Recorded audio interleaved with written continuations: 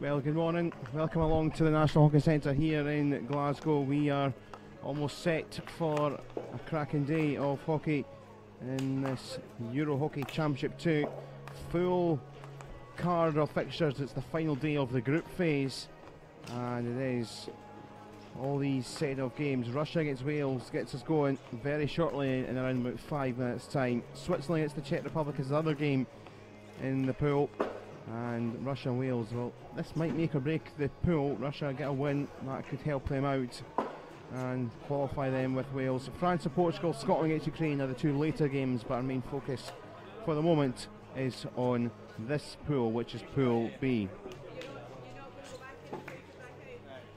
And there is a look at it. Wales with 6 points, so they're looking to try and win the group, but if Russia was to win, they would go to 7, and that would mean those two would go through. If Wales were to win, that would guarantee top spot, and the Czech Republic would have a chance in the game against Switzerland, who are already going to be facing the relegation games.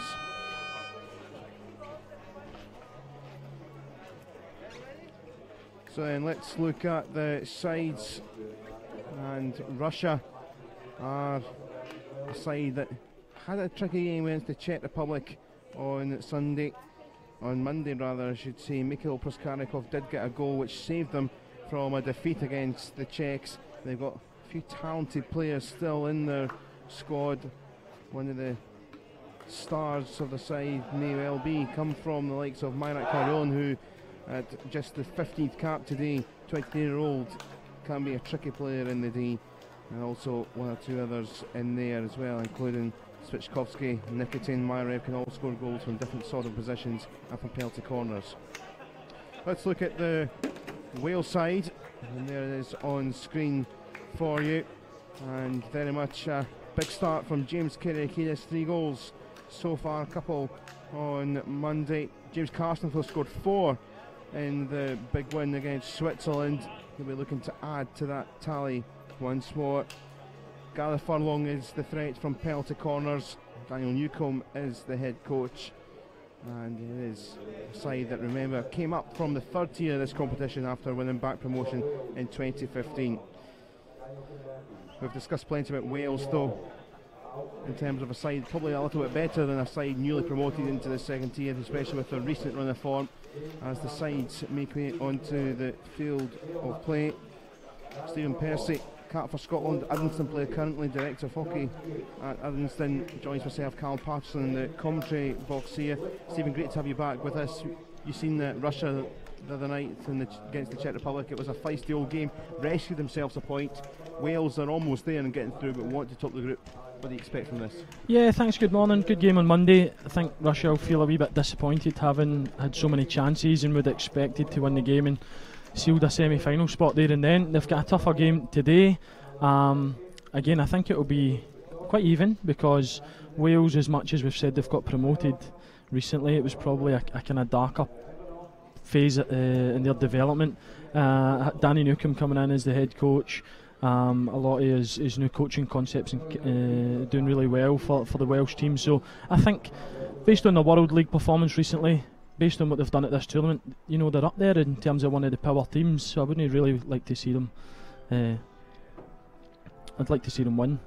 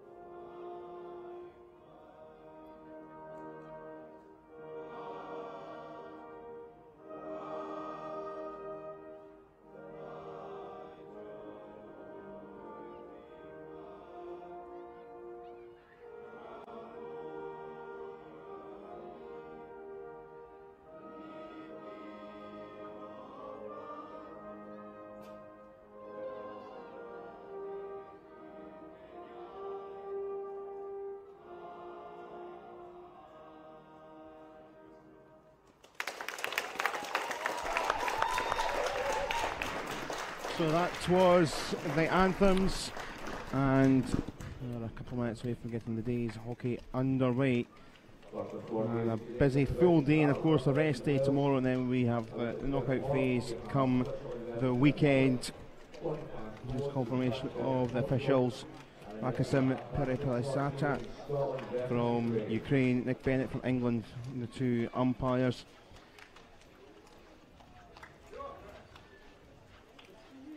I'm looking at the standings. Obviously we talked about the standings before the anthems.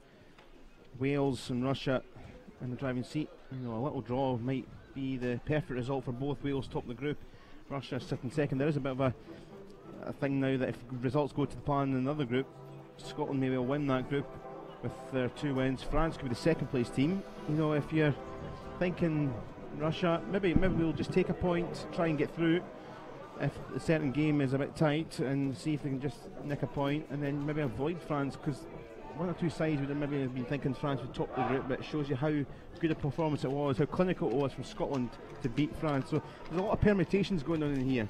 Yeah, it can get complicated at this stage in the tournament because it's a results-based industry, and points can ultimately, and even goals can mean, you know, a position in the table. I don't think these guys will be thinking about who they get in the semi-final at this stage. You know, there's no much between Scotland and France, and in the semi-finals in years gone by we've seen that it's a cup final. It's 2 cup finals to promotion or winning the tournament. So from that point of view, anything can happen. I think what they'll be comfortable in looking to do first and foremost is just get a semi-final berth. For the Welsh, they can maybe take the eyes off of this game a little bit because they're going to get something.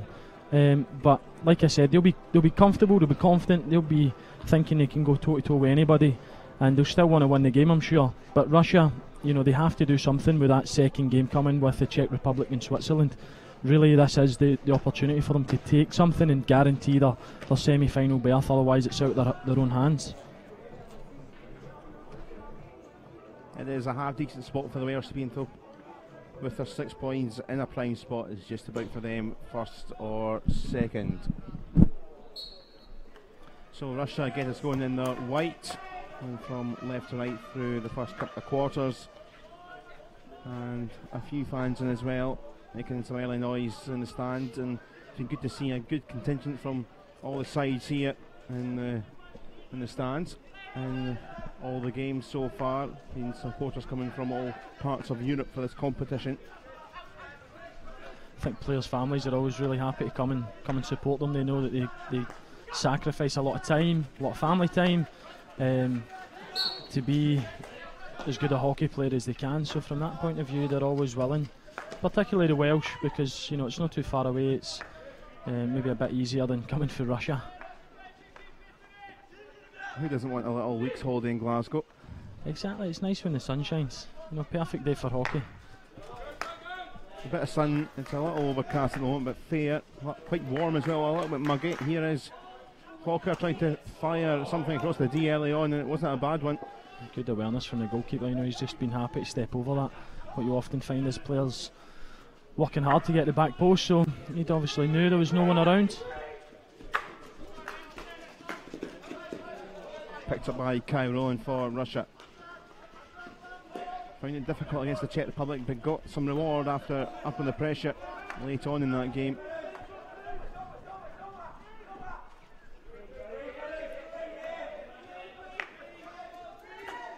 Russia just happy to have a bit of the ball here. They were fairly consistent. They did that on Monday against the Czech Republic, started brightly, but the Welsh players are quite comfortable. They're soaking that pressure up.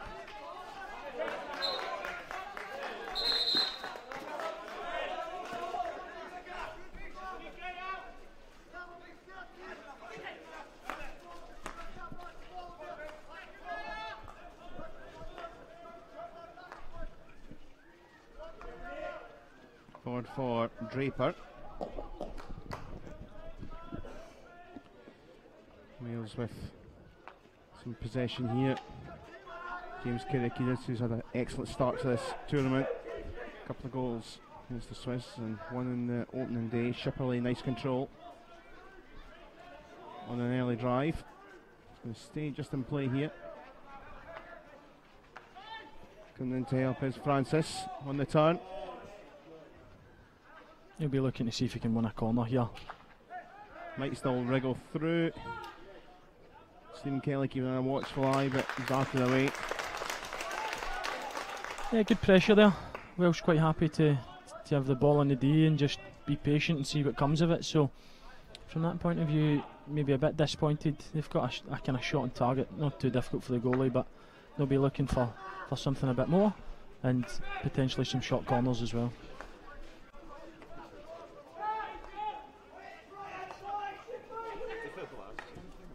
Puts her down to Furlong.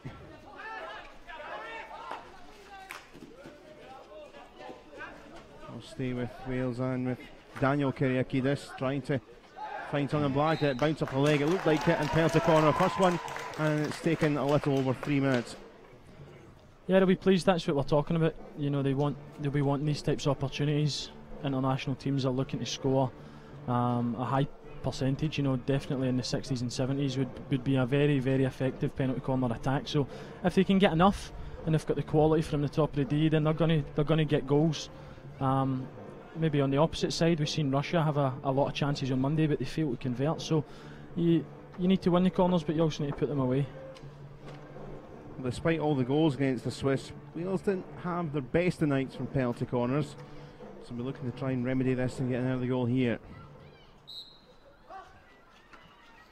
It's Furlong, it's saved away off the line by the keeper. Very good job indeed from Marat Gafarov. So just like the Russians on Monday, first corners went right down the throat of the goalie. You need to find the angles, you need to find the corners. Again, not too surprising, but the Welsh corner, they've got the two batteries, so that means that they've got the two stick stoppers, so it's really difficult for that number one runner, that first runner,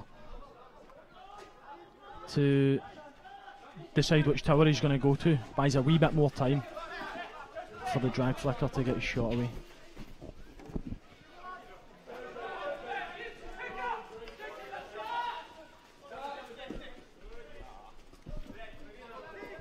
Bobbed up long and it might bounce here. Anton Kornilov thought he was maybe going to sneak in. It's almost that one's just almost too easy. You know, too much time to see it down and watch it onto the stick, and you just lose a bit of concentration while it's in there.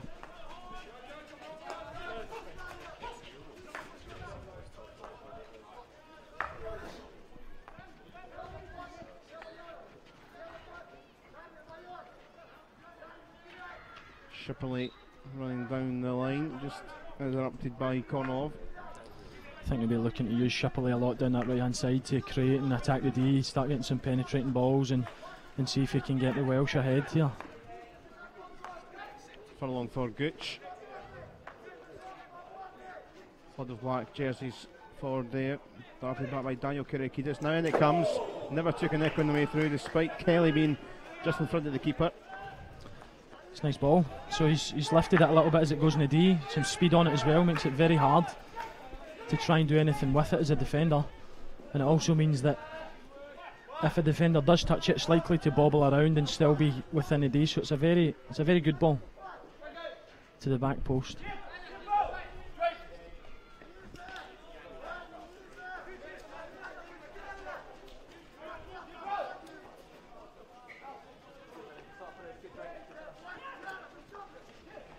Russians just happy to sit at half court here, just soak up the pressure. Welsh happy having the ball, just slowly building the game up. Like we've seen on Monday, it was a slow burner. You know, I don't think the guys will be want to go too gung ho from the start. They'll be want to feel the game out. Don't take too much risk and just see what opportunities they can create without creating too much risk for themselves. A lot on the line in this game. Gooch forward it went, close it. Daniel Kyriakidis, Hutchison, nice interlinking passes in the tight space. Rattle that one off. Nicotine, who did well to keep it. Yeah, good link up play down the left hand side. People moving to support the ball carrier. Makes it easy when people are willing to put in the work and give you options. And if you can find the passes, it looks very good as well.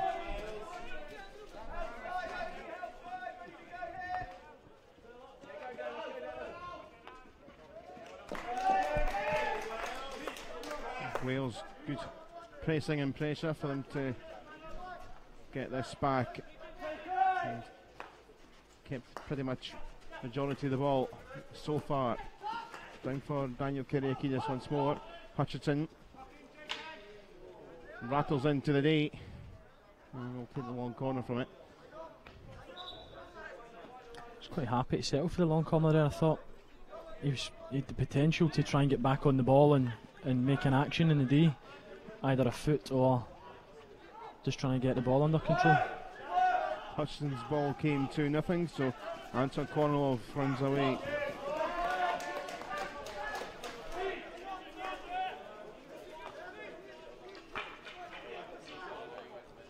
It's a talented Russian team, you know, a lot of youngsters, very, very hard working, but they just have to find each other and settle down the match. It's getting away from them a little bit.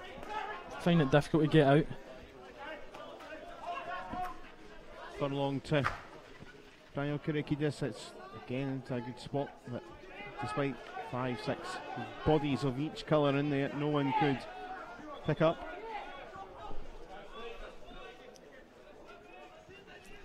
So the Welsh are looking to put on a lot of high pressure, continuing with that theme of either asking the Russians to just throw the ball away or having the ability to win the ball high up. But they failed to split the pitch here, so Russia is now out to the other side. It should make it a wee bit easier.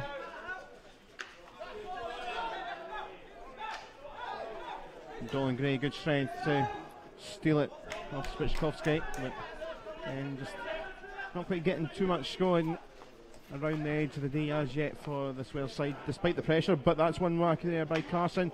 Spin, turn, needs some help. He has found some help. Right-o scramble, Mugridge trying to keep it alive and away by the baseline. Yeah, a lot of risk there. Carson, tournament top goal scorer, so definitely knows his way around the day. Finds the pass, and then umpire judges there's no foul. Play continues, but it goes over the baseline.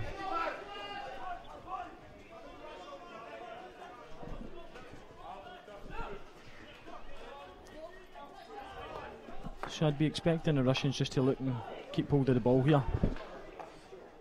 A bit of respite more than anything, you know, they've been under pressure for the last 5-6 minutes. They'll just want to touch the ball and just stop the Welsh attack. Posku Arikov that scored, equalising it for the Czech Republic. Hammering it was by Nikitin. Oh, is it going to come through here? Oh, and is it off the armour? Thumbs out, and it's going to be a penalty corner. It was the strike from Pavel Potecki, and one half chance. Russia nearly took it there. yeah, that's an interesting one, because if it's adjudged to hit his body rather than the stick here, Dangerous. well, no, it's a shot and goal, and the distance between the ball and the player is good, so it should be a penalty if it's adjudged that that shot was on target. So I think what they've decided is that it has touched the stick of the Welsh defender. Yeah, they changed their mind after the penalty corner. So they've went for the long corner rather than the penalty. So change your mind as we've seen the replay. Russia get on with it. Kai rolling it down in that tight spot, linking up well with Zalutynov.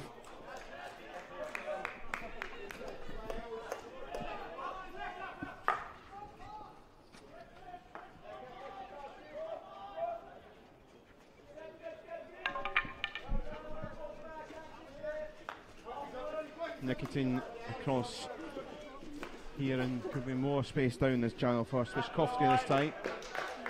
Good defensive work. Dolan Gray trying to keep it down that side. Spichkovsky try again, and they have worked into the D.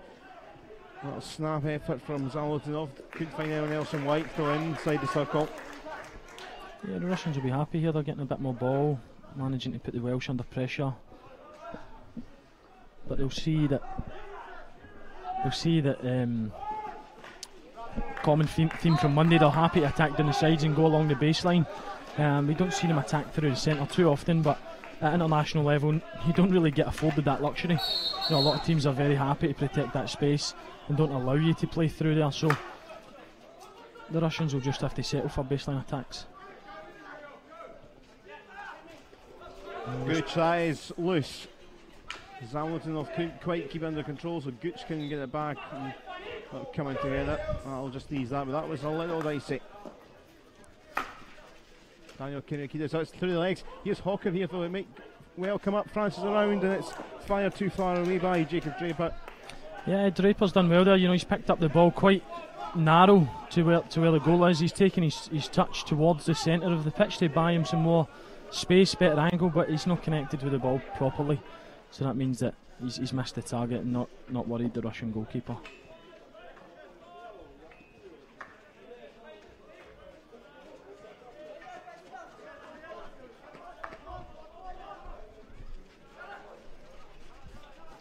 See here that there's quite a big gap. Help's coming now, but a few seconds ago there was a big gap between the Russian defensive unit, the outlet unit, and the forward players. Midfield maybe taking a wee bit of a breather. Kornilov, good run on this. Nicely held out its way. Kuriev, keeper has to come out and just knee it away, kick it away. David Kettle. Open up a bit more as the quarter has went on.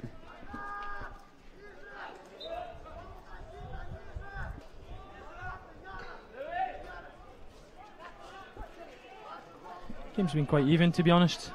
I mean, two parts to the quarter really. Wales started brightly, had a few opportunities and had a kind of regular attempt at goal, whereas Russia a few minutes ago were able to capitalise, but Wales with a quick free hit. Been called back. Yeah, so you know, Wales started better. Russia's had their chances. It's been quite even, but I would expect the second to stay like that until you know, really Russia have to come out and do something. Well, that didn't come to anything Russia trying to break. I did say though, you know, if it gets longer and it's tight, Russia might prefer just to take the point and at least guarantee getting through. Yeah, they might actually do to Russia. Oh, nice again, Shapili this time! Nice save. And it's an excellent save across there.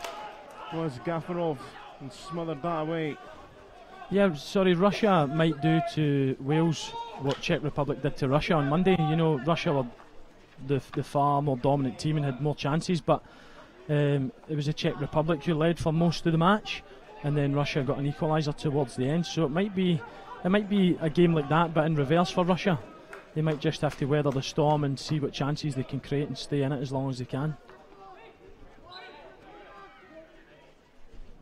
Time's running out though, so they've got a wee bit more urgency to try and get something before the quarter ends. Andrei Kuriev need to find someone, and that's going to trickle out.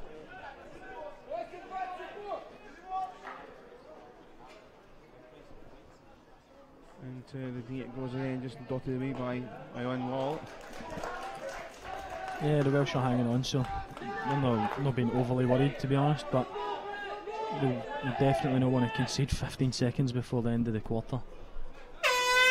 Oh. That'll do for the end of the quarter. No goals, and as we kind of mentioned there, a tale of two halves to the quarter. Wales started pretty well, had a lot of the ball for 7 or 8 minutes, and then the last sort of 5, 6, 7 minutes, Russia had a bit more opportunity about them, a bit more inclination to go and attack, and had one or two moments, but as it stands, it is 0-0 as we head into the couple-minute break. So, even Stevens. Yeah, and I don't think any of the two coaching teams here will be overly annoyed or overly worried about what they've seen. You know, that's teams are going to get chances. You just have to stay in it as long as you can, and they'll just be looking for minor tweaks here. They'll be saying, you know, let's try and get the ball in maybe a different pickup zone or do it more often and get key guys on the ball to create. But yeah, it's again a slow burner. We're just tactically waiting to see who makes the first move, and that might spark the game into life. Probably more so for Russia because they need it more, I would say. But certainly Wales won't want to lose either. Well, Russia got off to a start. It's been a difficult tournament for them so far, with the tight game against the Czech Republic, but also it was a tight game with Switzerland. You see what Wales did to Switzerland, which I think maybe was a bit unrepresentative of how Switzerland played. Just a bit unfortunate, a couple of moments, and they were punished. The Swiss Wales kind of ran a bit riot in the end, but it was a difficult game against Switzerland. The draw against the Czech Republic Wales have been fairly good so far. They had their tight game against the Czech Republic themselves, but it shows this group, I think when the draw was made and we've seen the way the pools were lined up, everyone kind of thought Scotland and France should be the favourites out of that pool, although Ukraine aren't out of it yet. But in this group, there is a case of, although Wales back in the second tier in the European competition, you know, there's probably 3 sides trying to get out of this group, and that's no disrespect to a reasonably good Switzerland side. So it all leads for an exciting day. If results go their way, the Czech Republic might be just in the ground here, watching on with some nails getting bitten. So I hope they've got a game to really play for next. Yeah, I think they'll have somebody with a keen eye on it, although I don't think it'll affect their game plan too much. I think, you know, last night and this morning they'll be consistent that they want to go here and win a game against Switzerland to give them the best possible chance regardless of what happens here. But let's say, I'm sure somebody for their management team's having an eye on it and just feeding back the information. It's always good to know what you have to do.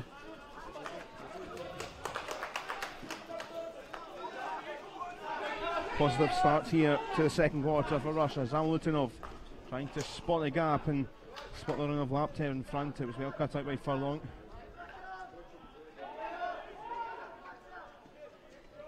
As the game goes on, you might start to find that just the difference in experience might just take over. Looking at the Welsh squad, you can see that a lot of these guys are playing their hockey in the English national leagues. 5-6 years ago, you often found that a lot of the Welsh players were based in Wales, some in England, but I think a higher percentage now in England, so higher level of competition, and that might just stand them in good stead to see the game through. It's difficult to know about the Russians. You don't know about the level of the league, and you don't know how many of these guys are playing in leagues throughout Europe, so that experience from the Welsh side might be enough just to see them through, plus the fact that they're in the driving seat. Yeah, the Russians are predominantly more home-based, but the Welsh side, you mentioned a lot of them play abroad, and the ones that are still based in Wales, the majority of them are the youngsters that Cardiff met, so it shows the developments. But like Scotland, some of the better players moving away as some of these second-tier teams develop. Some of the better players are heading into pro deals and the like.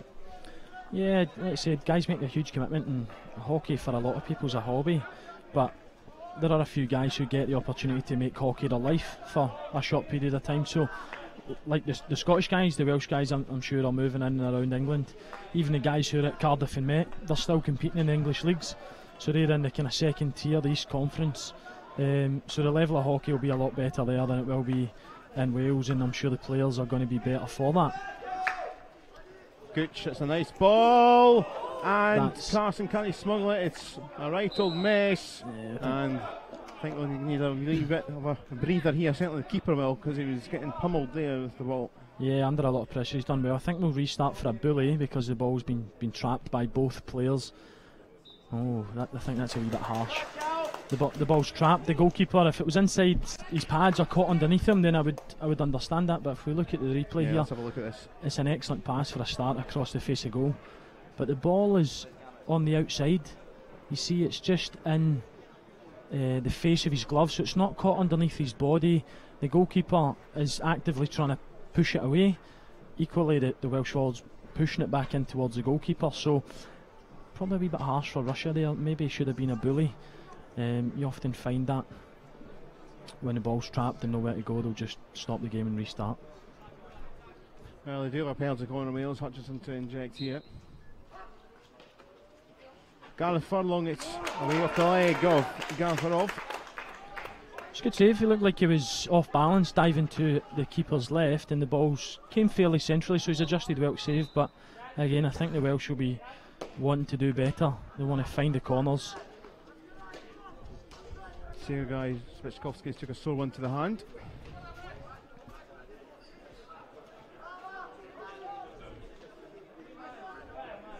Daniel Kyriakidis to the left was screaming for it, just out of shot, but space has been closed up a bit now, so Wales decide to go a different route. Here is Prosser out, here is the ball though, but Kyriakidis is wanting. Daniel Kyriakidis.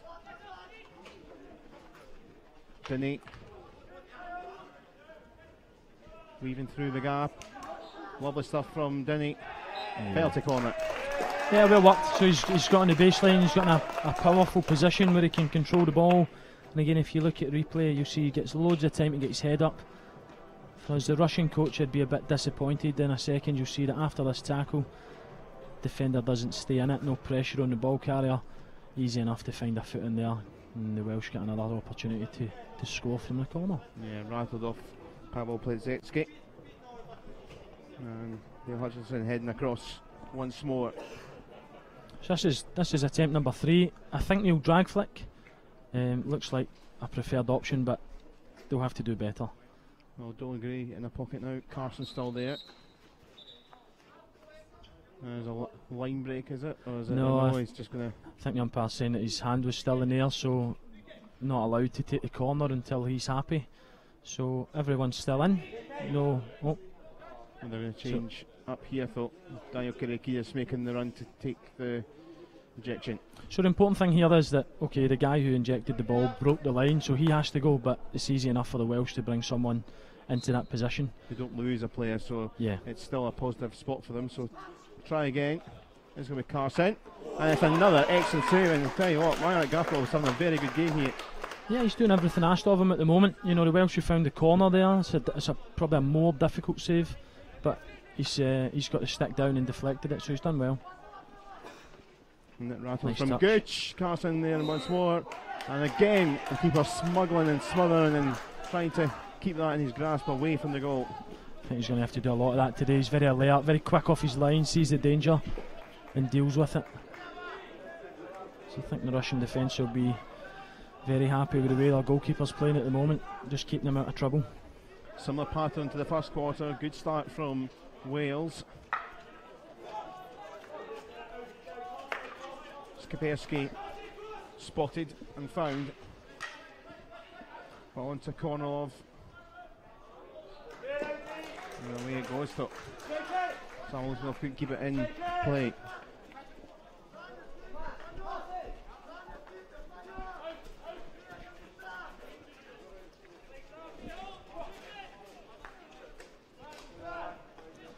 Welsh looking to commit a lot of numbers here. They've got 5, I think, within the final quarter. So obviously very comfortable to build up with a limited number of players. But they'll need those players back now because they're trying to defend on the counter. But Russia just can't keep hold of the ball.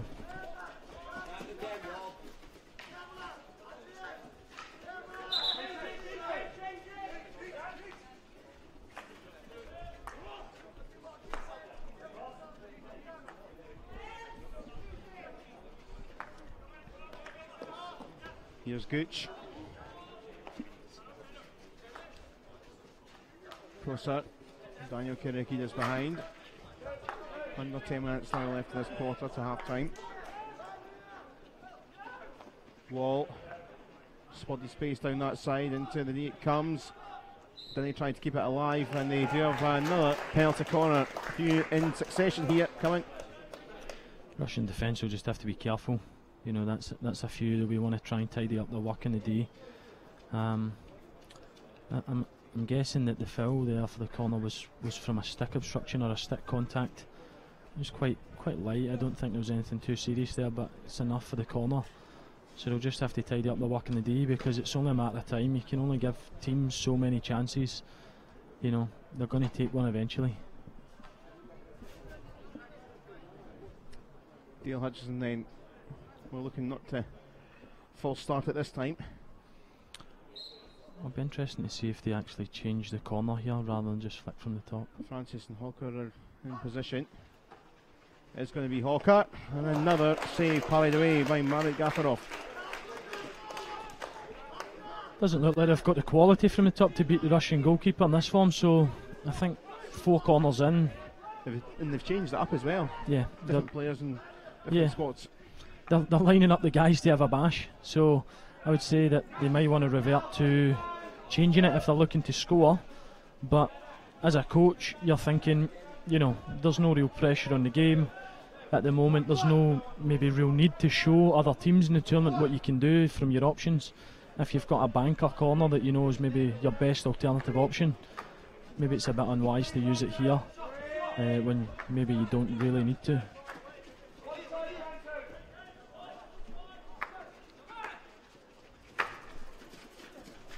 Loganov, and that was left here. It's going to stay in for Nikolai Komarov, but just ushered out of it by Daniel Kyriakidis. A nice idea if it was intentional, that is. But Loganov here found Laptev. Into the D it goes. Yeah. It bounced off our foot, it's just moving the lock on it.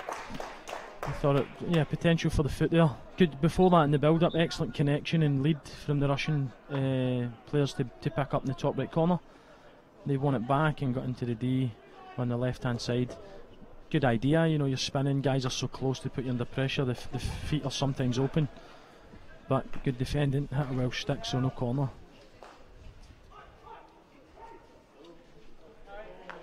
Could be a break time, almost fallen was Dinny, so just stopped him in his full flow tracks.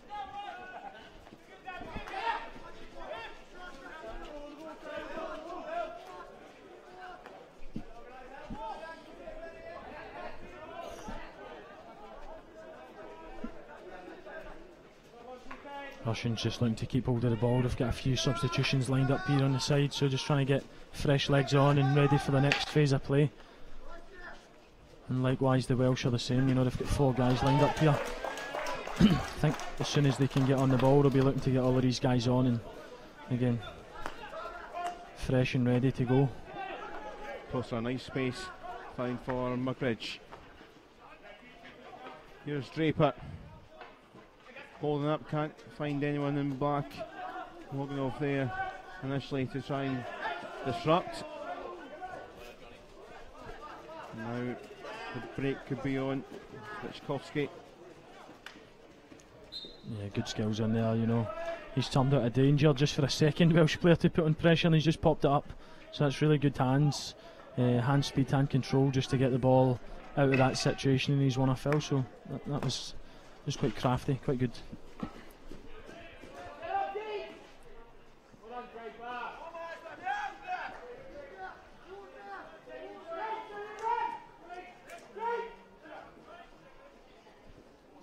Unfortunate slip there for Laptev.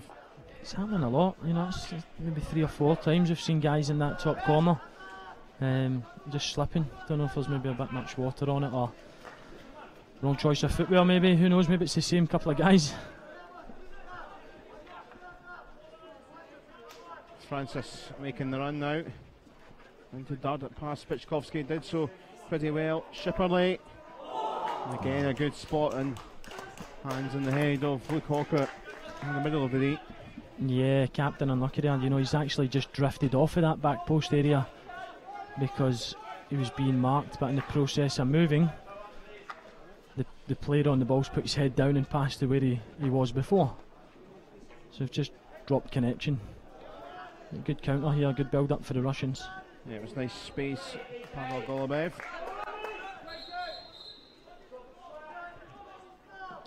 Alexei Mayarov quickly on with it. 3-4 in the D now, a couple more on the fringes. So same sort of technique from the Russian player there. He's spun and he's tried to open up the space underneath the stick for his for the Welsh player's foot to find the corner. But again, umpires ruled that he's found the hand, which in hockey is included as part of the stick, so that's no foul. So he's adjudged that he's taking the ball legally whilst defending the D.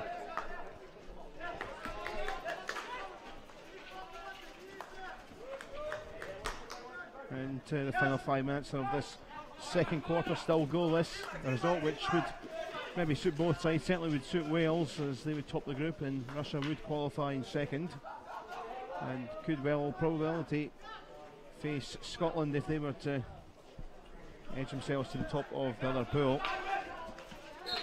in the semi-finals of the competition, which are on Friday.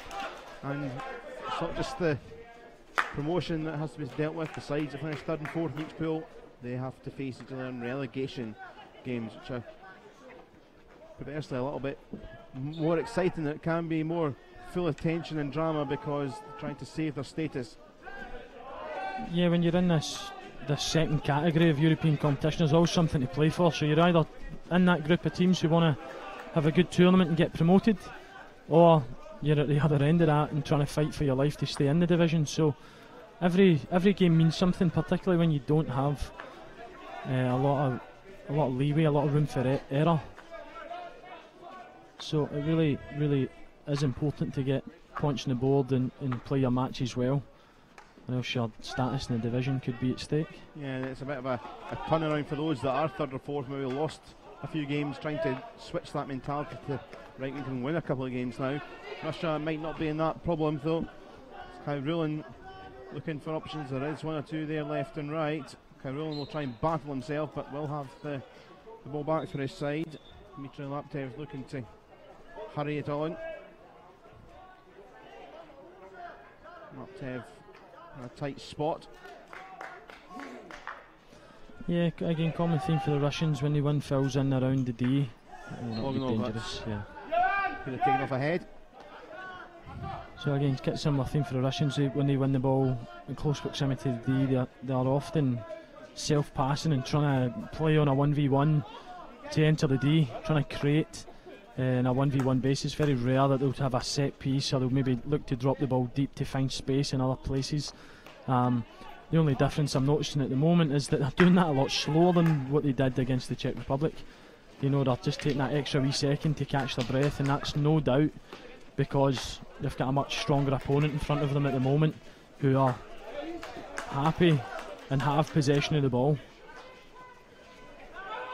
Good stuff here from Kyriakidis, James Kyriakidis racing in. Plenty of goals so far, trying to turn maybe provider, but Russia again deal with it, and could be a break here. Kyrulin in front. Is that going to be a cynical little nudge over from Draper? Just a quick warning. Yeah, again, I wouldn't have been surprised if we've seen a green card for that type of breakdown, but from Draper, that's quite clever. You know, you don't have to come in with a big swinging stick and make a big deal of a foul, but he's used his body well and just nudged the Russian player off. Okay, gives away the foul, but it buys time for the Welsh players to come back and get in good position and close down the key areas of the pitch. Laptev and Myrov a bit annoyed with each other. That didn't work out the routine in the corner. So head towards the last minute, and it's been a bit cagey from both sides. No goals as of yet, and Russia again towards the end of the quarter have had maybe slightly better of it. Again, not too much really between the two sides. Wales maybe with more ball, but not really doing an awful lot with it. That's high, but that's surprising. You know, the aerial ball there's went into the space, and the Welsh player is leading into that space as the person further ahead, and the Russian is tracking that movement. So in my interpretation of the rule, because I know this is a difficult one that's often contested, we often find that the attacking player would benefit in that situation as the player first to the space. Just the final chance, the last 30 seconds. Nikitin to try and blast in. Certainly claiming for it, and now there could be a bit of an overload here. Carson, it just slipped behind him, and a bit of angst from the sidelines from the Welsh coaching team, because that was maybe a chance to break a ferocious little end. A hit and hoper, which is not going to find Nikolai Kamarov, and that'll be half time. There is the hooter, and goalless it is at the break as we head into the 10-minute breather, and nothing to separate the two sides here. Some half chances for both. Wales had a heck of a lot of penalty corners, but nothing really coming from them, and we'll look over some of the best of the action in a moment. But your thoughts? Nothing else, been pretty much fair and square, probably the right result at the moment, right scoreline. Yeah, spot on. I think it's a pretty even game, although Wales have probably have shaded the opportunities. You know, there's not much in it. I think any team could be happy with taking a goal, and you know, they're both capable of scoring. So yeah, 0-0 at the moment, but again, I think you'll start to see a change in body language from the Russian team. They'll be looking to step it up, because we know that it's maybe a wee bit more dependent on them winning whether they get that semi-final berth. So probably deserved at the moment just to go in at the break and take stock and try and make some changes for the second half. Okay, let's look at a few of the moments. And here's one of a few series of penalty corners. I think that was the first one for Furlong. But basically, this is the main action Wales have had, and nothing really coming from it. Some great saves though. Gaffer's had a great first half. Yeah, he's still. I mean, the ball is hitting the target. You know, that's more in the corner. The first two are right at him. He's still got to make the save. You know, sometimes the speed can beat the goalie, let alone just the direction. But at the moment, he's doing everything that's asked of him. He's saving the ball. He's keeping his team in the game. So, like I said, I would be surprised if the Welsh shows any corner options at this point in time, because they don't really need to. If they were losing the game, then maybe they'll do something different to get back in the game and maintain their first place within the group. But yeah, I'd be surprised actually if they do start changing it still when they're winning or at 0-0. So then we'll take a pause there at half time. It's Russia 0, Wales 0.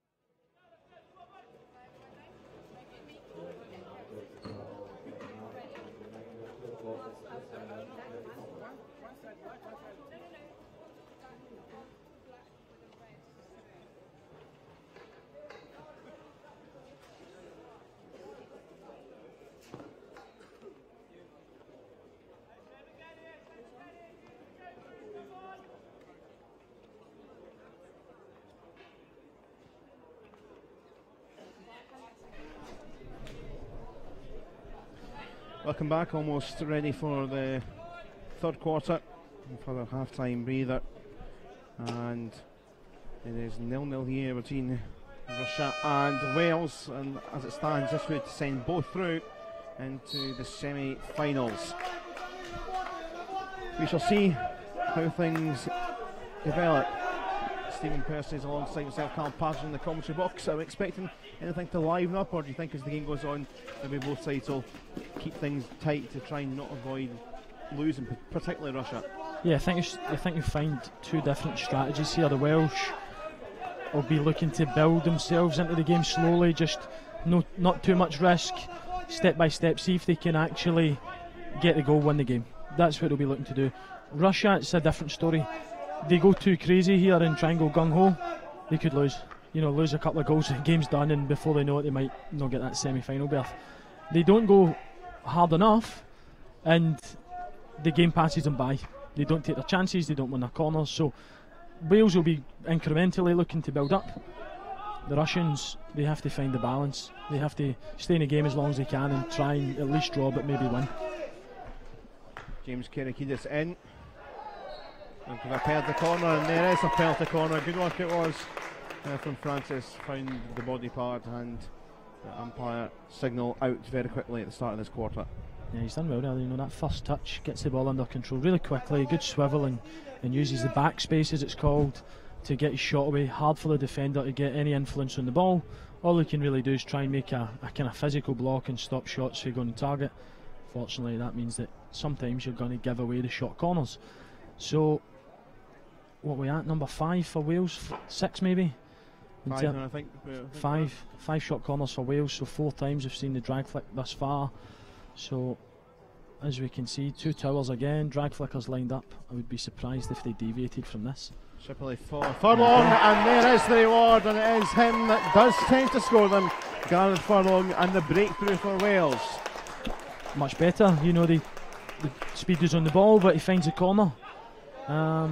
Just going to see what tower they use. They've tended to use the right hand side a few times. Probably favoured that, so they go left tower. So for Shipley, all he really has to do is flick down a straight line. That left battery, left tower, will be roughly in line with the left post. So the angle helps, the speed on the ball, and the fact that he can find the corner means that they take the lead in the game 1-0.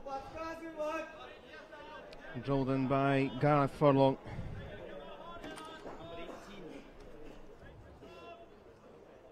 And it is the lead for the Wales side. Furlong, who scored against the Czech Republic, the opener, from a penalty corner spot, and he's done it again.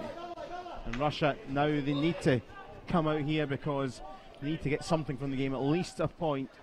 And here they are now into the D, looking to try and get a quick turnaround, and it went all the way across the face of goal. I think it was Pavel Golubev trying to flick it across the face of goal. It's a good save by the Welsh goalkeeper. He's come out, closed the angle. He's got that shot in the chest pad, I think, so it's just about being in the right. No, maybe that's the glove or the edge of the right leg guard. But it's about being in the right position. There's not a lot of reacting you can do from that distance. So he's done well. Good response by the Russians. Taken by Draper here into the D. Is it going to fall for Shipley? Not quite. Madziakovsky doing well in the circle to get it back, and Russia might well see a real upwards of tempo for the rest of this quarter and potentially the game. Yeah, the luxury of finding the balance is probably a wee bit gone now for Russia. They need something. A loss isn't good enough for them. It opens the door right up for the Czech Republic to go and sneak that semi-final spot. So they're going to have to play more aggressive. It's probably going to leave more space for Wales. And the Welsh now have something to hang on to, so they know if they can just keep their advantage, they'll finish the group top and they'll get the top spot going into the crossover semi-finals. Hammered by Loganov. Second try to try and work its way in. Prosecco comes away with it with Shipley. Wales could maybe break. Couple coming forward, including Draper in the middle, but Shipley making the good run here on a foot race with That's going to be cynical, penalty corner. Card's going to come as well, and trouble is looming for the Russian side. Matikovsky is off for 5 minutes. I could see that coming. You know, I was going to jump in here. You look at the effort that the Russian player is putting in. He's struggling, really struggling to keep pace. Leads to a very reckless tackle, and you're going to get cards and corners all day long for that in the 25.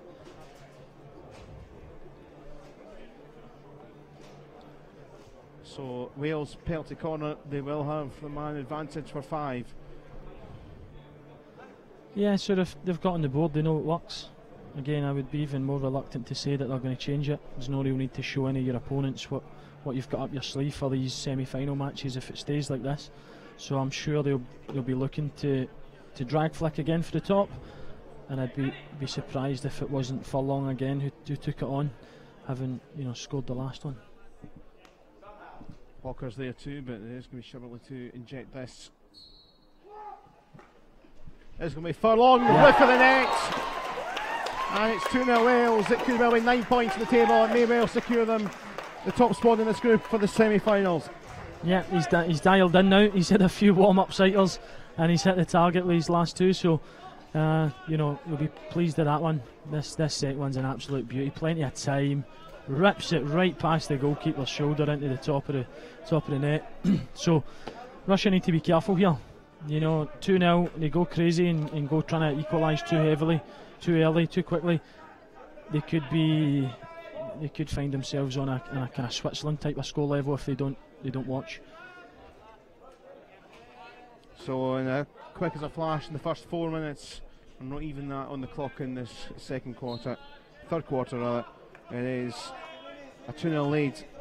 And there's confirmation of Matikovsky, so that's a real punishing yellow card. They've lost a second goal through the penalty corner, and now they're a man light.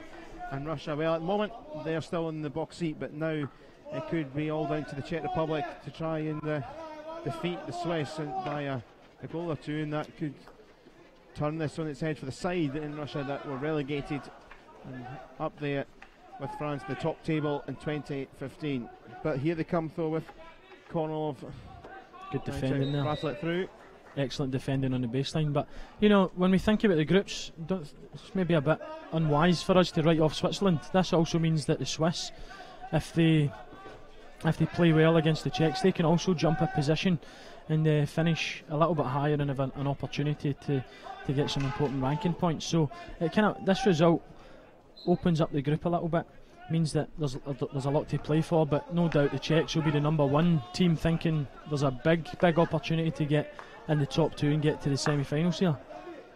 Yeah, Daniel Kirikidis was shown a card as that goes out for the long corner. Kirikidis, I think the green card was flung up, but then a yellow card straight after, so I think he's off for 5 there.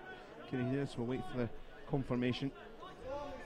Yeah, the upgrade from that green to yellow is no doubt just talking back to the ref, maybe unhappy with the decision, but you can't do that, especially at this level. They're going to quite happily Russia in space, and it's a brilliant save from Kettle. Brilliant save from Kettle from the shot from Spitchkovsky. Fantastic save. Welsh defenders just can't get close enough to put pressure on the shot, but goalkeeper digs him at home, makes an excellent save. I think the Russians will be wondering what they need to do at this moment to get on the board.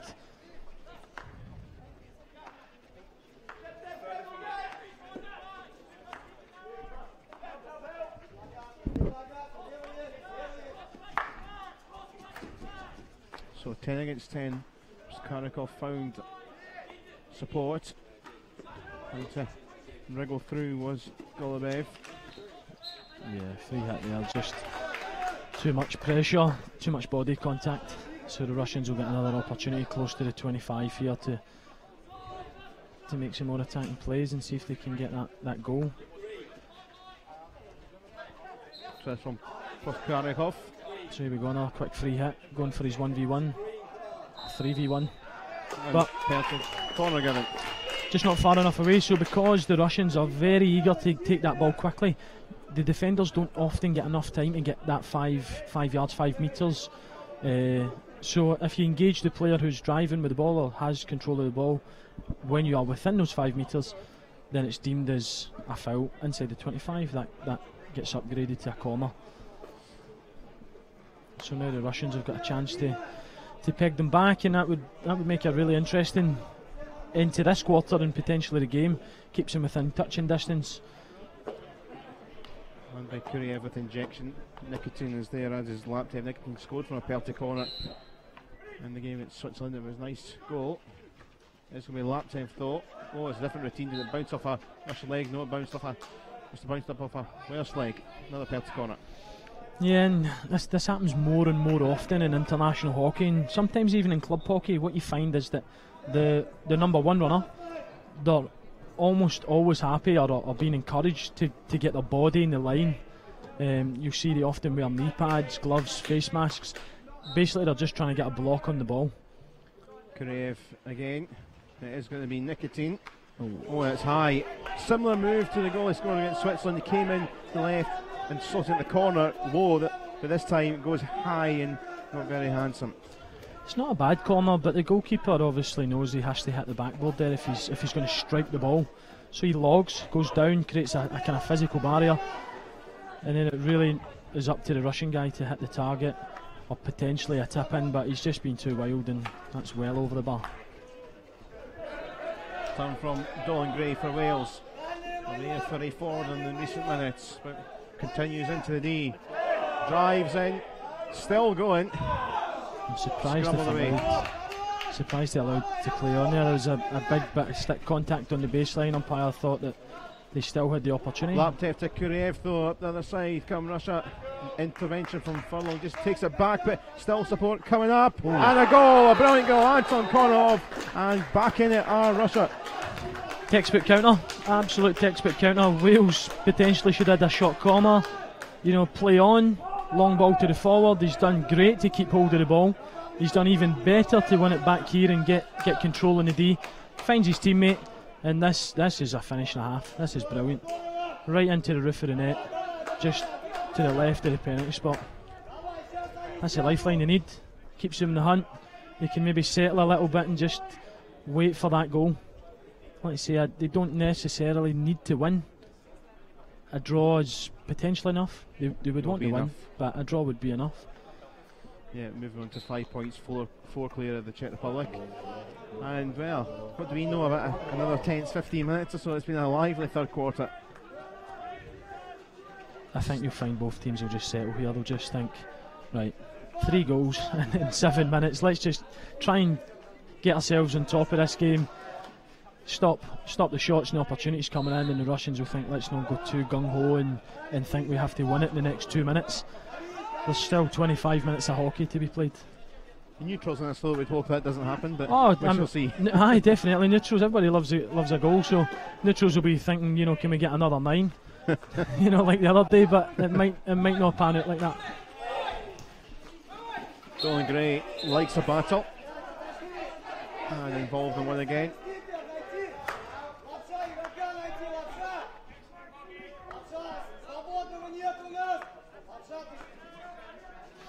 Prosser down for Hutchinson.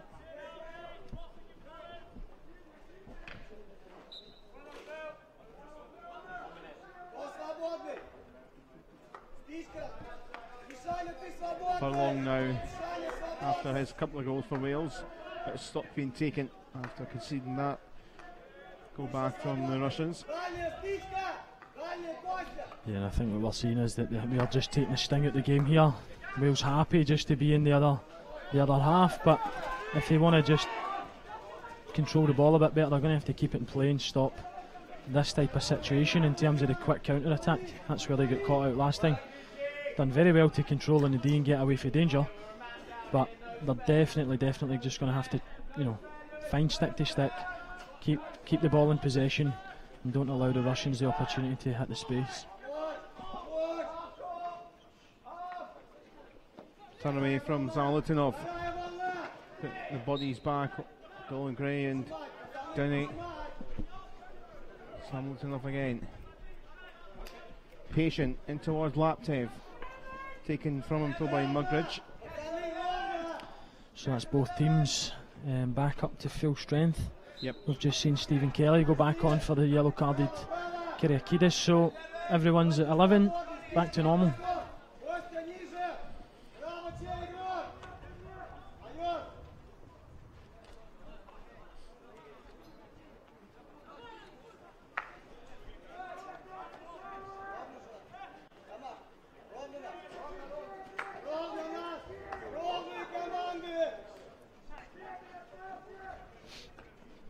Yeah, slow build up. So again, this is what I was talking about. They're quite happy. Just keep the ball in your outletting unit.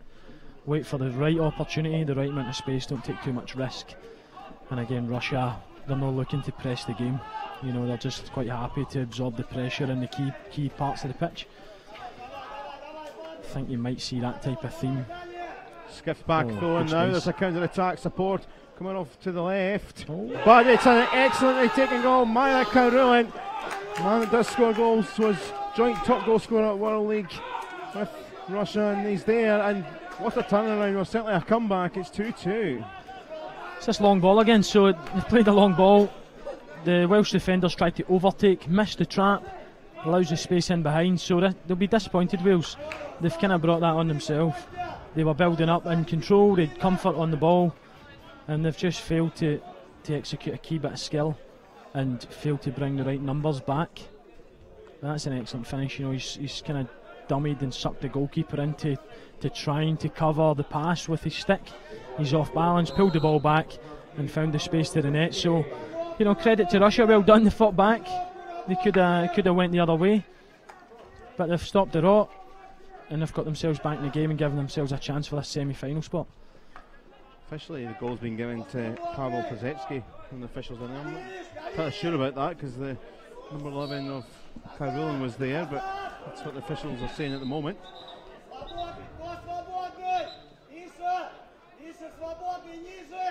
Certainly the equaliser for Russia, and very good for them. And this quarter is definitely delivering in terms of goals and action. And we're back to fair and square go again, because again it's a result would suit both.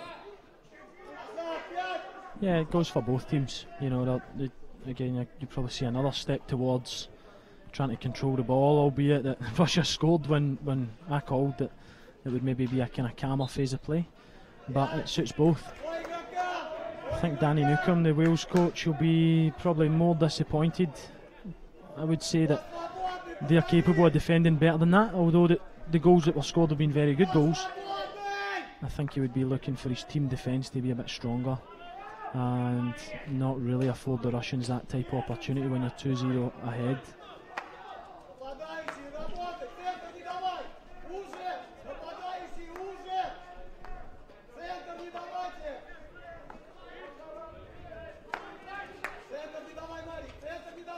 So this is the type of situation where the Russians have taken advantage. This, you know, bad pickup, loose pickup, and then an opportunity to counter, albeit that the Welsh have won it back and tried to do the same. Yeah, lapped it. Alf Binney rather was winning that back and slid across, but by the baseline it goes. Yeah, a second ago you see that the Russians are fairly set in their team defence, all bodies behind the ball, happy to defend at their half court.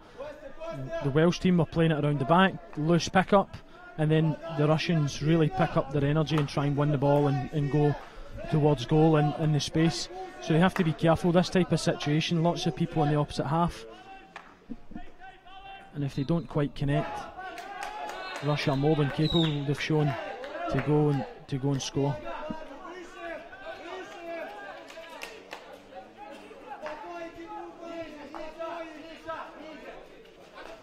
Simon Matyakovsky. Turn from Zalotunov. Russia with it, trying to ease down this clock possibly for this quarter.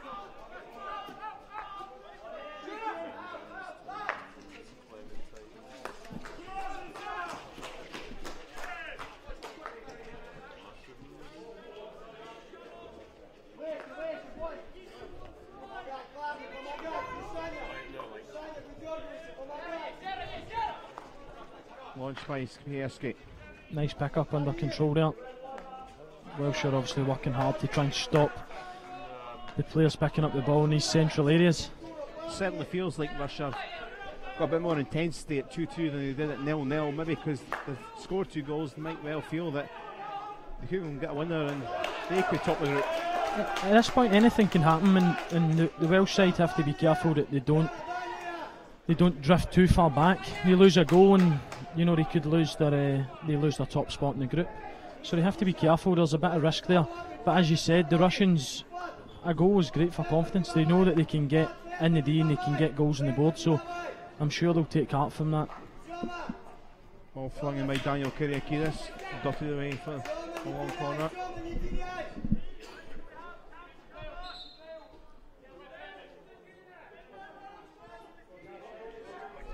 Plus they're getting told to get it in position as they try maybe find a chance, Wales, in the last minute of the quarter, maybe a last chance of this quarter.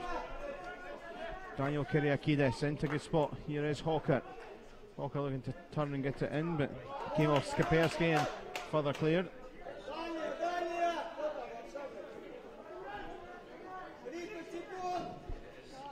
Kyriakidis in towards the edge of the D again. And nothing will come from that.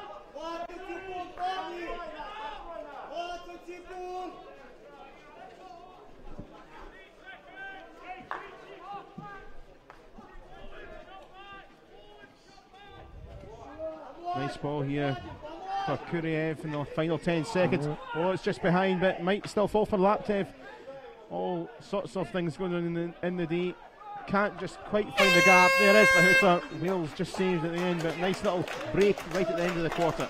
Yeah, a bit of chaos. You know, they've not conceded anything, but it's not a good end to the quarter for Wales. You know, they've conceded 2 goals after being 2 up. And you know, they had to really fight there to make sure that they never gave anything away in the last 10 seconds. So again, a chance to take stock and just steady the ship, I think, for the Welsh, whereas the Russians will feel that they can get themselves into the game and even jump ahead to take that first spot in the group. Here's some of the action or the goals from this quarter. Yeah, that's a really nice corner. You know, low, a couple inches off the ground. It's very hard to get a stick there. Often the keepers will run the stick along the ground, and when it's got that sort of direction and height, really the keeper has to get his glove on it, his right glove. It's a bigger surface area, harder to get that to the corner, so it's a very good corner. This one's even better. You know, plenty of time just to pick his corner and right into the roof of the net. Gareth Furlong, the man for Wales, gave him at that point a 2-0 lead. We were thinking, well, that's a convincing lead, but then Russia came back. If you see, I don't know if we'll show that replay again, but if you look at the goalkeeper's position, once he knows it's going to that tower, he even steps to his right, and because of the power on it, he still can't touch it. So that was 2-1. Anton Kornilov. And you just thought maybe the touch away just took it off stride, but managed to get it back and smash it. It was a good finish, that first goal for Russia, so nice play. This one, I thought he was maybe a wee bit selfish at first, but you can't complain when they put it in the net, you know. I thought he was potentially going to look for his teammate there working towards the back post, but yeah, definitely that was Kai Rowland that scored that, but officially they've given it to Kozecki. Fairly certain it was number 11 Kai Rowland. See if they maybe filter that one through after the game. Yeah, it was a good quarter actually, you know, in review, 4 goals, everything still to play for. Hopefully a good end to the game. 15 minutes, both teams have got everything available to them. First place in the group, another 3 points, so I think we'll see a big finish.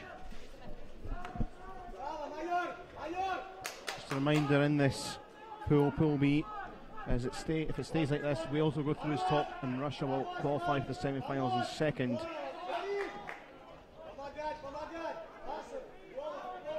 Because at the moment, a point for each. It was 7 points for Wales, 5 points for Russia. Czech Republic have to play Switzerland, but can't obviously catch up with that. If Wales have to score, it gives the Czech Republic a chance.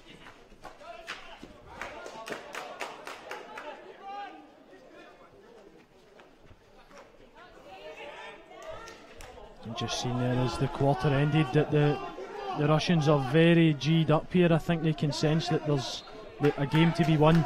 They came out very energetic, very pumped up, so they're going for it. They're definitely going to have a go here.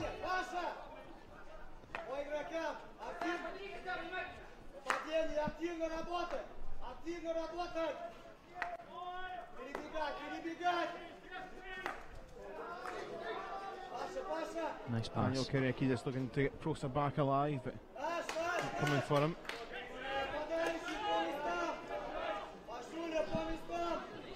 Russian player just on the ground there as he picked the ball up. I think it put him off a little bit, meaning the ball went over the baseline.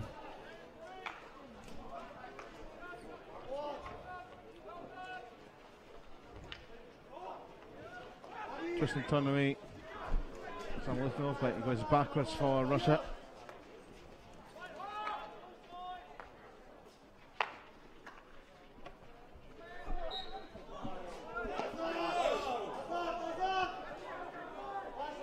You know, the game's got the potential to go get a little bit scrappy as well. Guys undoubtedly have put in a shift, and the conditions aren't easy either. You know, 18 degrees isn't exactly cold. It's not. I'm sure they've played in hotter, but you know, it's something to consider. So it has felt a little bit muggy, maybe compared to yesterday. It does feel a bit close to the weather-wise. Yeah, there's that humidity in there, so you know, dehydration. I'm sure the guys are thinking about that, but the temperature, the humidity in the pitch, it doesn't make it easy to play, and that has an effect on tiredness. And if guys are putting even more efforts in this final quarter, you know, it's got the potential for the players to just make a mistake. That might be the difference for the winning goal.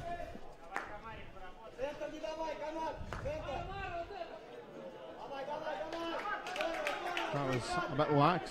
Furlong couldn't get it, and Russia forward Kai Rulin looking for it, but Furlong cut it out.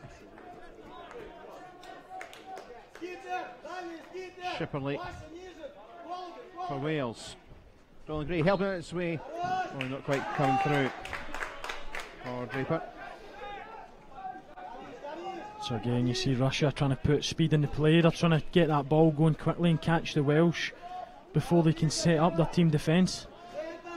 So they're going to have to be very, very careful when they're attacking and building up, that they're not allowing Russia to counter too easily.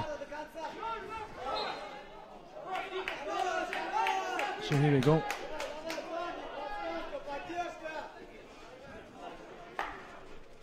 Looking to play a little bit longer, either through the air or, you know, trying to punch the ball through gaps in the pitch, trying to get from A to B as quick as they can. Couldn't quite pick up Nikolai Komarov.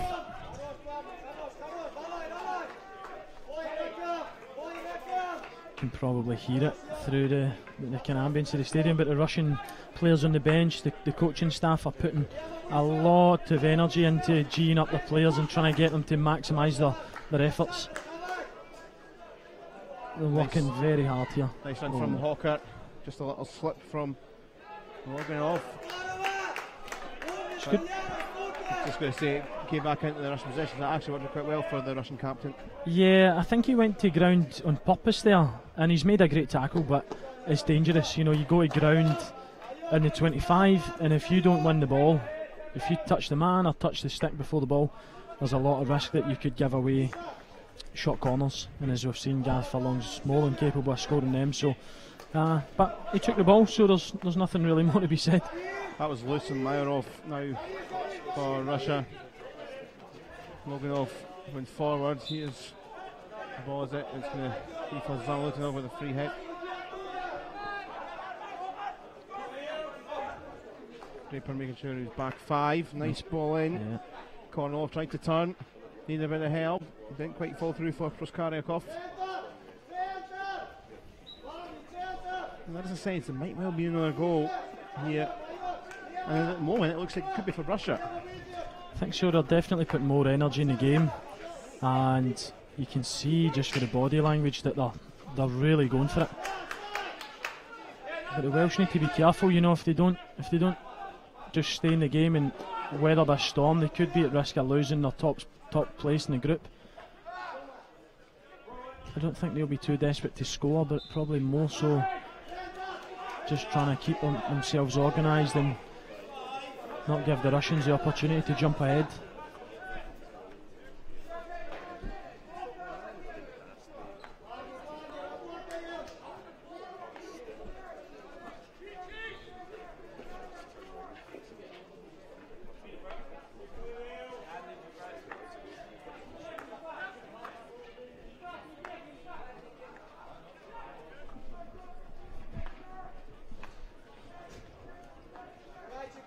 So again, the Welsh are just happy to hold on to the ball, just happy to build up.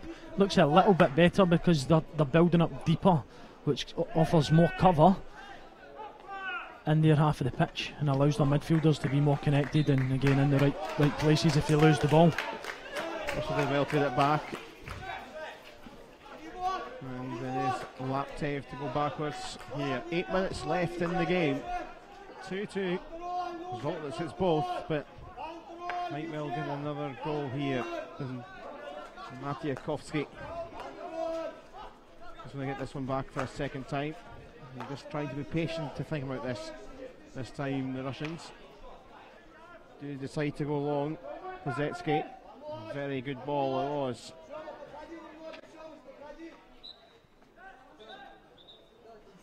Yeah, we go another quick self pass, get the ball moving. Mayarov on that side. Matiakovsky in space, spotted and found.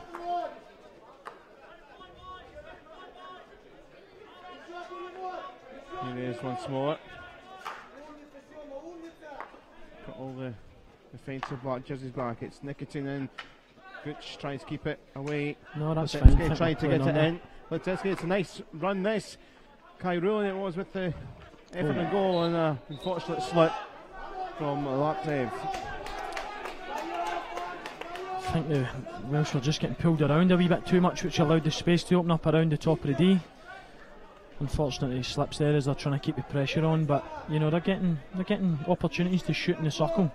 So you know the chance is still there for Russia to win the game. We haven't seen too many times Russia kind of be patient and play the ball around for a number of phases and then work something up. They've kind of tried to do things the counter attack with a bit more pace and urgency. Do something a bit different. I think that was because we've seen the Welsh weren't pressing, so they sat at half court. There was more space and the Russians have to bring the ball forward and almost force to slow their play down.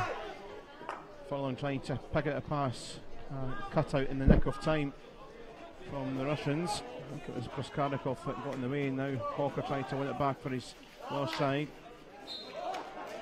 Off Laptev.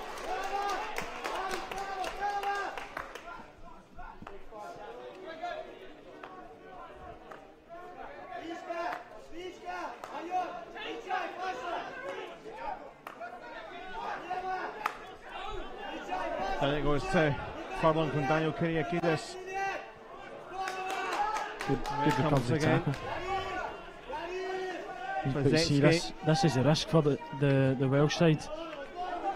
Russia can counter. Good run this from Proskarnikov, getting all the way into the D, firing around. Iron Wall had to jump like a startled rabbit to get out of the way from it hitting his foot. It's getting a bit stretched here. Yeah, Hutchison forward, now supporting Dinny.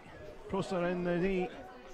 Prosser waiting in the D, but well rescued and darted away by Alexei Mariov. Intense stuff. You know, both teams are quite happy just to throw people forward for the attack. But you can definitely see the game plan here is that the Russians are more than happy to sit at half court or men behind the ball and really go into the space. Prosser found it into the D, taken on by Dinny. Come back to the Welsh, looking for maybe a body part, but will just be the long corner, and Prosser again trying to sneak a win it. They get 9 points out of 9. Daniel Kyriakidis helping his way by Hutchison. That's not going to go to anyone, Phil. Just over 4 minutes left, still 2-2. This is when the efforts really matter. You know, I'm just watching as the replay's going on that there's a lot of changes going on. Russia trying to get a lot of fresh legs onto the pitch, maybe their best players for the final push. And it just seems a bit of disorganisation amongst the Welsh. They're quite stretched, big holes through the centre of the pitch. Some players pressing, some players quite far back because the Russians are high up, so you just have to be careful. When you're tired, this is when it counts.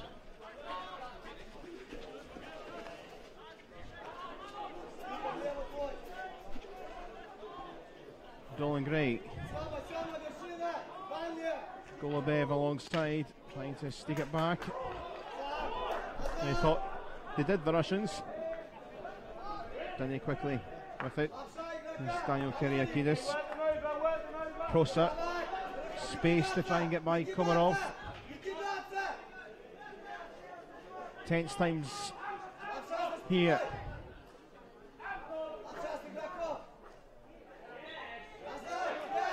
Bounced up, and again Daniel Kyriakides has worked into the D. Is it going to fall? Not quite for Mugridge. Draper trying to get it. Russians will try and clear. Prosa got a stick in there though.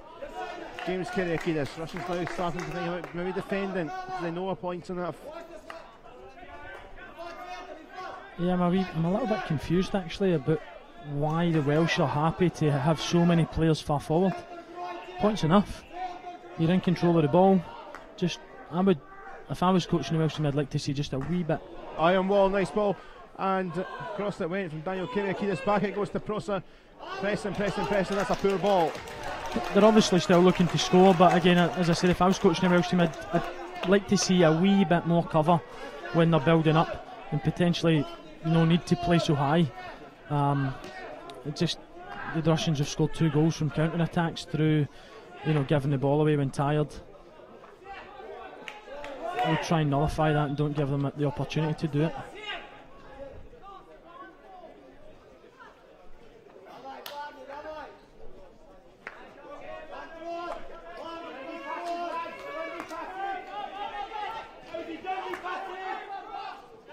Final couple of minutes. A few nails being bitten on the sidelines and from the Czech Republic side, I'm sure, watching on.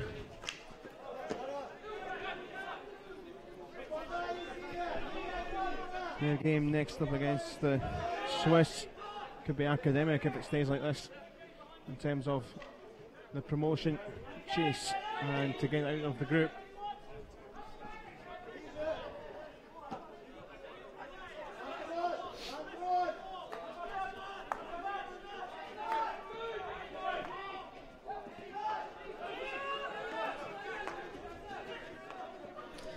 With a minute to go here, Russia obviously still keen to try and win the game. I think they would rather finish first, but don't forget the risk is that if they're just too naive about trying to win the game, they could also lose it, and that means that it opens the door for the Czechs. So at this point in the game, I would expect a wee bit more control for both teams, and knowing fine well that a draw's enough. Russia seem to be sitting on the ball effectively. Wales pressing a little bit, comes back though, but I think it bounced up off the foot of Draper despite him protesting it was the stick. 30 seconds left, and for the Czech Republic watching on, they'll just be feeling these seconds tick away really quickly. Prosa though will try and get it back. Kai Rulin, sensible. Well done. Ball back though for Wales. Only 10 seconds left. Oh, almost stolen there.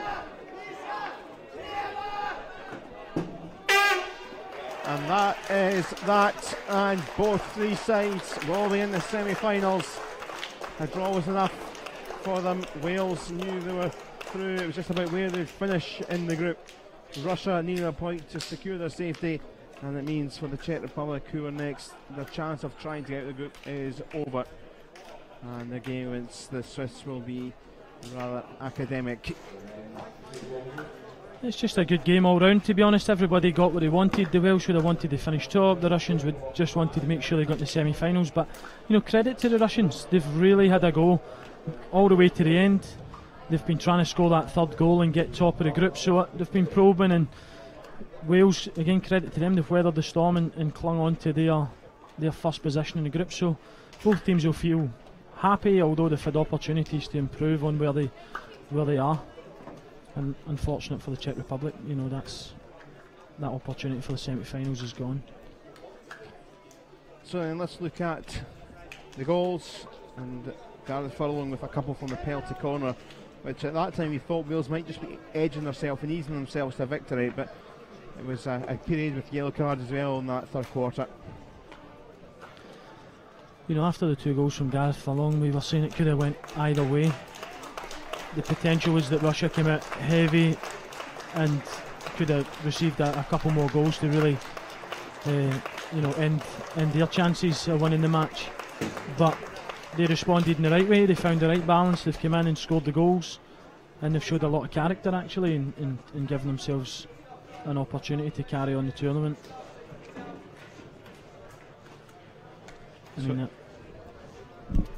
At this point it was 2-0, but then a well worked goal and good control. Just when you thought Furlong did enough defensively, put back in Kornilov, spin and turn and roof of the net. Yeah, it's a cracking finish. Just looking at it, you know, the Russian forward's done great to get hold of the ball, found his teammate. I just think, if we're going to be pernickety here, you know, the detail matters, but if you're going to really say anything, it's probably that the Welsh defender was too keen. Gooch just too keen to jump in front and allows the space on the inside.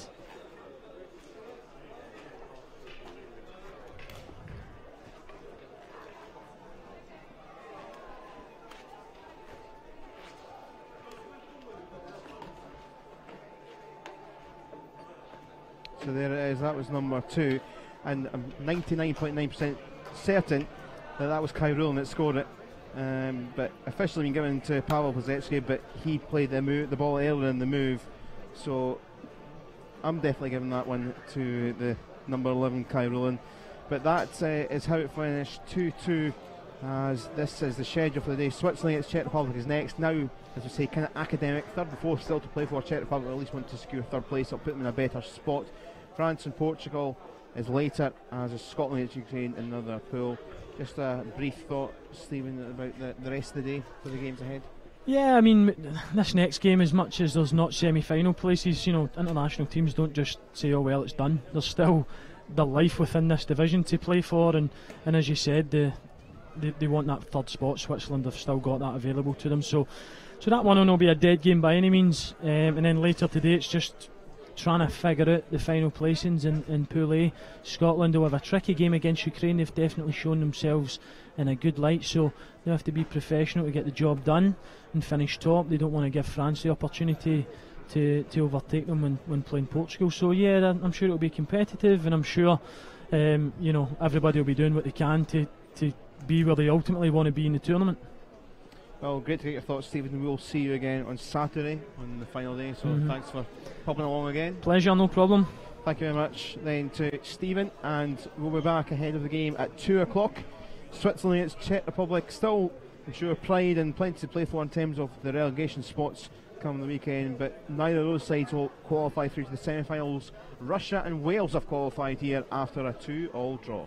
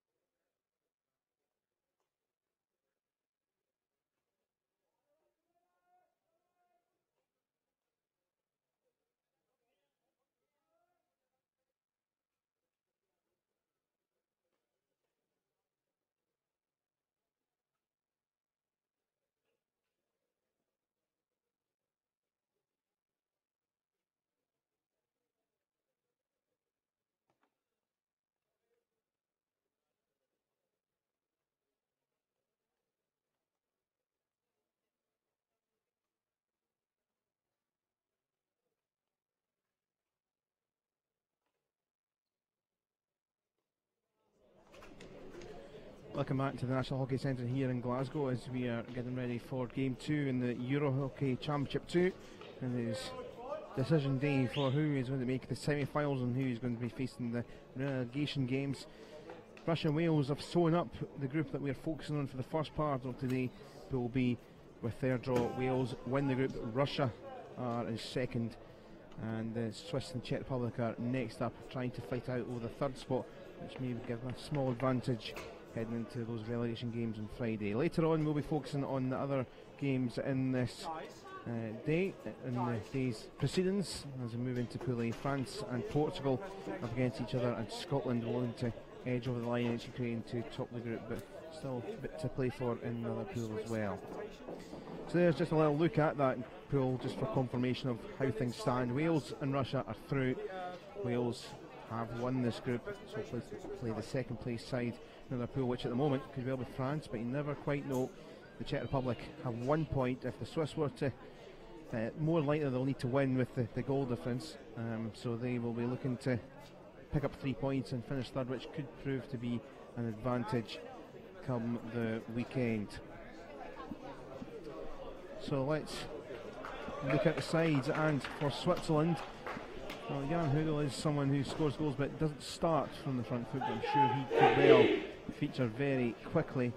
One or two other players, maybe Nick Schwer, who's not at the best of tournaments so far, might be more lively with this opposition today, but a bit of rest and change around as well. Manuel Keller's had a lot to do to pick up his side after the heavy defeat against Wales.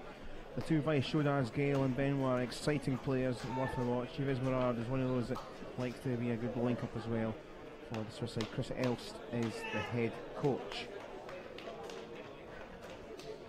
Well, the big news for the Czech Republic was the goalkeeping situation, as Thomas Hannes got a yellow card for an altercation. That then was upgraded to a red card, so he's suspended today. So Petr Vetrovsky is in goal. Martin Hannes continues with the captain armband. It is a side that have looked a little bit stodgy, maybe not quite got the points they deserve, because they have maybe been a little too negative. Lucas Plotche, we've not seen the best of him yet, but did score in the draw against Russia, so he could well features here. He and his side could do with a win just to build momentum into the relegation playoff games.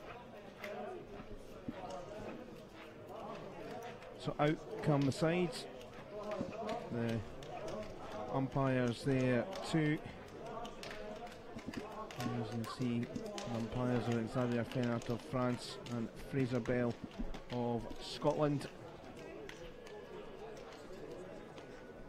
A nice clap of hands from all the Swiss players up for this. They probably maybe deserve a bit more from some of the performances. They kind of, once they throw in the towel against Wales, but seem to just fade in the game against Wales.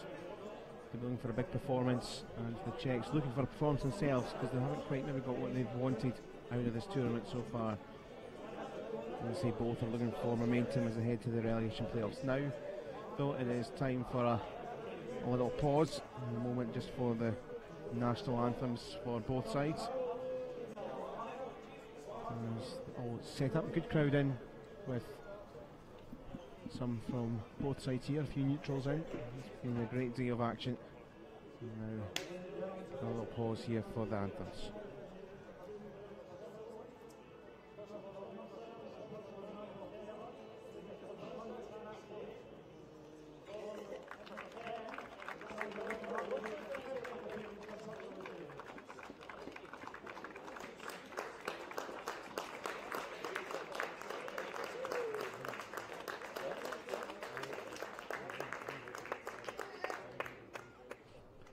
Little presentation first of all here, just before the anthems. A nice little moment for the Swiss number 7 there, Manuel Keller.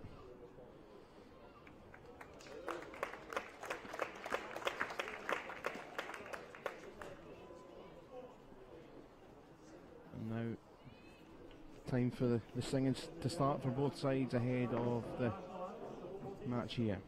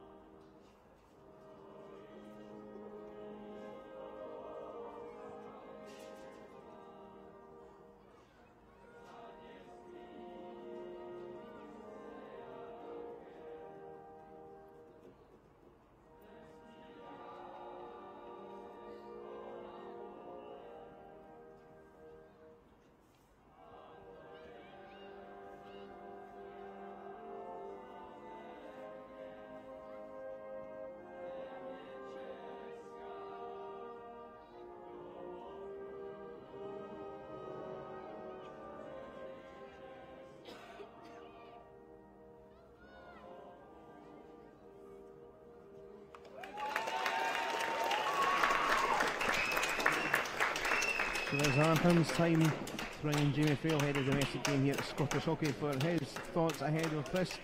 Well, both sides here now know that they won't be in the semi-finals. They're going to have other things to look at over their shoulder, but still an opportunity, I guess, getting international win on the board, and as well as, I guess, gearing and focusing for a third place finish and momentum into the relegation games. Yeah, thanks for having me again, Callum. Both teams will want to avoid being last in the group here, so as you said, there will be thoughts towards goal difference, so it's a must win for bottom of the group. I think there's still obviously stuff to play for here in terms of in the crossovers, getting the preferred playoff position, and the one that stands out would be the second choice goalkeeper, Petrovsky. Is an opportunity for him to step up and really show what he's made of today for the Czech Republic. Yeah, there was an altercation, if you've never seen it, there was an altercation in the game against Russia. The goalkeeper was a bit of a push, and I think there was a bit of an opinion at the time in that one that, you know, it might have been deemed as a red card anyway. Stephen Percy was with us for that at the time. He was like, well, a yellow card might be quite good, especially if it was a 5-minute yellow. So afterwards they certainly had a look at it, and they've upgraded it to a red. So it is an interesting moment, as you say, for Petrovsky, who is only 20 years of age, cap number 5. It's a big game to come into, but for a game which, you know, it does have some meaning in terms of positions for the relegation games. It's a steady one. It's not a game where now the Czech Republic are having to go and win by a couple of 3 goals to get through the semi-final. So maybe a different kind of pressure, not maybe quite as intense for him. Yeah, Petrovsky's come into potentially a really good opportunity in terms of they would like to win. It's not a must win. They can get a second bite of the cherry when the crossovers happen. I think the incident with the first choice goalkeeper was more around the reaction as well. So even though the foul was the hands up near the face and a push on the opposition player, it was more his reaction from what he heard, not coming off the pitch and then not sitting quietly at the side there. So I think the officials here have kind of not looked kindly in that sort of behaviour, and they've decided to upgrade the whole situation to a red card. Yeah, it was well worth a mention that, because he was a bit ill-disciplined in making his way off the field, and there was a bit of a talking to, memory serves me right. So that is for the number 1 keeper Thomas Hannes to stew over today, as the game is underway. Swiss in their red and looking to try and bounce a win, but they've given it away here quite quickly. Arm out in the Czech side. Swiss are such an interesting side, because they do have a good deal of flair players in there and can score some really good goals, but just seem to run out of steam a little bit. Sometimes at the top sides, maybe a bit more of a S-level foot in, but Czechs fly one in early on through Hannes, the captain, and away it comes for the Swiss. Yves Morard was the one racing up to halfway. Yeah, sensible approach by Morard there. He's driving into space, he gets crowded out and just finds a foot, resets, get the ball, and then gives his opposition time to step in and protect the middle. But again, Switzerland players have moved up.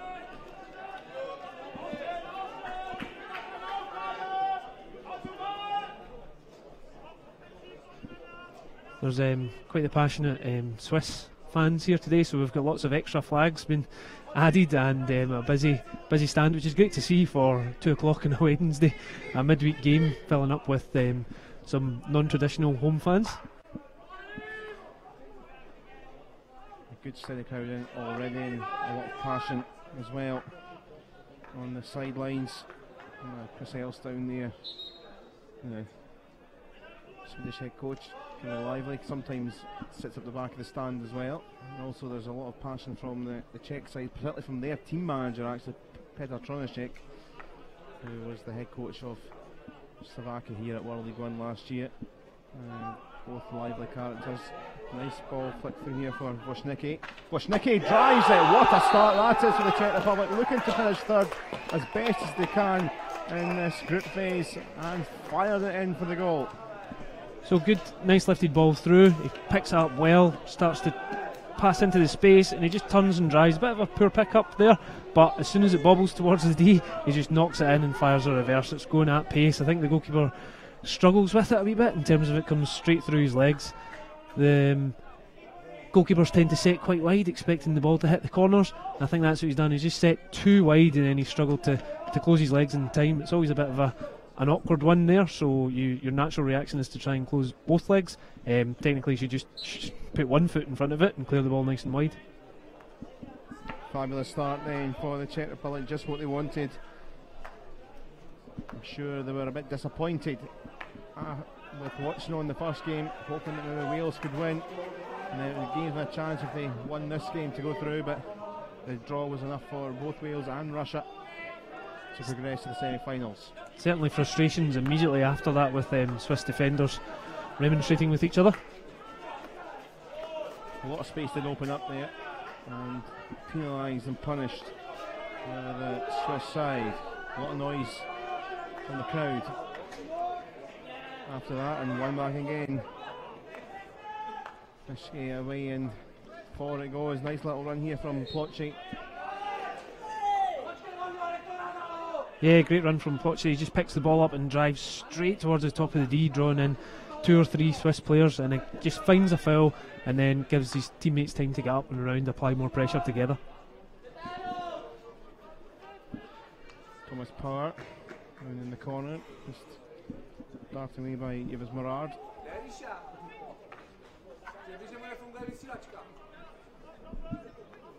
Kapuch wide. A fast start from the Czech Republic here. Hannes forward. Jakob Kindle. Kindle good strength and time. It's helped on its way, not quite finding the intended target. It was nice from Barta trying to help it through.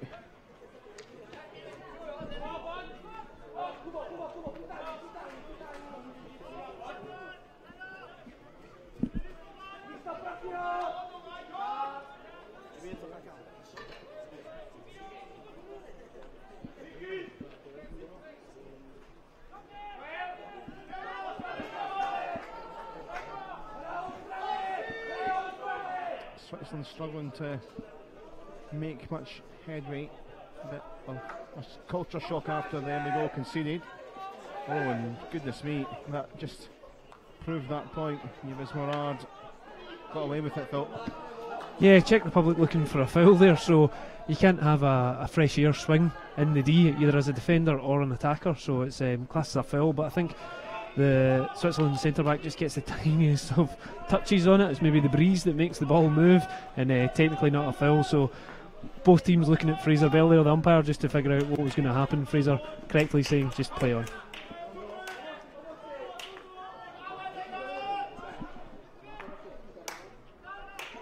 Forward that went from Corey attack. It's behind a couple of defenders, but cleaned up by Marco Michael.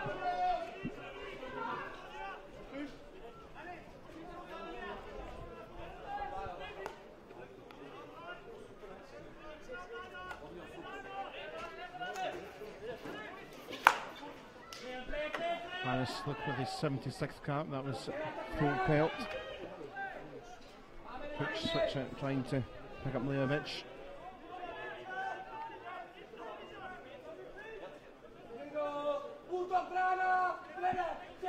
There's Thomas Przaka, rattled through. There's a penalty corner. Yeah, hit straight into the D from outside the 25, so it's allowed, and it just finds a foot. Switzerland, I don't think we're expecting such a direct route.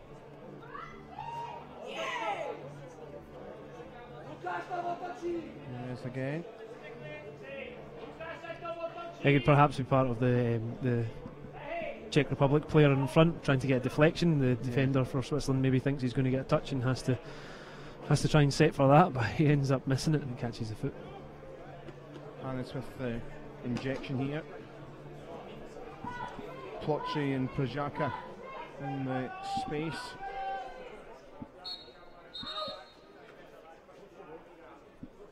And Jan Hudel going to be sent away. He is for running away too quickly. I think that happened to him on Sunday as well. He seemed to do that at least once from a penalty corner in the game against Russia. So he's off, so man light. Nice move for Plotchy, and it is saved and half cleared by the Swiss, but not enough. And it's 2-0. What a start. Thomas Power on the follow-up through the legs. It's a perfect start for the Czech Republic. So good initial reaction here to the mixed ball in the middle. He just can't get the ball out. Again, second Switzerland player's got the opportunity, just doesn't get it away. Two players lining up at the top of the D, and it's put on someone's front stick.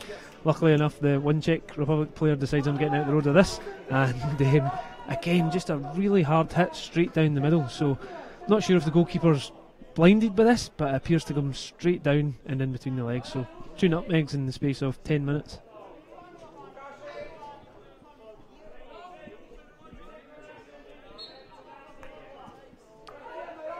We kind of talked a little bit before the start of the game, Jenny, about how the Swiss maybe lack one or two players of experience, maybe, because just seemed to be something not quite clicking. Like they seem to play reasonably well against the certainly sides, low-ranked sides at World League One. Obviously, it's a bit more tighter in terms of world rankings here, but I look at players such as Fabian Vollschläger, who's getting on about 35, 36 years of age. It's not involved in the squad. No Patrick Muller either, who's a bit of a playmaker, big loss from the World League here last year, and just struggling to find and adapt themselves against the side of the quality in this second tier.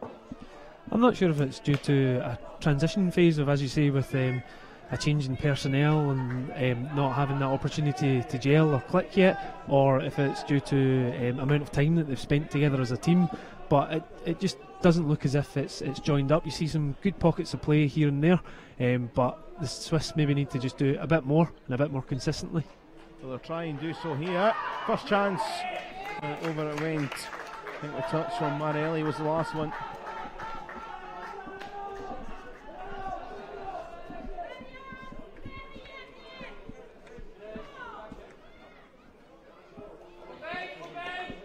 Greda trying to help it on. Martin Greda, number 27, and then cap number 50 for the Swiss. So we're seeing a lot of that kind of style of feeding the ball in from in and around the D. If it's a long corner, if it's just slightly outside the 25, then players are just looking to fire the ball off at an angle, and the player receiving the ball doesn't necessarily need to pick the ball up. He's just looking to change the angle and keep the pace of the ball, but fire it into any gap that they can see. So it's that leads to some quick circle penetration. We just need to wait and see if people to capitalise on that. Stumps picked up for the Swiss, but away come the Czechs once more, and Snicky.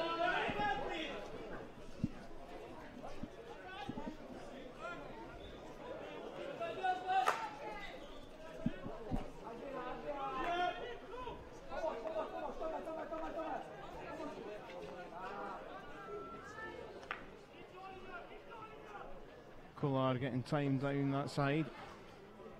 Good scramble. Shinad's did well. Across it comes, but with help of Boris Stomps. Yeah, and great stick skill and composure there. He just Indian dribbles out, brings it onto his reverse, and just threads it through 2 players to his teammate. Stolen back by Zelesny.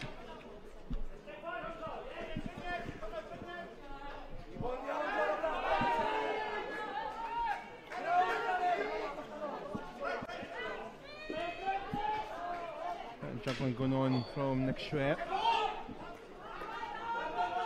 Quickly for Jan Hudel. Driving into the D. I think there's in maybe hope of trying to find a foot. Well, maybe got one now. It's a penalty corner for the Swiss. Yeah, so as the Czech Republic player picks the ball up at the edge of his own D, he tries to play it out, but as he plays it out, he just gets a lift on it and it ends up hitting the body of the Switzerland attacker. So a foul inside the D, it's going to be a penalty corner. Switzerland seem comfortable to leave a lot of bodies high and seem to be pressing, making the pitch quite long. We've seen a few of the games when both sides are happy to sit half court or a 60-yard drop in terms of a press, and it doesn't make for as exciting hockey as this, so there seems to be a lot of gaps opening up, so I think could be in for a few goals today. Keller with the injection here. Schwer's attempt at goal blocked Here's Yves Morard. Old-fashioned tussle. And then just a compare thing for Michael Morard.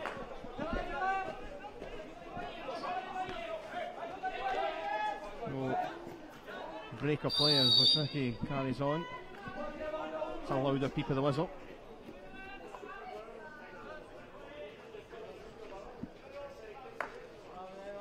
Robin Jodnek. Grishva back to Vrjaka. Steady stuff here. Very much the perfect start. Trying to secure the third spot in the group.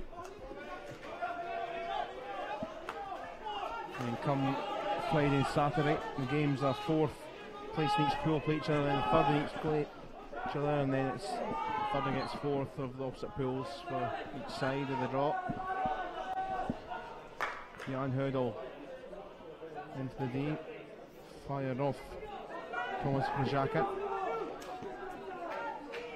Yeah, Vrjaka just claiming that the ball was higher, so it was really good reactions from him in terms of deflecting it away from his body, but felt a bit dangerous, so it was right to try and claim something there.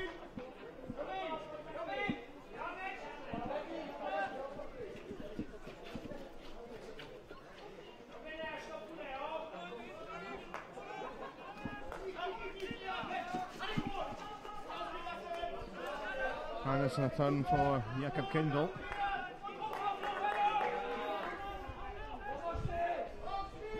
Curry attack, wriggling around to Tommies.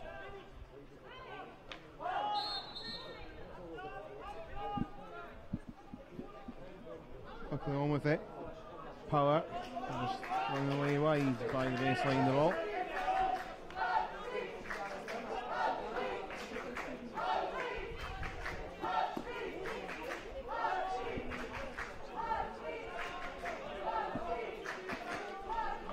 So both teams, when they set up, are having for a 16, are having at least two bodies in the opposition D, so it's stretching the play really well and creating a lot of gaps. We just need to see the ball getting moved a bit quicker and utilising all that space. Keller tried to wriggle it through. There has been a bit of a trend over the last few minutes. The Swiss have kind of just stemmed the tide, but Czechs just look threatening. Forward again they come. Plotchy just going to run away from him.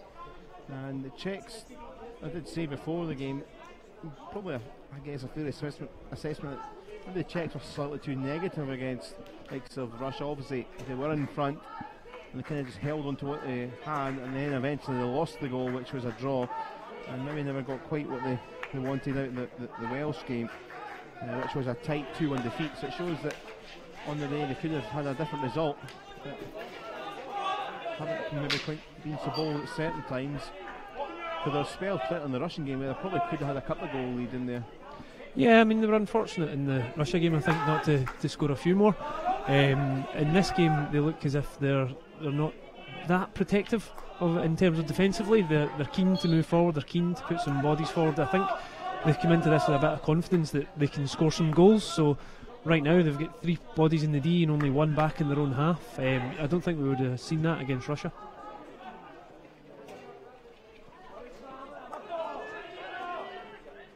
Yves Morard's ball was cut out into the final 90 seconds of the first quarter. It flew by. Yeah, it's been a good game to watch so far. A lot of activity.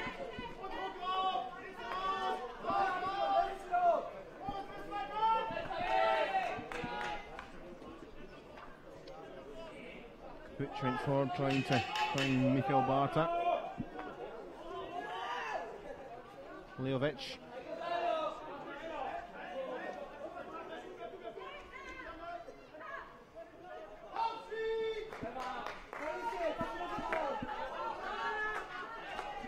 As for Koretak.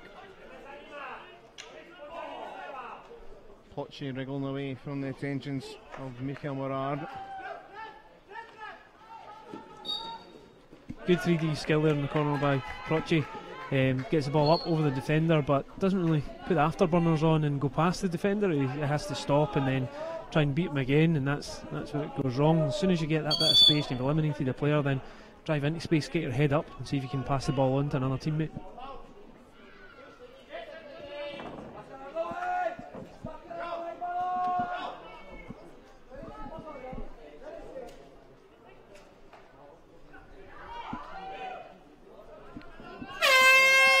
That's the end of the first quarter, and it's a terrific quarter if you're a Czech Republic supporter, as two very quick goals. Thomas Wisniewski with it, and then Thomas Power with the second, and we can check out the goals from this first 15 minutes because it was a terrific start from the Czechs. Yeah, so keeping the ball down, moving it on early, a bit of an awkward pick-up, but it's fortuitous in that it rolls out to the top of the D, and when you come in the reverse edge there, it's quite hard for the goalkeeper to read. Then a bit of a melee in here, and Switzerland not really getting the scruff of the neck, and even trying to play it out. You don't play it out at the top of the D, you try and play it out to the side, and it drops to Czech player at the top, who just unleashes a low and hard front stick hit. I think Jonas Verest in goals might be a bit frustrated because that's two fairly similar shots that have came down the middle and towards his easily saving area, his bubble as some goalkeepers might call it. So slight frustration. I would say 2-0 flatters the Czech Republic a wee bit, because if the two shots that went in were saved, they should be simple saves off to the side, then we'd be looking at a 0-0 just now. Well, this is a Czech Republic side that were in the top tier back in 2013. We were relegated quite quickly, but all the teams that come up have a hard job staying in the top tier. And back in the second year, 2015, he was fourth behind Poland, Austria and Scotland. But they won't finish any higher than fifth here because they have got games to come which will be trying to look over their shoulder and avoid relegation. And if you look over the recent times, Czech Republic haven't been anywhere near the third tier, so it is a bit interesting, but it shows you the quality that you've had Wales coming up from the third tier and making a good fist of it in the group and had this good spell. And the Swiss, they will be looking to try and stay up because they got themselves a reprieve after finishing in 7th place in 2015. Should have went down, but got a reprieve due to the suspension currently of Azerbaijan. So we're looking to try and up it for the big games to come for them in the relegation phase and the crossovers. Second quarter underway, and there's the Swiss trying to get off to a good start with Apel with the delivery in. Will end very quickly for Benoit Vaishuda.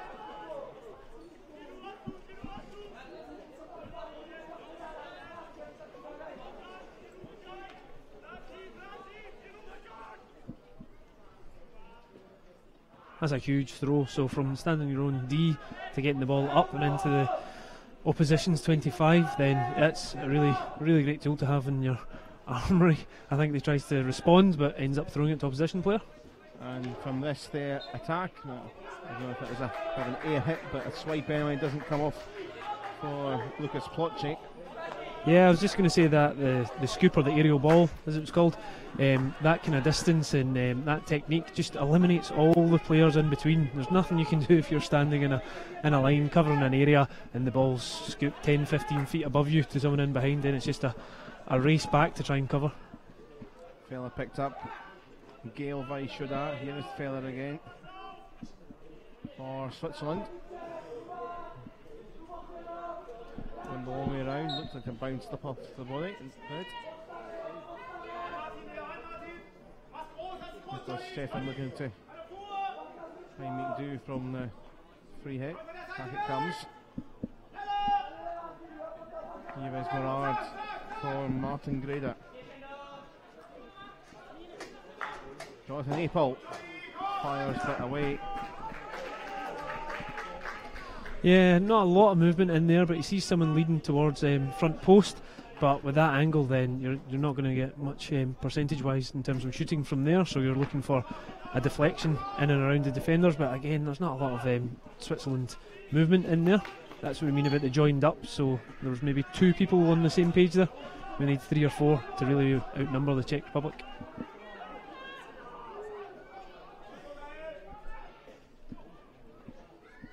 Cut the come, the Czechs again. Kapuch on that side.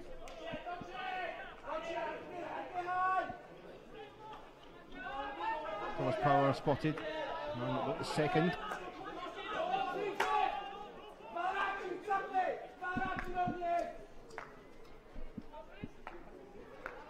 More space for Power. Korea attack decides to go back for Hannes.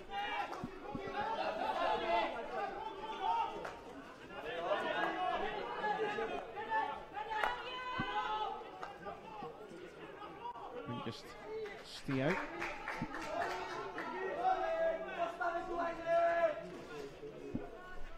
All that passing movement. Petr Tronicek, team manager, with his board in his hand, over to our right, guiding him, passing every move. Magic board with all the positions and formations and whatnot. It's a skillful little tool. Yeah, certainly a lot of passion there. The board has got some writing on it, but I'm not sure whether that's the big stick they get hit with, because they don't seem to be following what's written on the board just now. I was going to say, I thought you were going to say, oh, I can't see what it says, but it's probably in the wrong language to make it out anyway. But here come the Swiss now, though. Schwer making a run. Not had too many of those big mazy runs that he can do. Yeah, Czech Republic just closing them down, and maybe a key talent for Switzerland. So, and he seems, when he gets the ball and picks up, starts running, there's maybe 2 or 3 Czech Republic players coming towards him.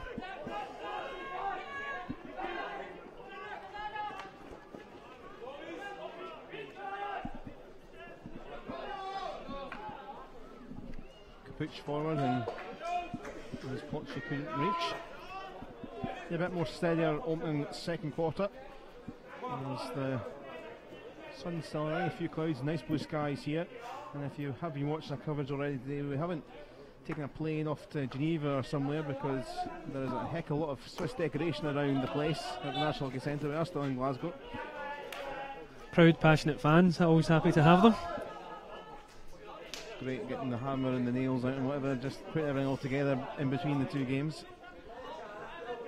And not been the best of starts for the Swiss supporters here and those watching the coverage.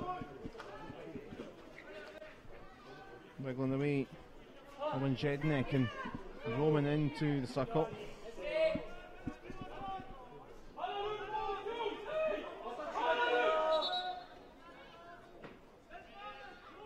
We'll have to have a break and play here while we wait for the second ball to be knocked off. Obviously you can't get a game of hockey with more than 1 ball on the pitch. It would be a bit too chaotic, I think. Can the attack try to get it in now? Maybe a chance for the break. Only Jan Houdel there though, and he knew straight away that he had no chance of getting that. Yeah, Jan Houdel there, I don't know if he's injured, but he certainly seemed as if he pulled up and it was easily within his reach, so he seems to be jogging towards the sideline just now. He's got heavy strapping on his knee there, his left knee, which would be a bit of a worry.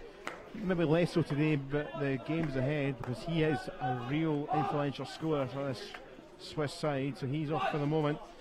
Here comes Wisniewski head into the day. Yeah, the sticks went straight back in the bag, and you can see the physio over just manipulating the knee just now, so hopefully nothing too serious for him.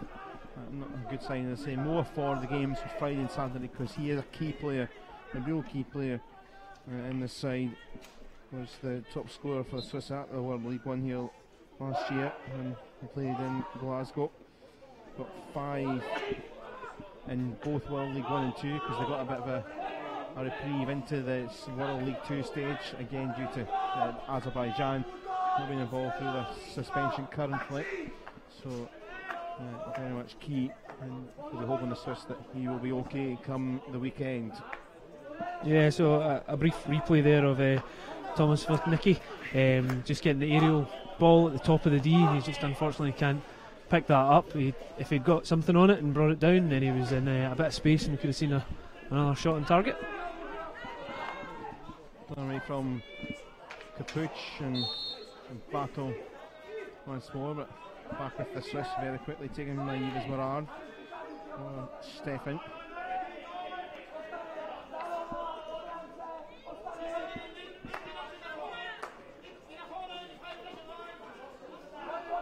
Czech Republic just dropping back now and just taking some time to try and consolidate the lead. They don't seem to be too keen to move forward now. Space fighting for Keller, who's motoring. Looks like it bounced straight up off the leg. That's exactly what I think he was intended to do. And off Thomas Prajaka in the penalty corner. Yeah, really sensible there. He's driving further and further away from a good angle to shoot from. There's a defender following him, so you just roll it back onto his foot, win your team a penalty corner. Penalty corner's obviously a huge attacking threat.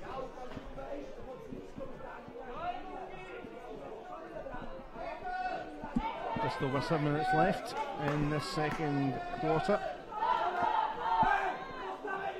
Manuel Keller across to inject.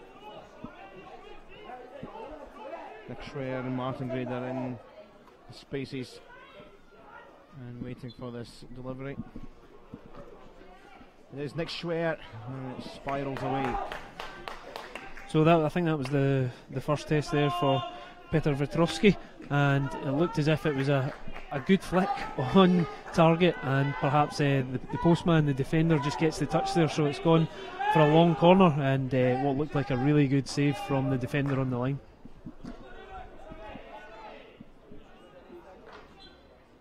Turn from Schreier.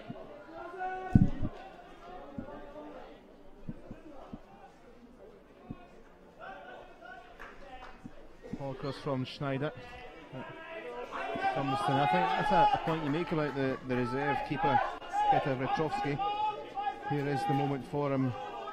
I think he got a touch in the end, but it was a moment which he had to be alert for. He's not had too many things to do so far, which is maybe a bit surprising that I haven't tested him or had the chance to test him more. Yeah, I mean, I can't hear from up here. Obviously, there's a bit of a crowd where we're standing, but it could be down to the fact that he's really good at communicating and keeping his defence in line and making sure there's no gaps, there's nothing to play into. So that could be a key strength for him so far. That was his first test, as you say, and seems to have passed it in the terms of no goal scored. Here's Feller. And a crucial block. Czechs trying to break, not too many coming up. Bit difficult for Prajaka. So Fraser Bell just calling for a halt in the game there, and I think he's pointing to the captain's armband, or the imaginary captain's armband that he's got on.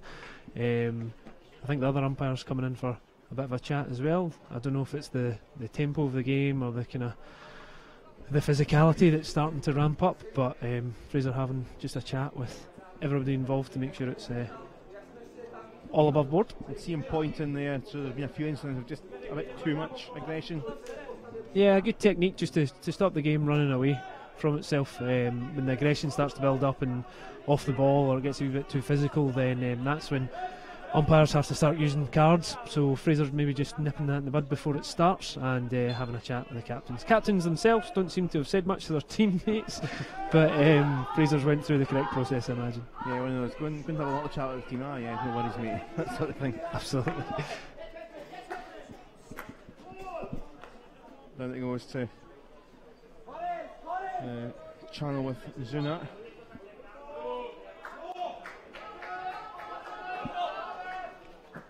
Scrappy last couple of minutes, as I say, a bit aggressive, so heading to the final 5 of the half.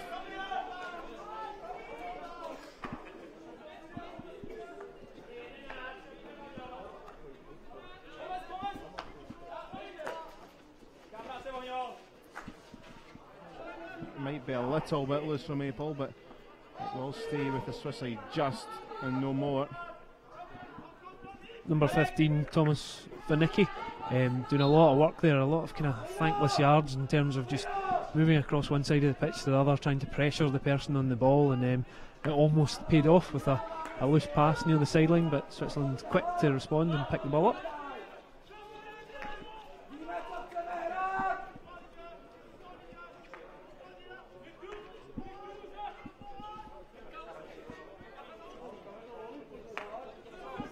Prajaka to Poprishva.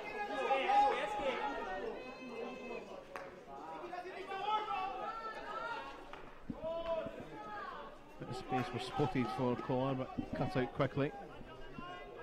Boris stomps in the roads, but now here comes Thomas Power.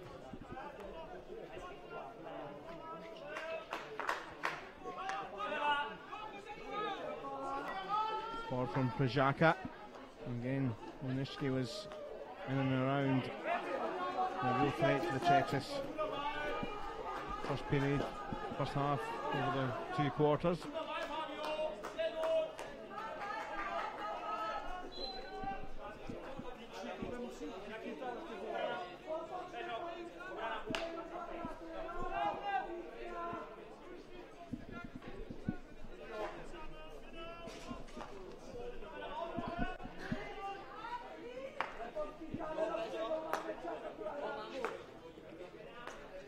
Both teams fairly aware there's only 3 minutes left in the half. Happy to just move the ball around, talk about phases of the game. This seems to be a bit of a dip. I don't know if it's related to the scalding that was whipped out by the umpire there, but certainly has put a lid in the temperament of the game. Down it goes from Koprishva. Nice little layoff here for Power. And things just breaking up as it comes into the D in the story. In the second quarter, both sides not really finding enough penetrations in either D. Any conviction anyway.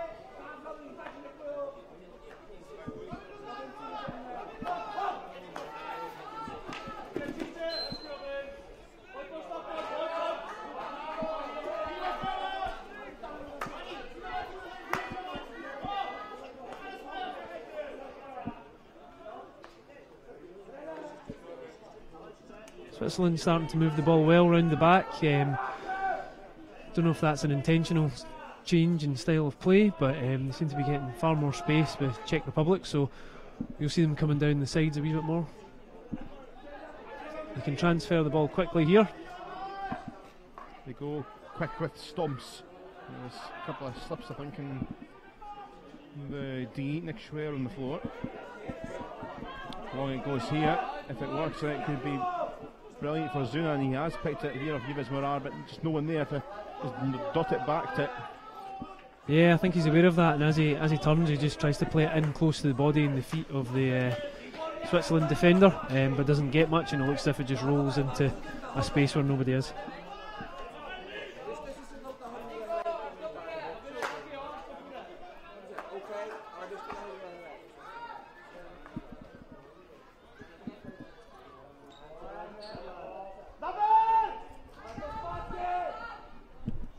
Stomp's getting a good run. Nick Schwer trying to sneak in. It was all kind of marshalled out there by Thomas Koprishva.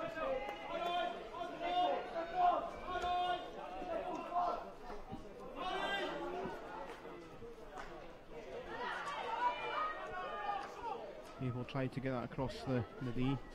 Czech Republic try and skillfully get away, but was under pressure there was Zuna.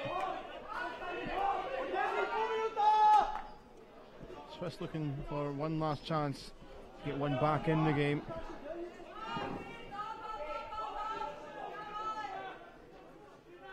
Apel is stuck in that corner. Giving back Etho to Keller. And that must have ricocheted up maybe with a foot for the Swiss, and that will end the first half.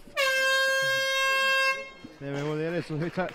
And a bit more of a steady second quarter, but the Czechs made the perfect start. Wozniacki and Power with the goals, and well, Swiss might feel a bit hard done by they came into the game, but the Czechs probably edging it in terms of the performance, being clinical certainly at the start, and probably worth at least a lead in there. Yeah, Czech players have taken their opportunities. Again, a bit fortuitous with the way the goalkeepers dealt with them, but they've been in and around the D enough, and their 2 shots on target have been hard and low. So if you get a shot on target, then your coach can't complain. There's always the chance that they can get a goal. Let's look at the 2 goals then from the first quarter. So the throw from over the top and then played across quite nicely, and whether it's intentional or whether it's an accident, the ball rolls across the top of the D. It's a nice kind of step over. Ronaldo would be proud of it. The ball rolls out into space, and you can see even the Czech Republic players are aware of what's happening and start to move out the road. Just give that clear view of the goal, and as I say, that amount of power, it's tough for the goalkeeper to try and read that.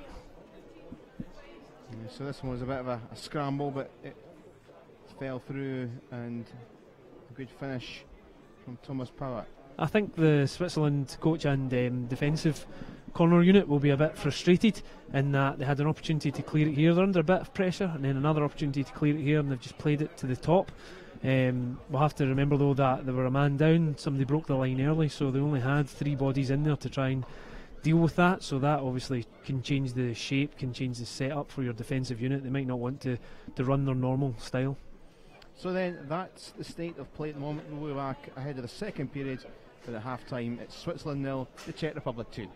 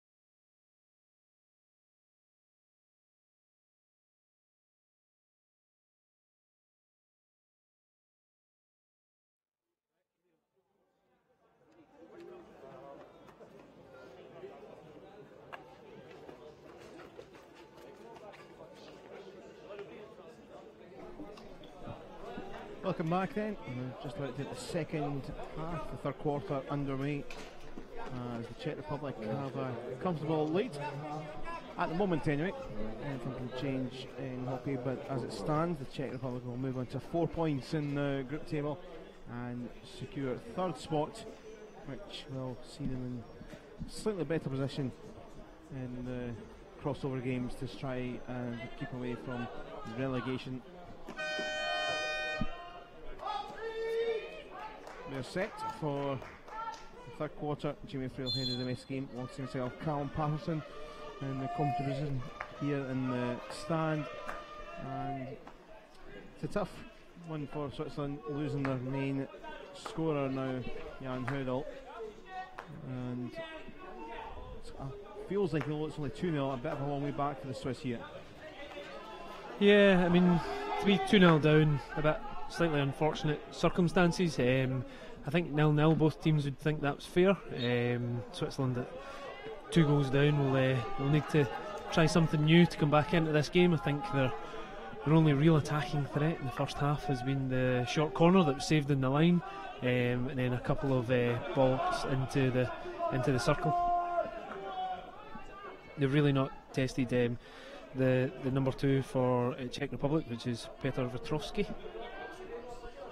Yeah, if you're just joining us, he is the backup keeper, the secondary keeper, and he's in because Thomas Harris got a yellow card upgrade to red for coming together with an opponent in the Russian game, and also just bad temperament as well, not leaving the field. His play acting up on the sidelines during the suspension, so decided to upgrade the yellow card to red, so suspended for today. Yeah, I think a sensible approach in terms of they've done the post-match analysis with umpires, they've looked at the available video, and they've decided that sort of behaviour isn't the kind of thing they're looking for, so an off-the-field upgrade to a red card seems appropriate.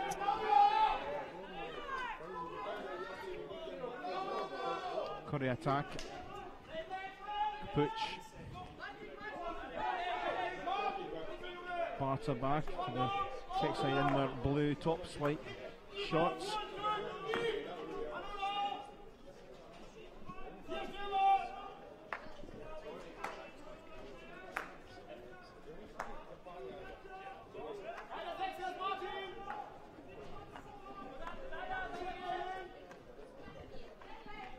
Power kept it in his grasp and helped on to Curry attack. Kindled rail to keep it alive. Barta just trickles out by the baseline.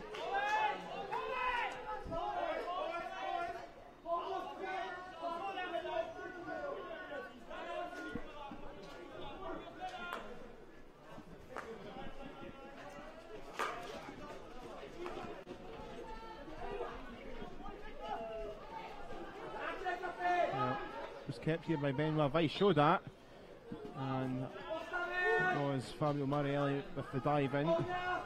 Yeah, a good bit of umpiring there from Fraser Bell. The ball's played down and it clearly hits a foot, but it's still under control of a Switzerland player, and he just allows it to come in. Switzerland get in and around the circle. Yves Muradin flies up and arm out against the Swiss there. Frustrations from the Swiss, so the ball's fed in. I think they're claiming that it's actually hit a Czech Republic stick and then came up and hit another Czech Republic player.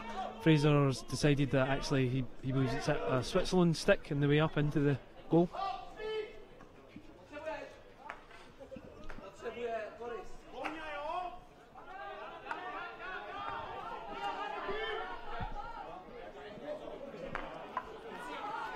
Well, it might fall here. It does for Benoit Weiss. Should need a bit of help. Just lofted up for Boris Storms to control. Fire across the knee, but bounces up off the leg of his teammate Nicholas Steffen. Yeah, so when the ball's fed in here, it needs to be lifted up over the stick, but when the ball's in the air like that, you need to get it down and under control. Unfortunately, the player running on is taking a bit of a heavy touch, which has pushed him really wide, so what I thought was going to be a shot turns into a bit of a pass across the front of the goal, but because it's on his reverse, it's hard to keep it nice and flat, and his teammate struggled with it, and it's hit his own foot.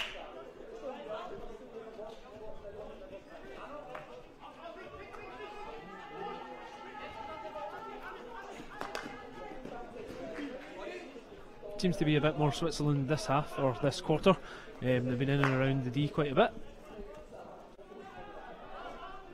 Turn from Kolar now, Plotchy. Soon I tried to wriggle it, but I think it came off his foot. First real foray forward for the Czech sides in this third quarter. Switzerland had a good start to it.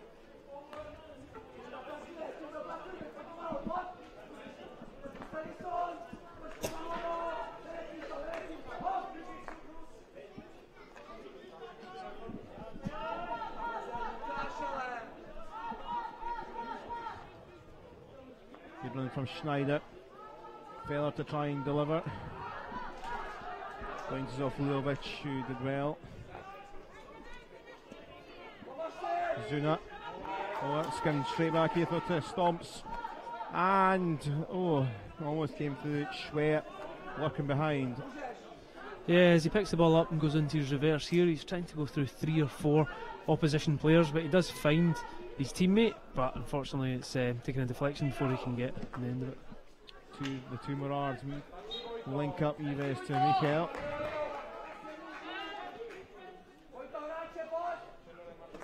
Here's Yves Morard. And both of the Morards link up.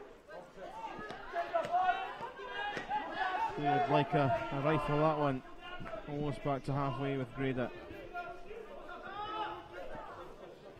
So what Switzerland are doing really well just now is getting bodies up in the opposition's half and in the D. They've got three forwards in and around the D just now, but they're not capitalising on that. There's not a lot of off the ball movement to create space either for yourself or your teammate. They just seem to be staying in one area, which it's, as a defender, that you're delighted with that sort of behaviour. You can stand and you know where your marked player is.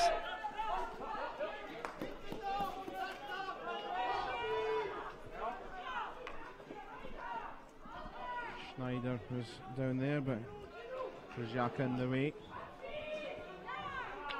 Power. And back though here for Switzerland. Stomps in the trouble. Good time to find the space. Here's Feller again.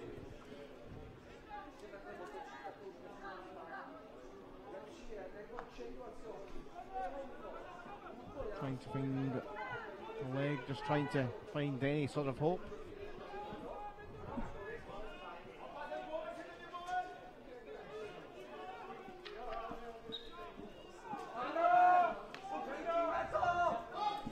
Patiently, the Czech Republic waited and waited, tried to get out. Eventually, the decision goes their way, and it means they get some clearance and some breathing space again.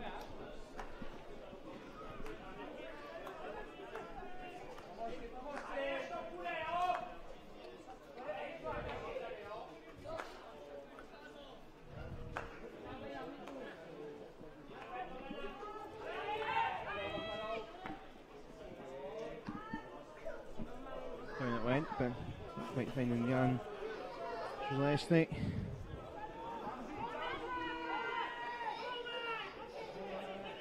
Zalesny, one of those that's new in for the Czech Republic for this tournament, was uncapped before this week, the 21-year-old.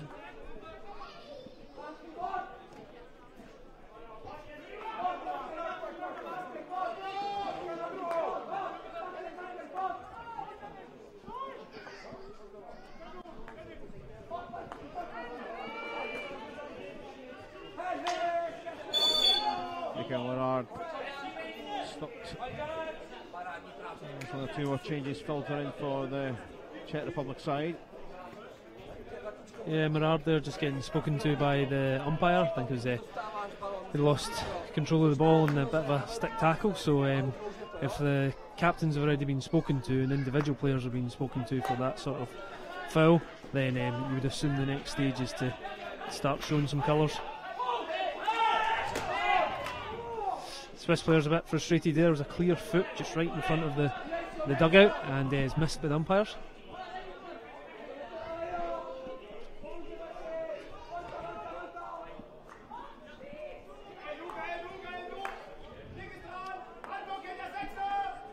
Forward from Collart. Curry attack. Feller trying to win it back though. Curry attack really well done. Zednek falls for him. And we took a touch too long because the captain, Manuel Keller, mugged the ball off him. Yeah, I mean, he picks the ball up what looks to go to be in his reverse and get a shot off. He gives a slight fake, drags that across onto his front stick, but he doesn't adjust his feet, he doesn't adjust his hands, the ball's still in too close to him, so he goes to take another touch, and with that amount, if you take that amount of time, then an opposition player is going to come up and press, and in this case a Switzerland defender takes the ball off him.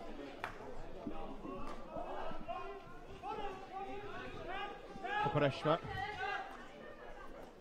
helped its way by Zednek. Kendall there.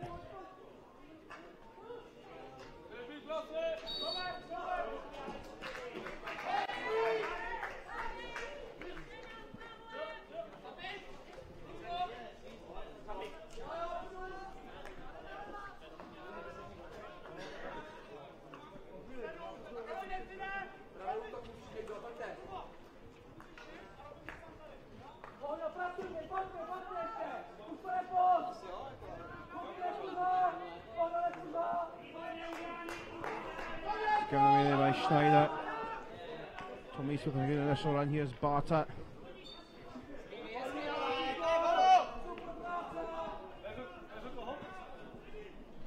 Now blue jerseys come forward. And a real rush. A third goal would certainly add a bit more cement to the building.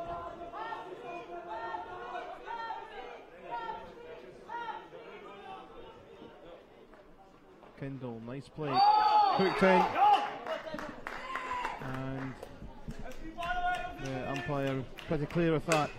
Mentioned this earlier, so if you've got a free hit in and around the D, then you're just looking to initially change the angle, get the defenders to move across to follow the path of the ball, and then the receiving player just passes it back in quickly at a different angle. This time they managed to find a foot. I thought perhaps the umpires were going to step in again. There seemed to be a lot of off the ball jostling in and around the goal mouth there just before that happened, but play on, and the Czech Republic managed to get a corner. Yeah, but the only shade of green we've seen is plenty of the board of Petr Stronishek down there for the Czech Republic. He might be able to fold it into the suitcase if the Czechs can score a third here. Projaka to deliver.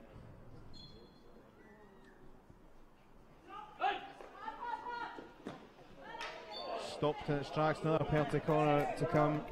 Schnicke with the try, of course, scored the opener.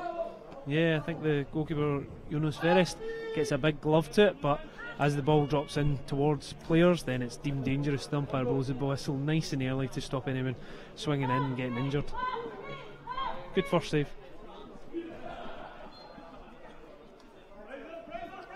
So another try, same result, same player, but well parried away this time.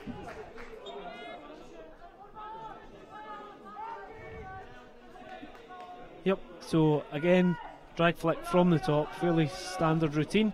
The ball comes across opposite side from the last time. Keeper gets across. He's got the added disadvantage and more to think about with a player sliding in.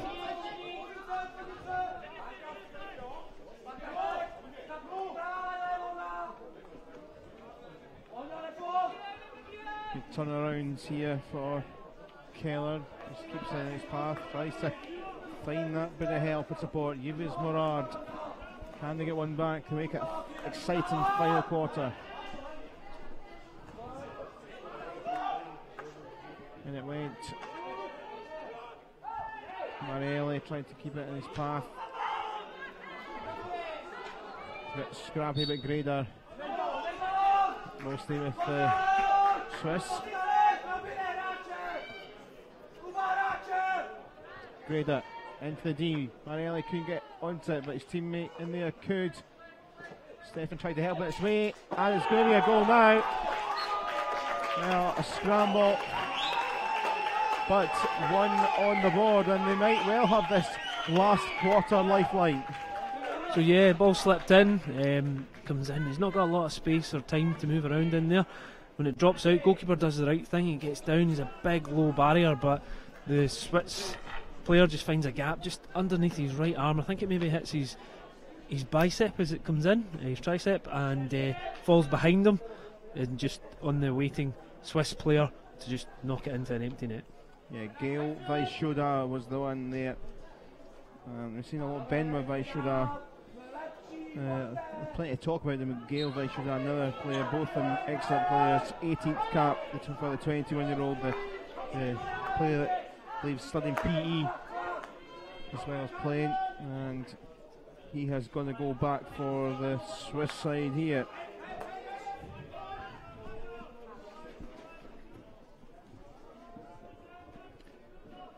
Incidentally, if you try to keep track of where this means the table, Swiss would have to win the game to finish third, so it's not a big job, but if they can maybe get one more either right at the very end here, this quarter or the next quarter, then it sets things up. It might mean some more positivity if they can at least pick up something from this game as they head into the crossovers come Friday. However, the Czechs might have something to say about that. Pochi doing well. Dangerous time, of course, always after scoring. Trying not to concede.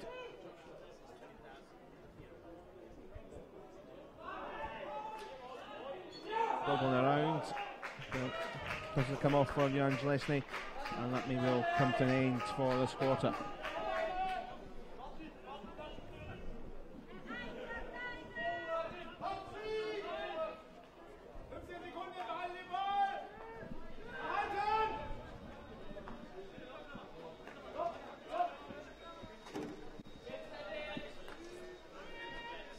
So after a calm 12-13 minutes to the quarter, Gael Vaishoda has put a bit of life into the Switzerland game here.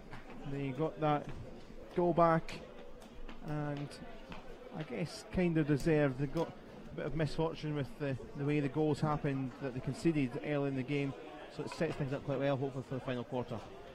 Switzerland have came back into it in this quarter. I think it's probably justified that they're in there. So it's the constant pressure and the moving around there off the ball. They've got lots of bodies in there. It's a bit congested, and keeper has presented himself as a huge big barrier, and then the players just found a gap just underneath that right armpit and managed to slot it under. Goalkeeper a bit unfortunate because he's doing the right thing in the right place, tries to get back up, and it just bounces off his arm back across the face of goal. 99 times out of 100 that'll maybe hit your arm and go back out in front, but it's just clipped the side and went underneath him. So that's how things stand at the moment. There's what, 15 minutes to play. Remember, we're all focused on Pool A as well. It's a busy day here at the National Hockey Centre in Glasgow. 4:15, France against Portugal. France to win that, they went to 6 points and should be through, but you never know. If Ukraine were to cause a surprise in the last game against Scotland, it might well cause a bit of an exciting look to the table. If you're a neutral and wanting to see a bit of drama, it might well happen, but the form book would say France and Scotland should go through. But we shall see what happens. But two exciting games to follow, hopefully, after a decent day of hockey so far. We know who's going through out of this group. Yes, of course, the two teams that played earlier, the draw between Russia and Wales.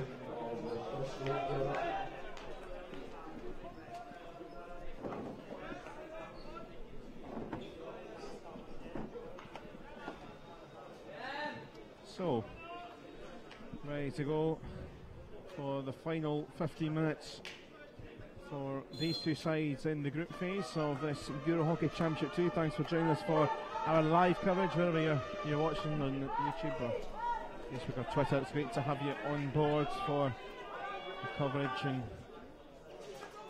some great views this week so far, and some great attendances so far here in the National Hockey Centre, which will continue to rise throughout today and throughout the rest of the week as the business end of the competition kicks in on Friday.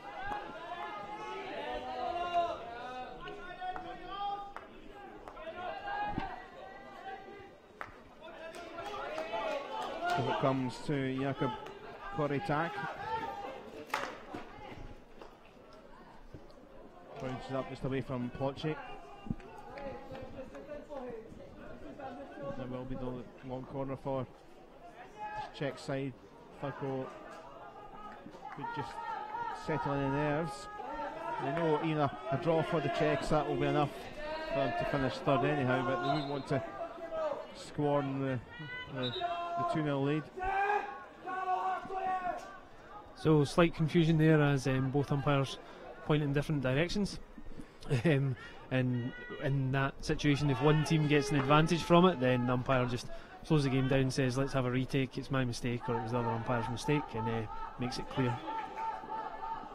Keller making a run. Schneider on that right channel. There's a penalty corner and a fist bump as if he'd scored there. Could be a big moment for the Swiss, trying to get it back at 2-2. So picks the ball up and starts to drive that baseline, eliminates the first player, and when you're in that D you really need to focus on not getting hit in the foot as a defender. Just as it crosses the line the ball comes off his foot. He's still having that conversation with the umpire as to whether it was just inside or whether it was too high or dangerous, but umpire fairly certain he's made the right decision there.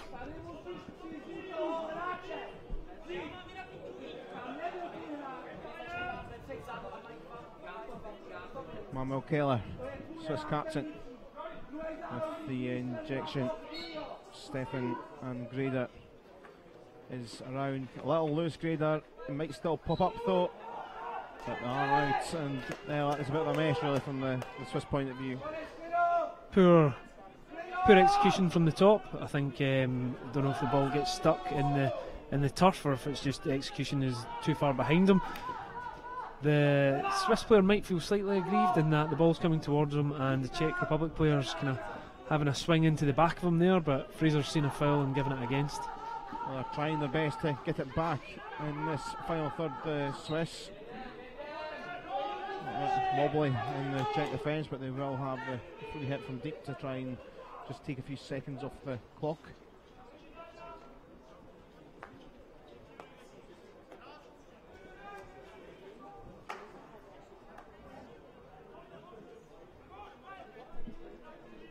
A few more seconds off the clock there.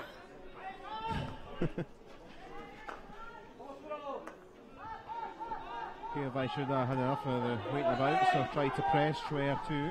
Yeah, Czech Republic don't need to score, so it's all up to Switzerland to come out and put pressure, try and get that ball back, which they have done. Boris Stump stopped. Still pretty lenient from the umpires. Boris Stump's got on with it quickly. Looked like it bounced above the foot, did, of Martin Kapuch.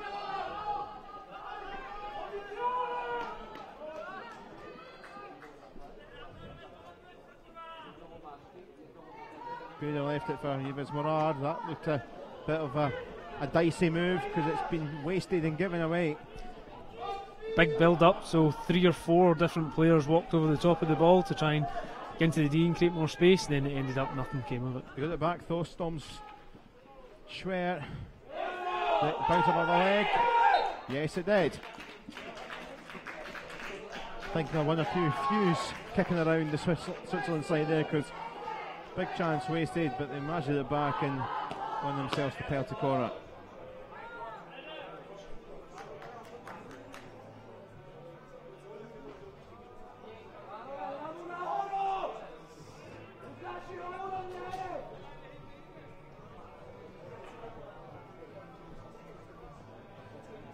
If they were to make it 2-2, there's still a chance of finishing third in the group here. Manuel Keller.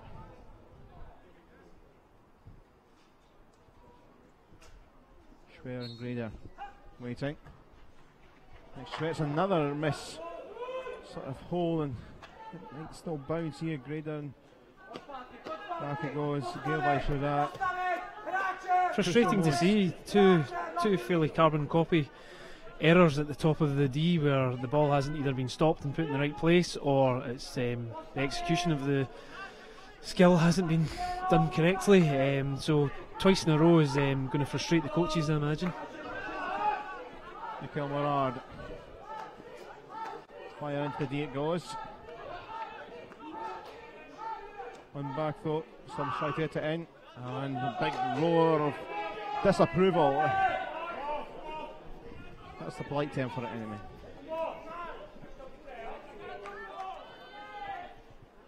Nicholas Stephen was the one that was annoyed. The 31-year-old, 65th cap today. One of a real bunch of the Swiss side that play for Rot-Weiss Wettingen, their club side.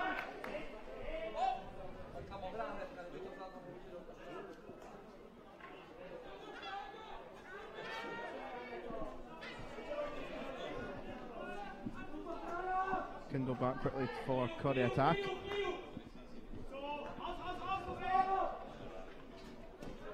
Hannes.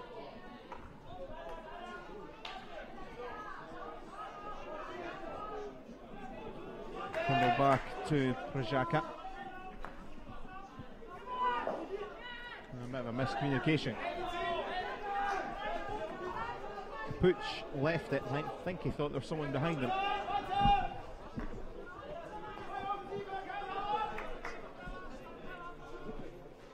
Final 10, just under that now of the game.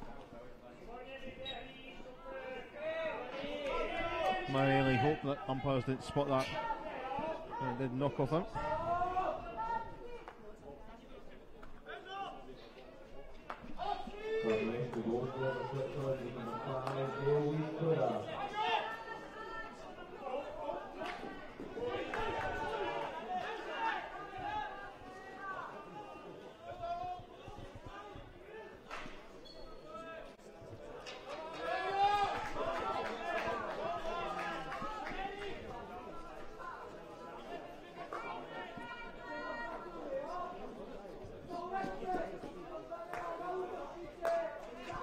Michael Morard. Switzerland moving the ball well at the back. Czech Republic giving them that space and that time to do so. So they're a goal up. They're quite happy for Switzerland to keep the ball in their own half and move it around. They're not going to score from there.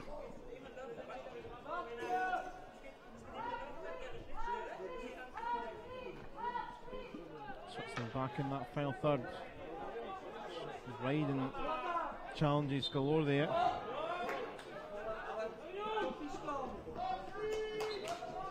Good work from Schwer. Just passing Schneider. Will just about stay with the side in red. Breda.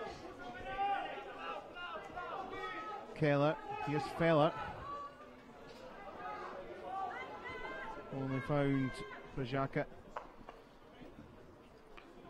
Collected back up though with a bit of fortune. Here is Morard. Miguel Morard.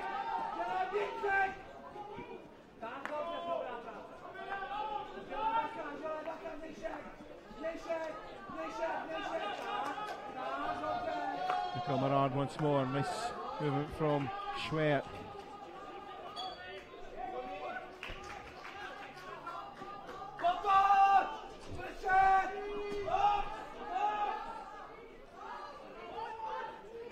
Shuda trying to pirouette his way through, but never used options that was around him. Tried to do it himself, and he's just turned onto a flat stick. The Czech Republic defender has just kept it out in front of him, and he's going to use his body to try and move him. Not the best of options. You want to come out of the crowded area and get the ball out and round use your teammates. Seems to be quite a congested game for what started as a high press for both teams. Seems to be fizzing into just 1v1 battles now.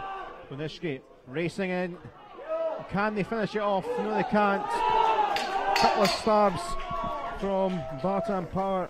Yeah, I think there's a call there from the Czech Republic bench. It looked as if the shot on target was blocked by a body part from Switzerland, but it's given us a long corner, so the umpire's aware it's hit something and is assuming it's stick then.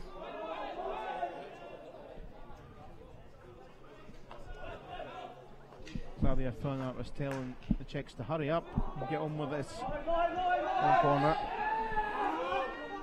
Into the final 6 minutes. So I think this might be the replay in terms of whether it's a shot that's blocked with the body and a penalty. So it's laid back and then just flicked up here and it's hit the stick.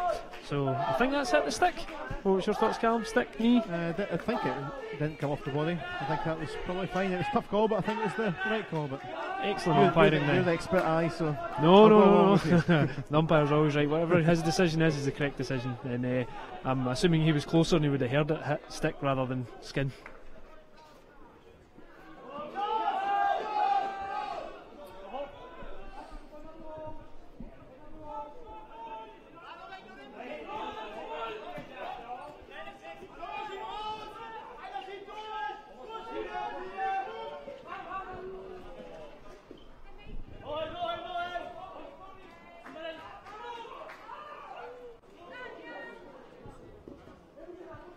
Here's Leovic for Czech Republic, side leading.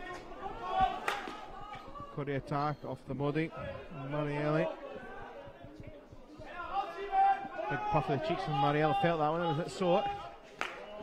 Yeah, up off your own teammate's stick as well, so don't even get the foul. Here's Leovic.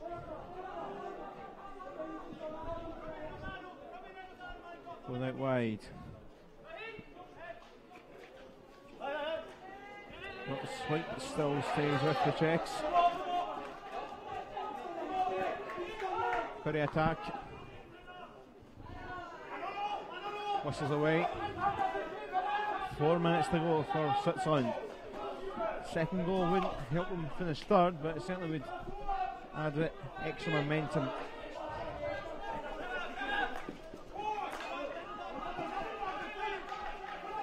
Marielli.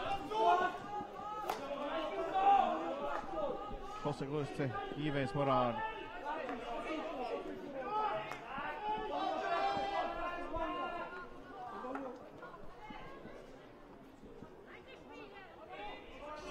That was not in the plan book. Bit tiredness creeping in, I think, from both sides. Potentially. Normally the last 5 minutes at 2-1, then the game comes alive. There's a lot to play for. 1 goal, 2 goals in it. Czech Republic not looking to make any mistakes here, not looking to dive in, give away any more corners. Schwer, Gael Weishuda, it bounced up, I think, maybe off Schwer's leg. I think he's just clipped his foot there as the Czech Republic defender's got a slight touch on it. Butch can't control. Radar, nice work. Yves Morard. There's Mikkel Morard.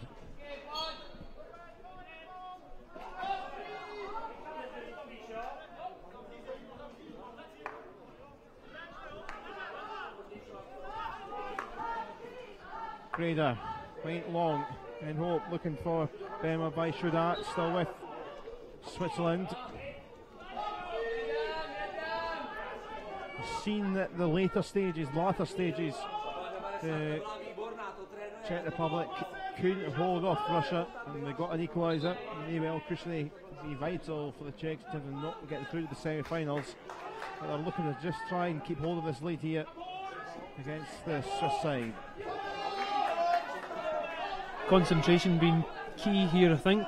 All it takes is for one lapse, one slip in concentration, and Switzerland look as if they're on the up. They certainly attack playing with a bit more intent now.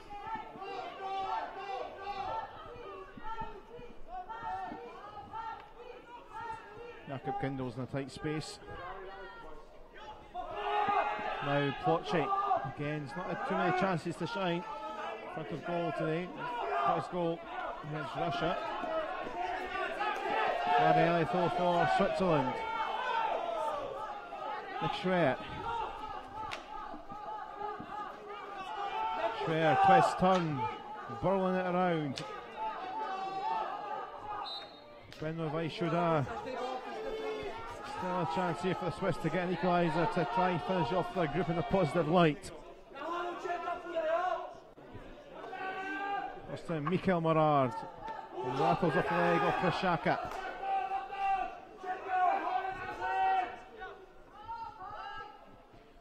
Here is Morard. King of Zuna. And it goes quickly. Oh, and are they going to get it? Sliced away. Benoit Vaishuda. Give me a stoppage here.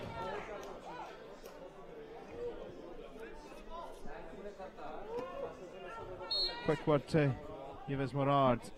There was the chance, I think. Yeah, if there was ever a chance, that was it for the equaliser. The ball drops just to the Switzerland player here, and he doesn't adjust his feet. He just has time to have a swing at it, and he's just opened the face too much and completely sliced. Yeah, both Vaishudas actually were in there. Both of them trying to get attempt to goal. Quick for Marelli. 5 seconds. So there is a shout in there. Schwer.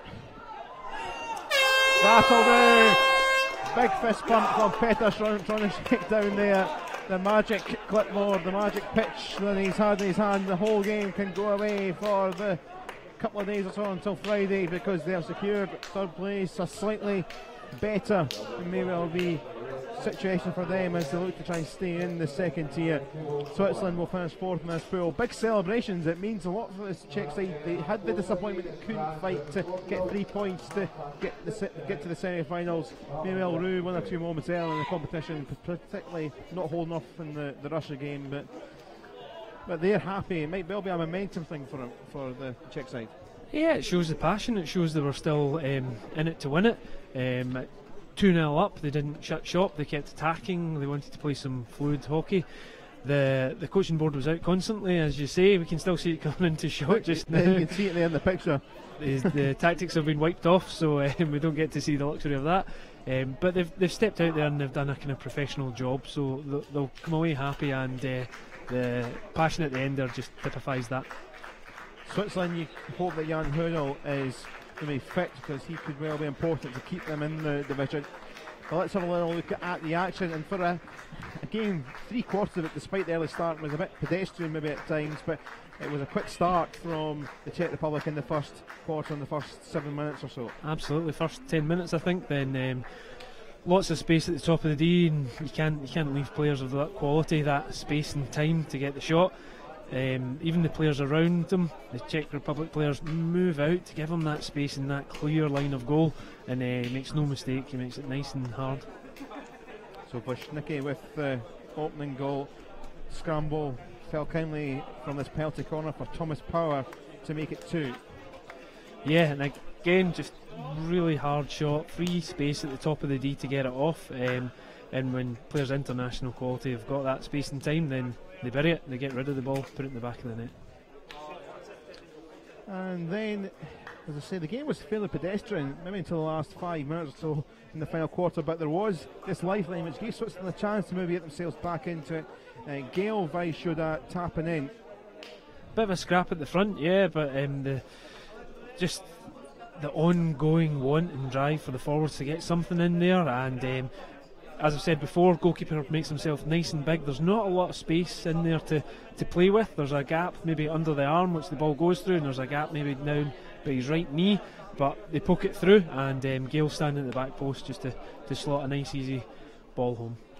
So confirmation of the first 2 games, the Russia 2, Wales 2, Switzerland 1, the Czech Republic 2.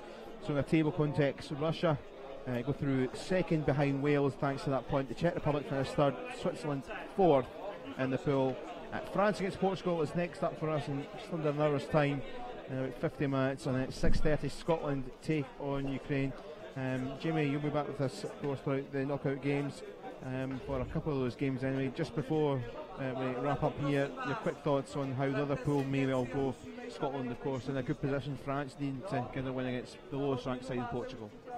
Yeah, France have been playing well so far. Portugal Portugal keep looking as if they're going to come alive, and then they kind of fizzle out. The good individual skill of the players there, again, very similar to Switzerland in that some great individuals. They just don't know how much time they've had together and how much of a unit they are yet. Scotland will be buoyed by the 2 wins, and will be stepping up against the good Ukraine side, but I think with the goal scoring power that they've got and the individuals involved, then I think Scotland will be feeling pretty confident. Okay, well, that is how that group looks, and we'll be focusing on that next for our next couple of games. Jamie, thanks for your again. We'll speak to you on Friday. So thanks to Jamie Frail, and thanks to you for watching this game. We'll be back ahead of the 4:15 start with the game between Ukraine and France, but we will finish off for now with the final score from this game in Pool B. The final game in Pool B: Switzerland 1, the Czech Republic 2.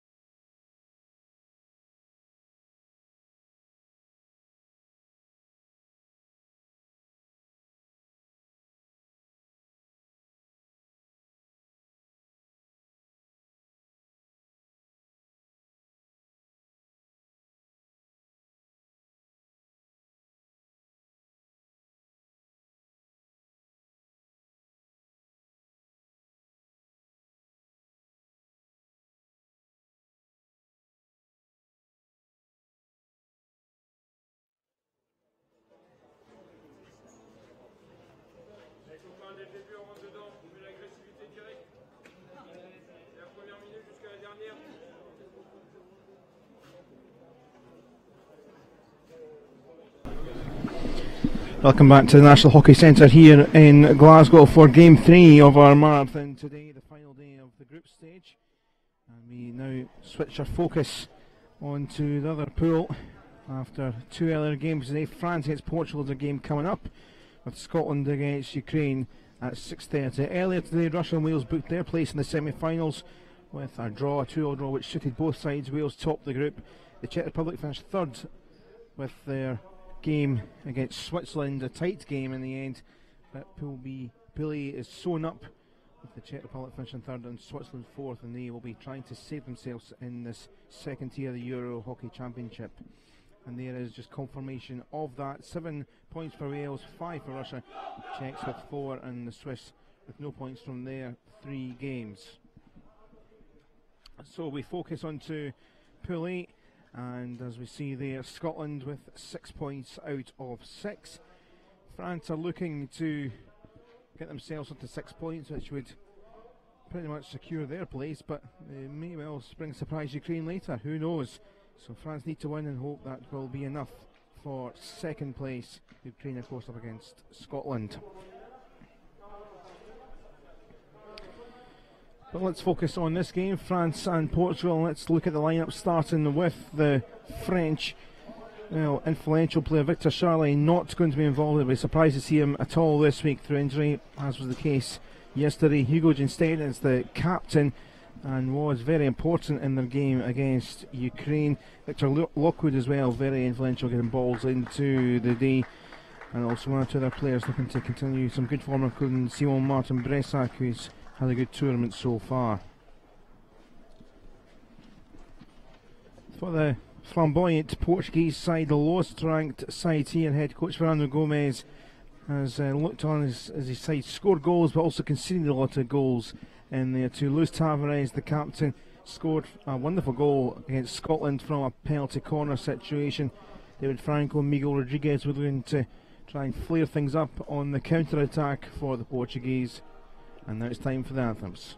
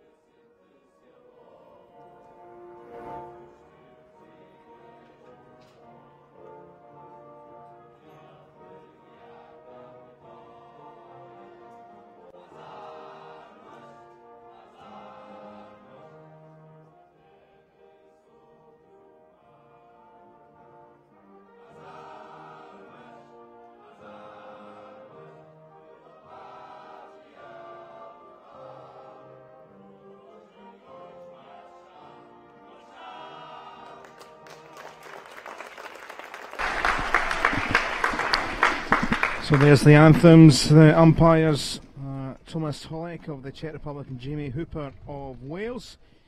And alongside myself, Cal Patterson. In the commentary area here is Graham Dunlop, ex-Scotland and GB player, travelled with GB to the Athens Olympics. Great to have you here, Graham, and it's great to get your thoughts. You'll be with us as well for the final come Saturday. France looking to get themselves to the final, and of all the games left to pick up another 3 points, they may well fancy this one. What do you expect from this game? Yeah, I think France will be out to make sure they just win the game first and foremost. I think they're going to go all guns blazing here. There's no need for them to come out and sort of go for the jugular straight away. They'll take their time, save the legs, and just as long as they win this game they'll be happy. So I would think a comfortable win in the end for France, but maybe not the goals some people are maybe anticipating.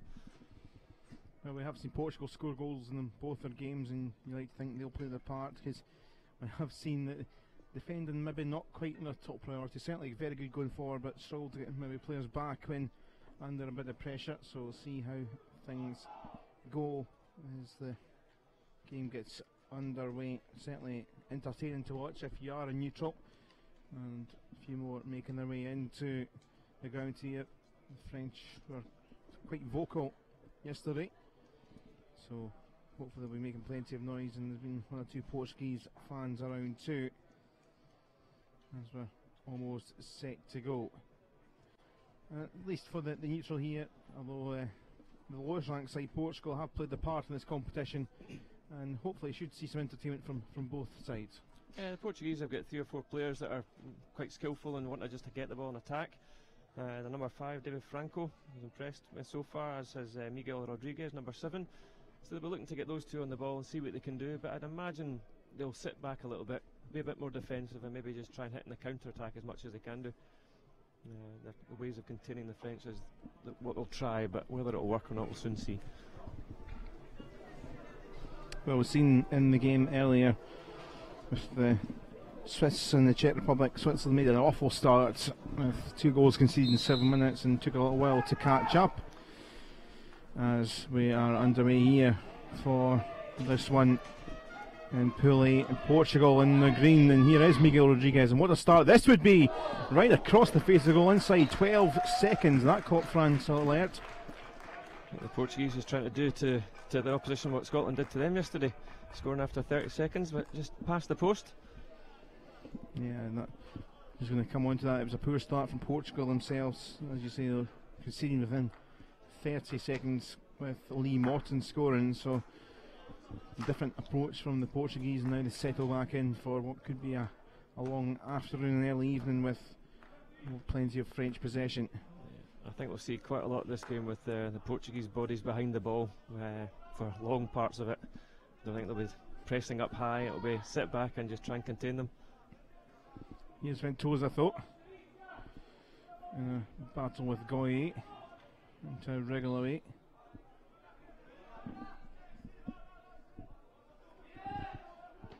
Miguel Rodriguez spotted Ventosa, but it comes to an end. Straight into the D from that free hit. You can see he was trying to get it outside the D, but the lead wasn't quite in time.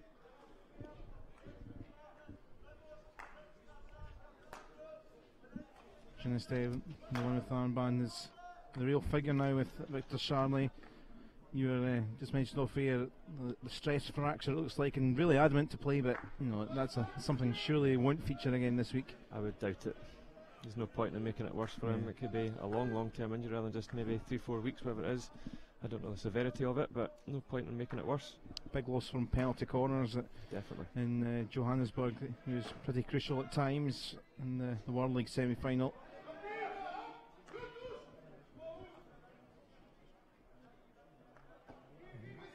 As I said earlier, I think you see the Portuguese sitting at half court and they're just going to retreat back and end up at quarter court. It's just a matter of how the French can try and break that down. They're just having the patience. For them, 1-0 is as good as anything. And Stratton got it back here, thought. Lockwood across, Goye losing. Miguel Rodriguez on his quick run. Opening up here a little bit for Santos, but the French back in numbers. Turn from Ivo Moreira. Rodriguez. Cross again, the face of goal, but Toza was arriving, the only one coming in, thought. It's a great start from Portugal. They're looking to go and attack and create things, so certainly augurs well for a nice open game. Said over the first couple of games they've been involved with, Portugal started every quarter, I think, fairly well, but always seemed to drop off final 5-6 minutes, so it'll be a bigger test, I think, for them against the French See if they can keep up to the same sort of limit all the way through, same sort of level. Another little stray pass though from the French. Peters Jutes couldn't keep hold of it.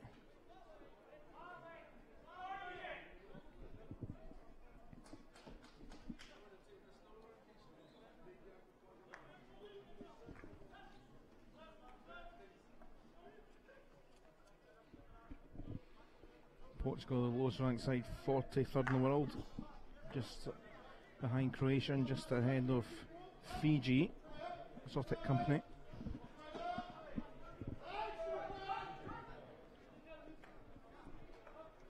Forward from Forges, and away comes Dumont to fire, but no one pick it up in white.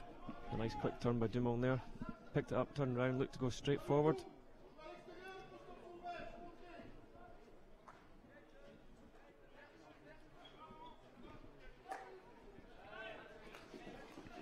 Here's Franco, someone we talked about in the build up, and that was nice skills. Just left the ball behind him a little bit though. Jenny trying to get it back. And here is Van Straten.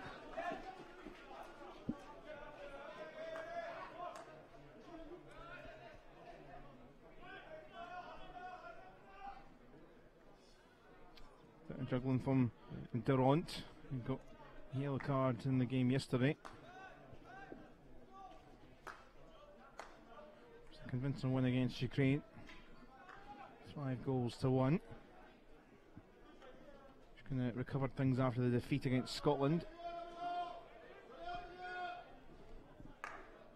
Curti comes across here for Forges, nice space for Lockwood to try and find a teammate. Here is Dumont, trying to slide it in, just tapped away by Helder and Chavez.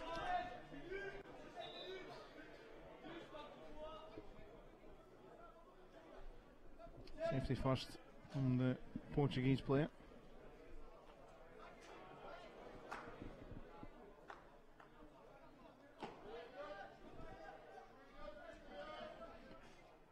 Janiste comes off Portuguese player and Ivan Moreira.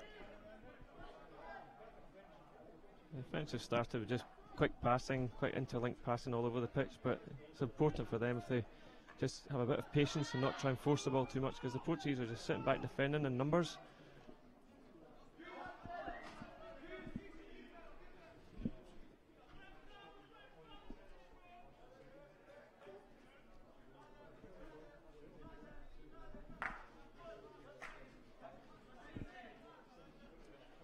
Baumgartner, one of the players that scored yesterday. Lockwood, nice exchange of passes back to Baumgartner, racing into the D. It's running into a brick wall of green and white.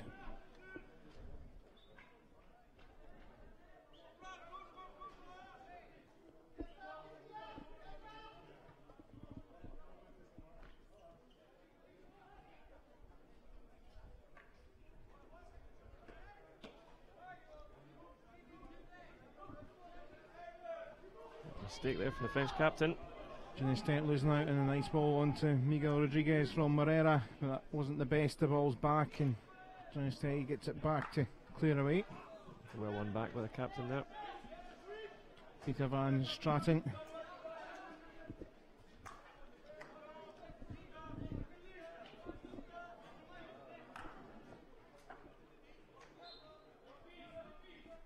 It's scrappy there. That hit goes to Portugal.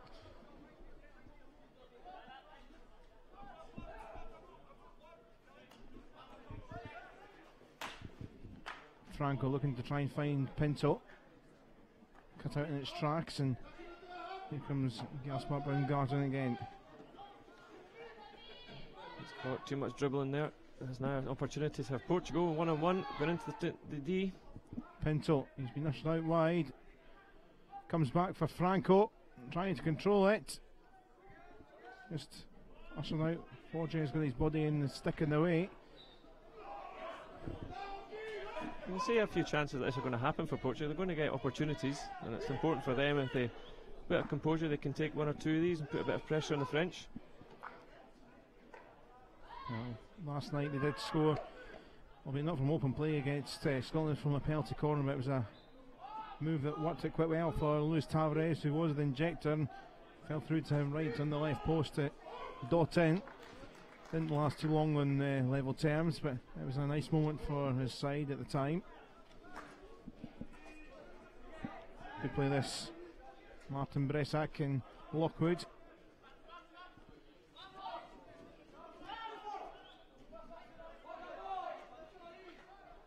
That was a bit strong, but he might well get this one back, and it's a penalty corner. Nice and simple, well won. Little 1-2 onto the foot of the Portuguese defender. First shot corner for France, first opportunity. Another look at it there.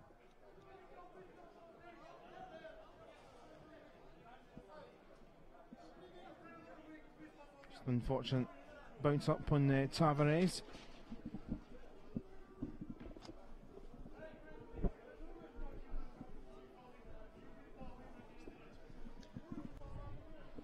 Simon Martin Bressac heading across for the injection. Just over 6 minutes left in this first quarter. Peters Dutz and Lockwood in position. This way Peters Dutz, and it's flung away, the save. Good save by the Portuguese goalkeeper there. Get down low to that with his right foot. Andrew Ramirez in goal. Got subbed at half time in the game against Scotland. That's been gifted back to Baumgarten, but a little slip.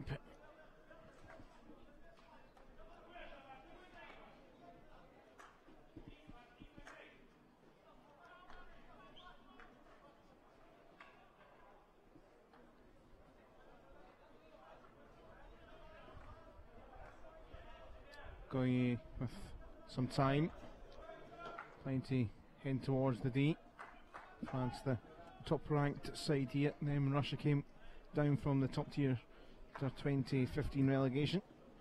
And here's Curti up off Franco, bounced through. The Portuguese players looking for that to be given as lifted, but it wasn't dangerous, so right decision from the umpires. Quickly on with the free hit. Look at all the green bodies back defending. Is it going to slide through? Not quite. Kiefer was waiting, but didn't come in his path as Ribeiro trying to get it away, but in the duel with Forges. Here's Franco though, trying to keep it alive. Back there was Goye. You can see back there, one of the difficulties the Portuguese will have is if they do win the ball, they've got no players ahead of the ball to pass to, so they're not going to be that fast in attack. Whereas when the French pick it up, they've always got people ahead to pass to, so maybe that's some of the Portuguese will talk about at quarter time and half time.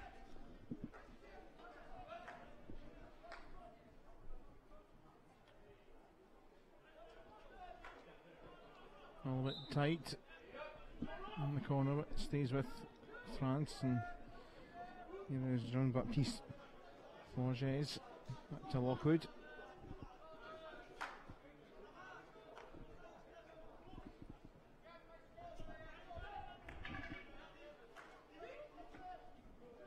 Lockwood once more finding the pass off for Forges.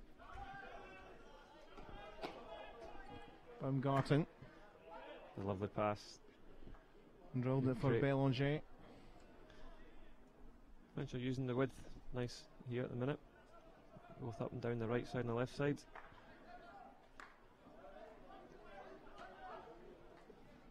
Found Forges. Secondary pass on, didn't quite find target as intended. Bit of a sore one taken by Ricardo Cunha.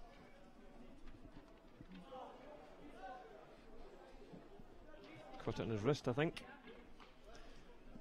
I'm sure he'll be okay. Take a little breather.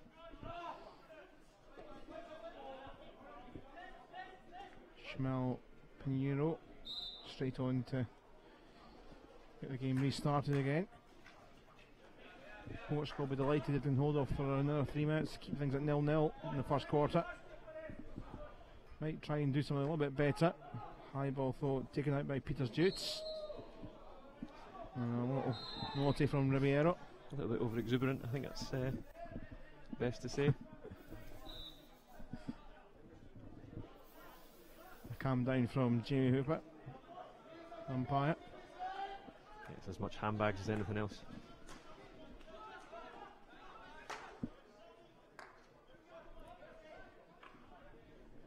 Dumont bounce its way up off Pinheiro. They're up to Dumont.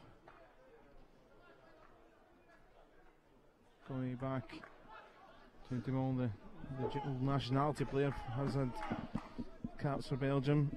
Switched to France, agency wise.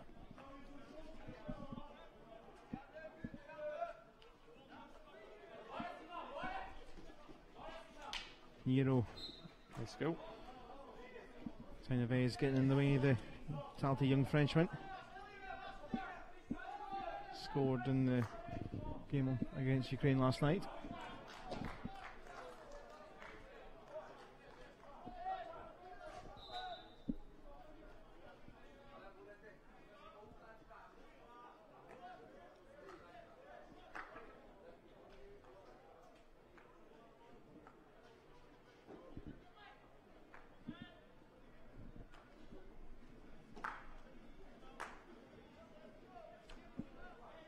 Durant forward for Van Straten. Durant gets it back.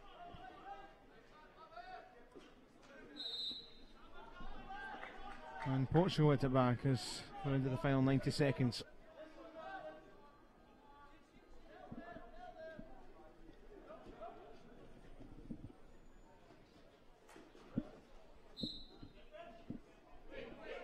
Johnny Step picking that up and winning it back. Getting the free hit, found Goye. Quite what was in the plan book for Maury Belanger, another one of the young 18-year-olds getting their breakthrough these days in the senior side. Number 5 in terms of caps tonight, or the late afternoon as we're getting into now.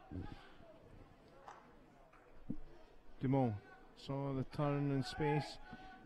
Janiste, oh, can they wriggle it through? No, they can't. It was almost through for Simon Martin Brezak. Kind of sort of story for the French in this first quarter. The sort of final little control or pass hasn't just quite happened for them.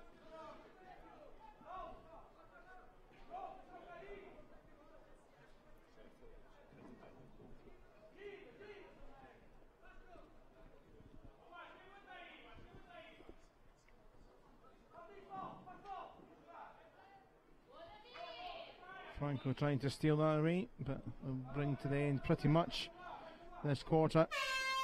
So we head into our couple of minutes breather as it is goalless at the end of this first period. France 0, Portugal 0. Portugal hung in for the whole quarter, had one or two half chances themselves. The French have been a little bit scrappy in the final third. It's been from a Portuguese perspective, they'll be delighted how it is because they've seemed to lose early goals, not in this case. Yeah, they seem to have settled quite well straight into the game. They're quite content with what they're doing.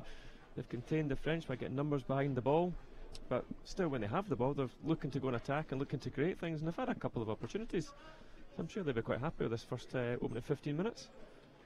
Yeah, if you look back to the Ukrainian game, 9th minute penalty corner, they conceded, opened the score in Scotland in 30 seconds against the Portuguese. Let's look at one of the moments from the first quarter, one of the penalty corners, probably the closest the French came actually. It's a very good save from the goalkeeper. He's gone low into the corner, he's managed to get his leg out to that. And had that gone in, that could have given the French a little bit more confidence. It could have sort of killed the confidence of the Portuguese, but as it is, it's still 0-0.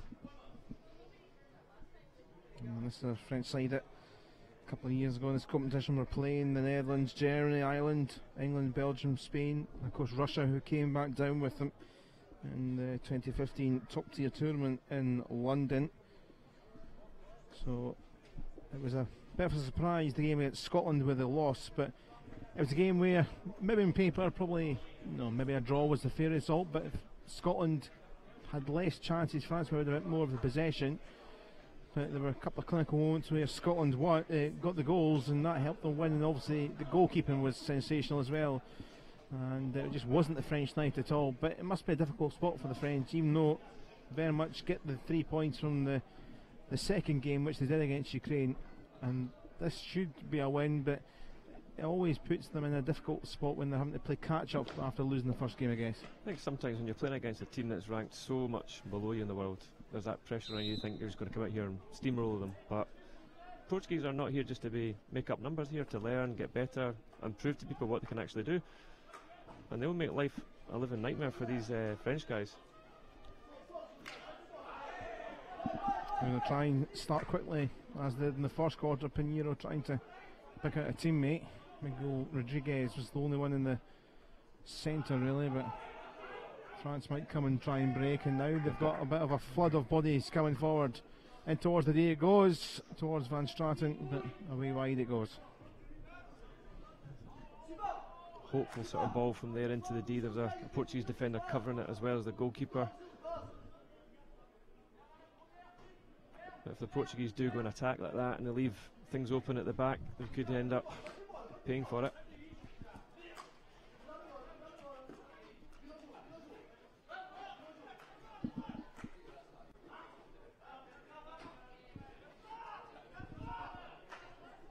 Pinto trying to wriggle through. Not too half-hearted Portuguese claims, but Miguel Rodriguez, a little nice smile from him.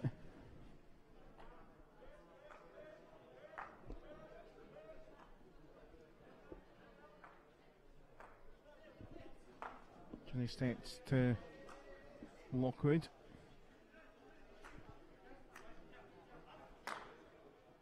Forges switching that across. France still patient here, plenty of time for them.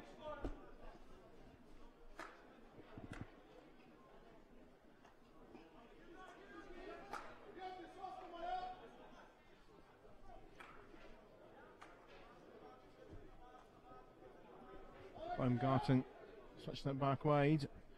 It goes from Peters Dutz.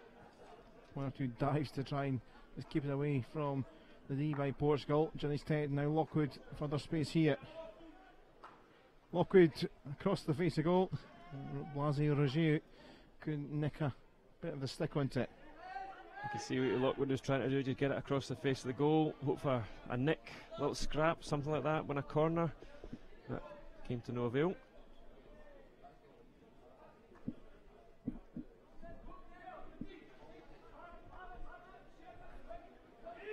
That's a really loose there though. Van Straten punishes Portugal, and that might just calm any French nerves, and not the way to concede a goal. Van Straten deadly, and that's the opening goal. It's a shame for the Portuguese. It's not come from any great play from French. They've just given the ball away very cheaply. The French forward just rolls into the D, reverse stick shot, boom. Maybe the goalie could have done a little bit better. But it's 1-0. And as you say, that might just calm the French a little bit. Or the opposite, it might entice the Portuguese out to play a little bit more. Smashed in for the player that plays in the Netherlands, with Lahea, 42nd cut today for Van Straten. And 1-0 it is to the French. Well, Portugal got through one hurdle in one quarter and then gave the ball away, and it's a sickening it a little bit. It's a bit like the goal against Scotland when they went 2-1 down. Kenny Bain picked up and scored from a mistake. Here is Pedro Pinto thought, oh, it's a nice ball if there was someone just a little bit further back. A couple of green jerseys in there. Sadly for the Portuguese, all the forwards in the same line. There's no height, no difference there that you can pick up different passes. They're all just going straight into the posts. If one player had sort of posted up around the penalty spot, even the top of the D, they could have picked it up, and who knows what happened.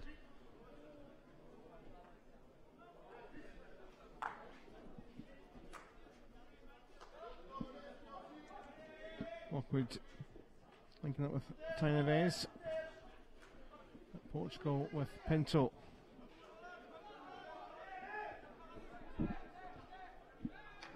of a twist and a turn, and a bit of fortune there for Jose Santos.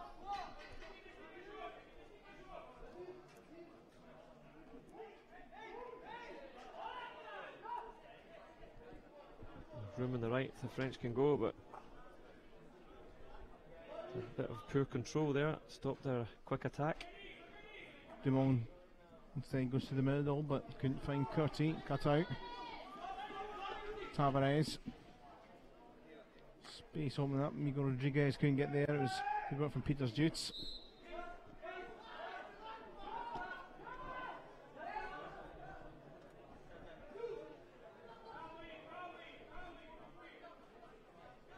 Turn from Dumont. The green card has been shown now, and he just noticed Ivo Moreira.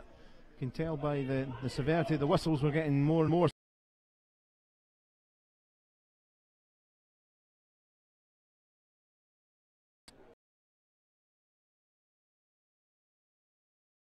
The card was up in his face. He knew what he was doing.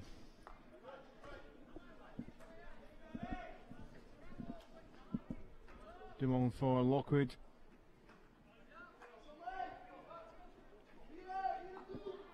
Curti. Forget is in. Scrambling, it's going to be an easy one. A second, Francois Goyer coming in with the magic headband and magic touch to put it in, and it is number 2. It's a goal for the youngsters to be watching at home. No dribbling, 1-2 touch hockey, pass, deflect, move off the ball. There we go, great goal, very, very simple. With the Portuguese coming back to defend so deep, the French are then going up so high. They've got 3 players around the goalkeeper there, so they're going to pick up scraps all the time, and the Portuguese can't let these guys be unmarked. If they do, it's going to be goals, goals, goals. Francois Goy plays with Saint-Germain for his club side, and has helped his French team here make it 2-0, but maybe a little loose if Portugal can pick it up. Michel Ferrer couldn't though.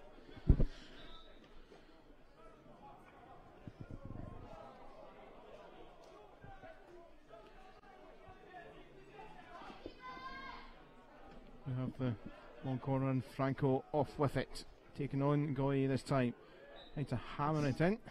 All the skills from Franco. Knew what he was doing. He's looking to be quite positive and not just pass backwards. He looks to go and create something, which is nice to see. Ventosa to try and play in, that looked a little bit quick and rushed. And back by Pinheiro. Goy coming away with it.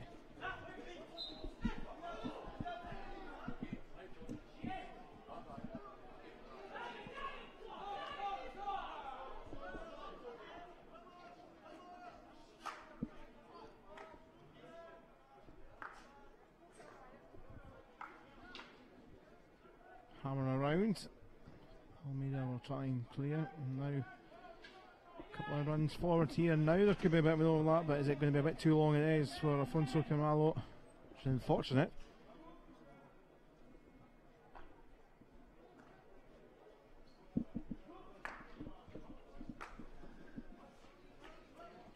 Lockwood for Van Straten, who scored the opening goal. Euro is disrupting that. Back it comes for Lockwood. Good decision. Van Straten, space opening up, continuing on. Bounce up off a leg. Yep, Jimmy Hooper linking up with his other official there in Thomas Solik, and it will be a penalty corner. It was a good decision by Lockwood. They looked to get the ball out. He got that ball in the 23, looked to go back round, but there's a Portuguese player there, so he had the composure just to hang on to it for a wee second, put it back into the D, and lovely bit of skill. Short corner was awarded.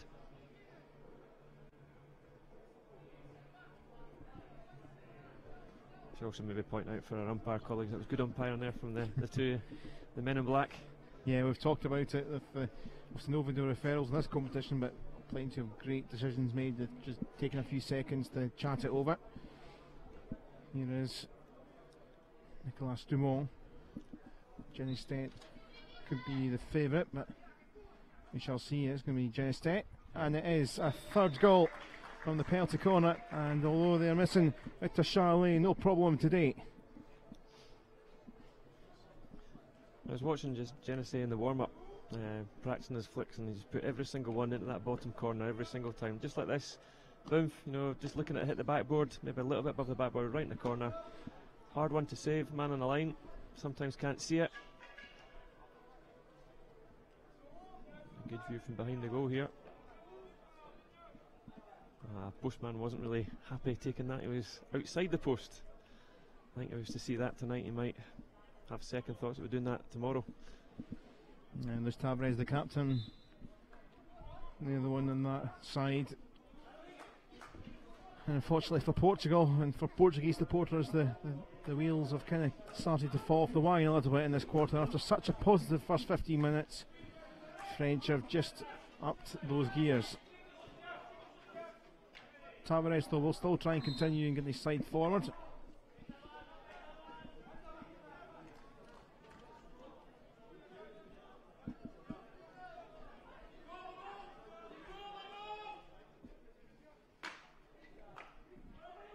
Have a hit and hope, which only finds Lockwood.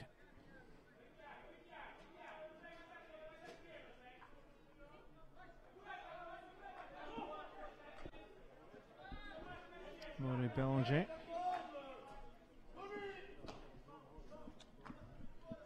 Peters Jutes up to Lockwood again on the different channel this time. Lovely ball for Martin Bresak. His support coming in. Martin Bresak gets it back. And it's just about clear away. Coming out for Carlos Almeida, and further up it goes. Back only to Lockwood. Now Dumont. Belanger to the left here. Space on that once more off the leg, but it's no other way.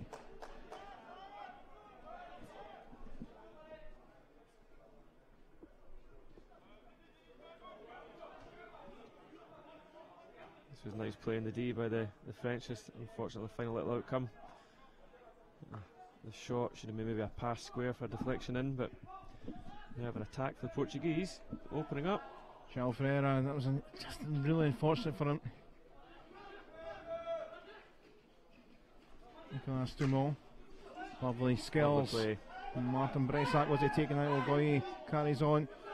Left for Ginny Steff for number 4. Is there going to be a slide in? Yeah, it's going to be another one. And they're racking up the goals. Time's going to stop here. There's going to be a card in the middle of all this. And it's all falling apart a little bit here for the Portuguese. Well, this goal here is very similar to their second goal. You know, just simple passing.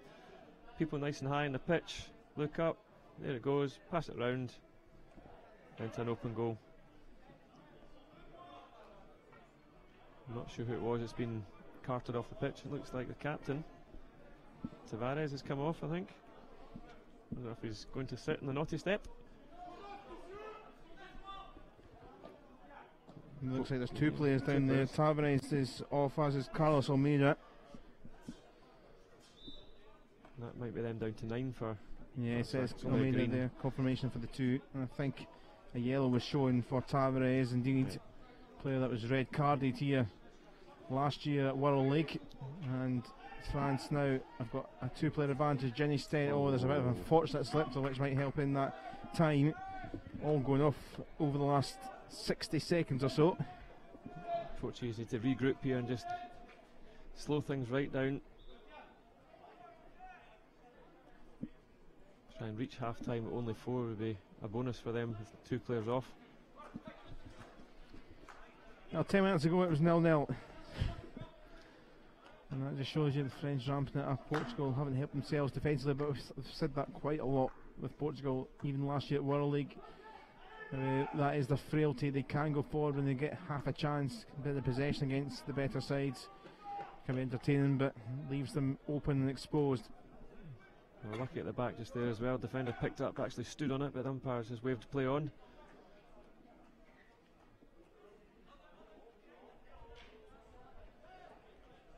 Lockwood losing the ball on his stick. It's a nice run here from David Franco. Belanger getting the stick in and no advantage coming. Portuguese bench are determined that Belanger will be sent off for that challenge after 2 of their guys have been sent off, but umpires having none of it.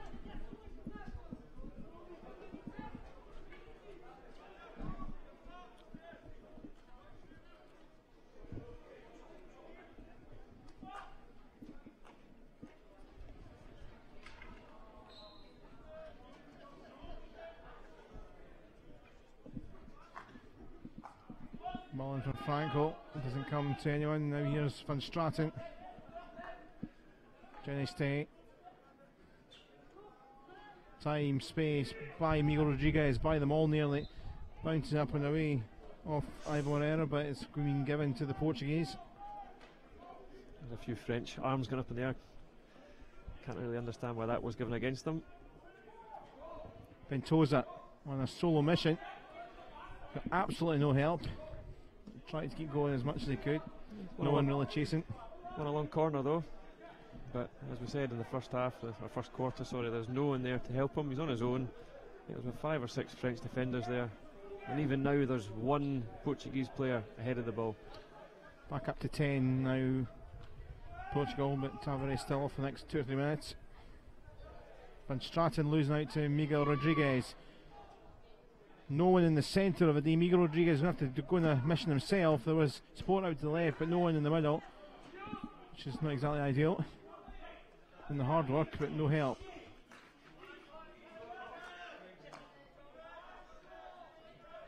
Nonchalant little flick there. It was from Goye while just gently running off the field for a sub.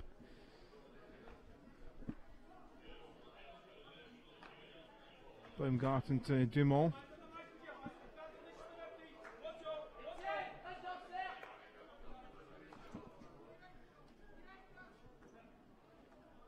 Ball across to the D again. Taineves, oh, he's mishit it. And Portugal will get the ball back as it's a complete swipe. Taineves, incidentally, it's taken the officials a good few minutes, like ourselves, to figure out who actually got the tap in for the 4th goal. Was Etienne Taineves, who scored against Ukraine, the 18-year-old. So it took us a little while, but it was him with the final touch for number 4 and almost got himself a second. Forges down the channel for Lockwood. Again, it's excellent.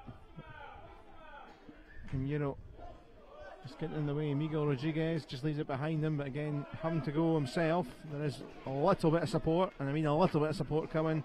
Does come off the. Look like came off the foot of Forges, but gets it back. Good calm defending. Minute to go. Belanger to Baumgarten. France may be looking for a 5th. Miguel Rodriguez, though, such a good play for this Portuguese side. Pedro Pinto making a huge run through the middle. It comes up and skiffs up. It's going to run away from Pinto.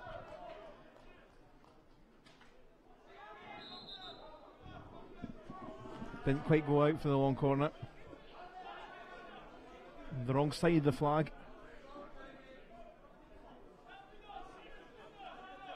It's a slow walk from Pedro Pinto, trying to eat it down a few more seconds. I think he was itching to take that fast himself. And it goes, Dumont will clear. Jean-Laurent Kieffer. Run being made by Roger, but to the right here is Baumgarten. Numbers on the left for France. Curti. And it goes. It didn't quite fall for Kieffer, who was making another run forward.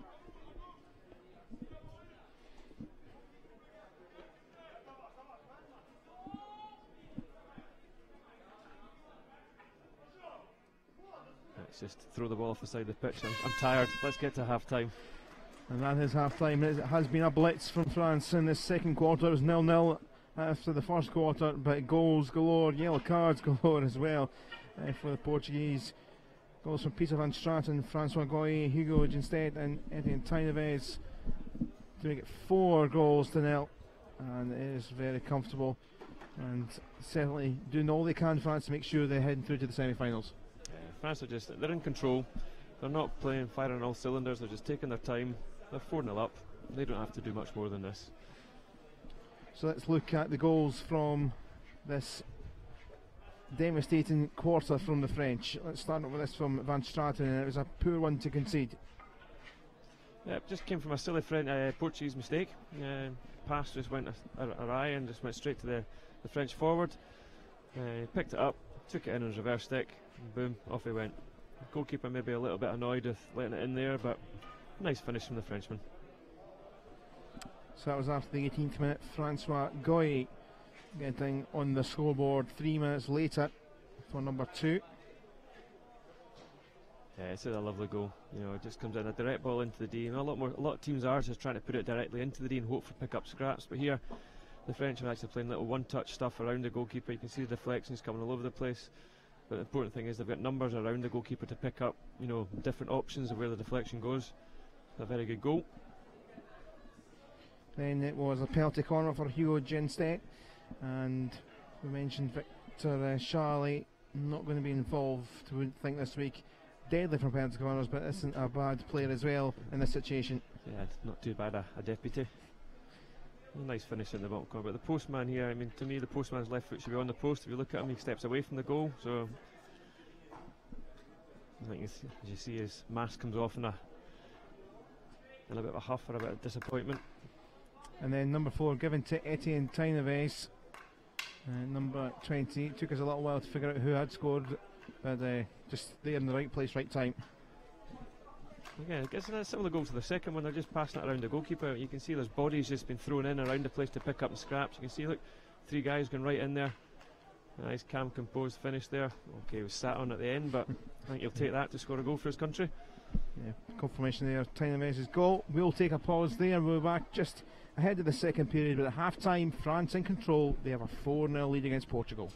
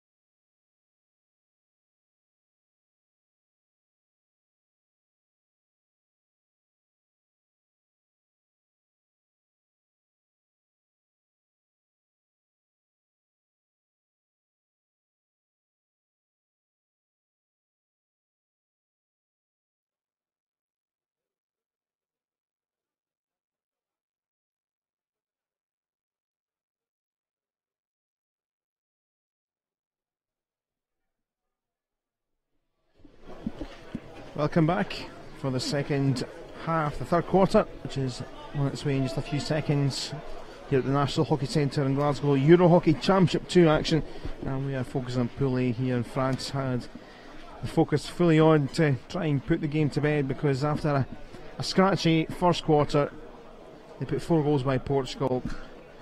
In that second quarter, Van Straten, Goy, Janiste and Taineves with it. And we are set to go for this third quarter. Graham Dunlop, former Scotland and GB player, alongside myself, Callum Patterson, in the commentary box, and we're underway. And Graham, I think, unfortunately, you kind of fear that it could be one-way traffic this third and fourth quarter. Yeah, I think it probably will be. Although, having said that, I said at the start of this, the French don't need to score goals to win it, they just need to win the game. So in some ways there's no point in coming out and tiring their legs out. I know there's a rest day tomorrow, but I don't foresee Portugal coming and causing them any problems. But it would be nice to see Portugal come out and maybe get a goal or two and just make a little statement. They've had a few chances, but they've not created anything really, really dangerous. Geront and forward away from Baumgarten for France, trying to start off as they finish the second quarter. Well, there has been talk at certain points on both sides of the draw will be whether you're trying to stay up or go up, that if certain games have been won or what have you, maybe certain teams don't want to show any more cards for any opposition watching on, because if they might play a semi-final or relegation crossovers, they don't want to show all their maybe penalty corner hands or certain moves. And these days all these teams they've got videos of every team playing, countless number of times and different styles, all this sort of thing. So there'll be some things they'll keep hidden, but most teams know pretty much most things about each other.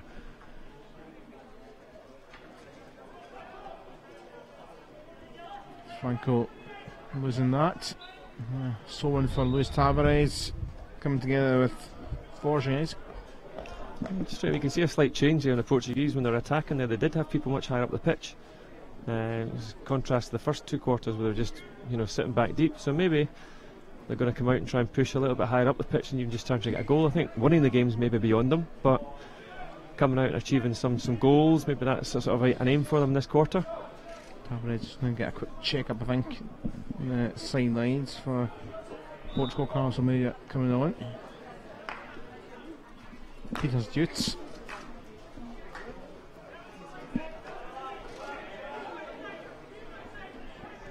Baumgarten to Dumont. Here is Dumont again. Peters Dutz down that channel. Good flick back from Deront. Impressed with the guy Dumont, the French centre back, playing really well. Simple but strong, effective. Curti, Peters Dutz, Deront. Peters Dutz back, patience from France. Baumgartner across. Dumont. This time it is loose, and this time the Portuguese come away with it. Jose Santos needs some help. Pedro Pinto behind. Can it stay alive from it? Does for now. Moreira. Franco. As we did take a little nick. Another man down on the far side.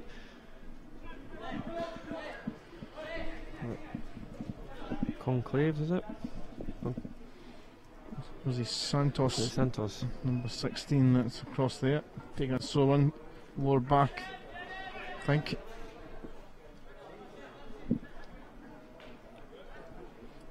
Going for the magic sponge for him. I'm staying on. I'm not coming off. Brave with the scoreline.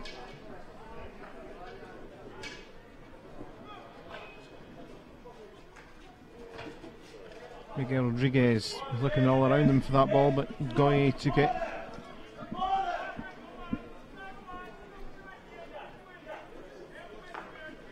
Dumont for Peters Dutz.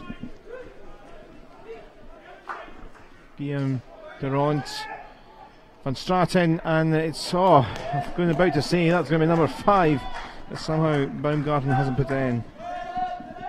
Trying to see the replay here. There's certainly options on the left side. No, he's gone for glory himself. There was a simple tap to the left and an open goal. Tap to the stick. He was annoyed with the stick. Stick's fault.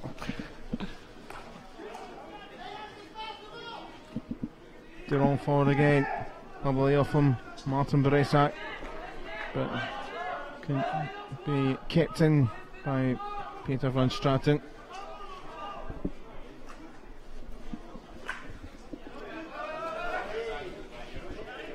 So the Scotland guys just coming into St Taylor, just arriving into the ground, watching on as the rivals in the group, France, who they defeated in match day 1, are comfortable here. A nice tackle. Baumgarten losing it. Shell Ferreira going forward, but couldn't keep the ball with him. And here's Lockwood, Goye, Dumont.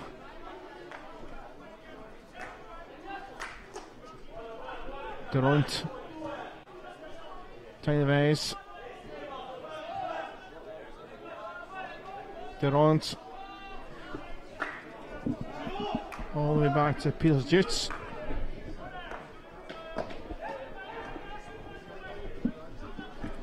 And it's just frustrating for Portugal. Give the ball away. Tavares does that, but it's all a bit scrappy. Portuguese have got to make more of the ball when they have it. They're just getting it and then turning it over, and they're going to end up getting really tired that way. Taineves support, looking to get back. Taineves doesn't quite do so from Kiefer.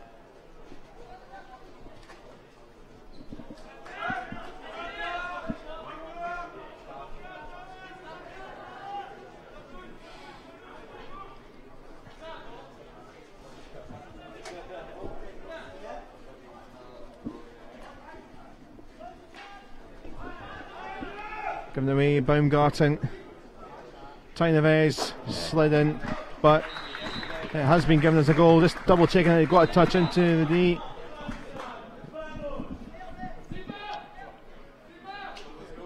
And Jamie Hooper having another conversation with the Portuguese skipper Tavares. Let's look at this goal, though. Yeah, it looks fine to me. And that should go down then to Jean-Laurent Kiefer, who we thought got one last night to make it 5-0, so I don't want to jinx him, but I think initially the Portuguese were looking for a foul and they scooped the ball to one of their teammates, and the French weren't 5 from the pickup, so they're complaining about that, which, is fair enough. But at this level you can't stand about and complain, because the game just flows. If you stand and complain, as we see, the other team will take advantage of it, and France get their 5th. yeah, we thought Kiefer got the 5th goal when the ball was fired in. He was on the line, but never actually touched him. Actually, through a couple of 3 replays, eventually deduced that it came off the keeper, so it went to Curti. But he has got this one tonight, and he has got the 5th here. But here is Miguel Rodriguez trying to steal it, but here comes Goye now, and more space opening up. Jenny now. Kiefer coming in. Hammer by Goye, and let's hammer away. Defender, I think, got a stick onto that. Now for a long corner.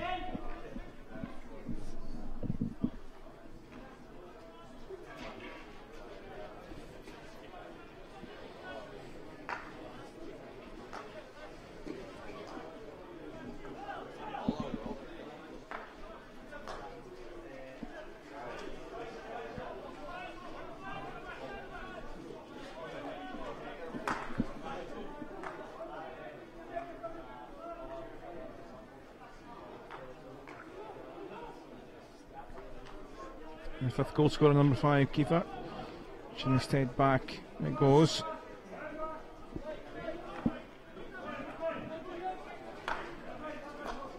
Borges for Curti. The flag of Riviero, I think, but France, it's all scrappy and around. Bélanger. Taineves, Bélanger. Yeah, as we said earlier on, if the Portuguese are winning the ball in defence, but then they're just immediately turning it back over, and they're not getting a chance to organise and regroup, and it's just time and time again the French are coming back at them and coming back at them. It's getting a little bit scrappy.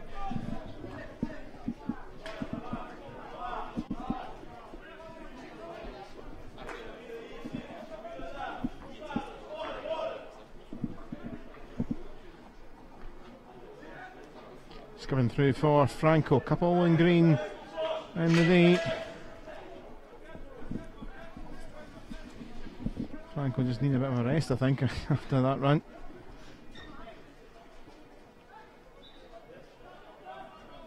We've got it back again. There's a wee push in the back there, so we've got a chance to create something. Evan Moreira.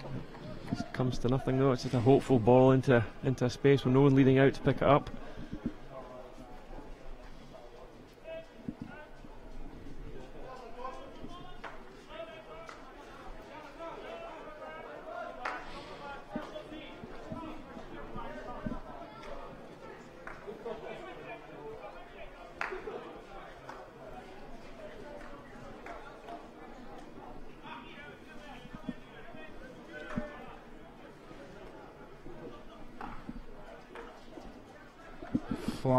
Flew forward and with pace. That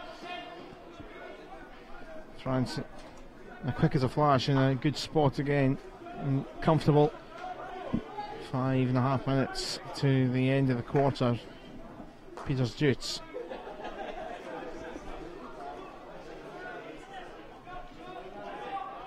Came across to no one in white. There was a attempted break on the goal. Moreira. Come off a French foot.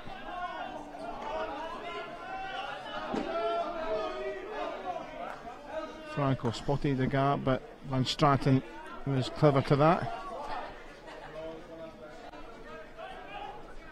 Portugal struggling to keep any sort of passes together. And Goye to Van Straten. Lovely ball again. Goye has got his back. He's been terrific today.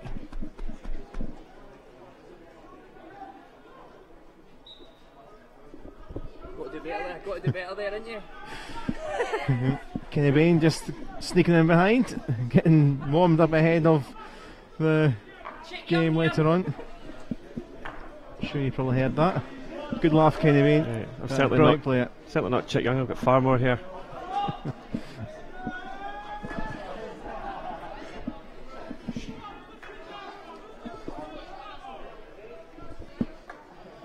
France are just sitting their left back and right back right up the pitch to try and create more room in it, and doing that they push out the midfielders and the forwards right up nice and high.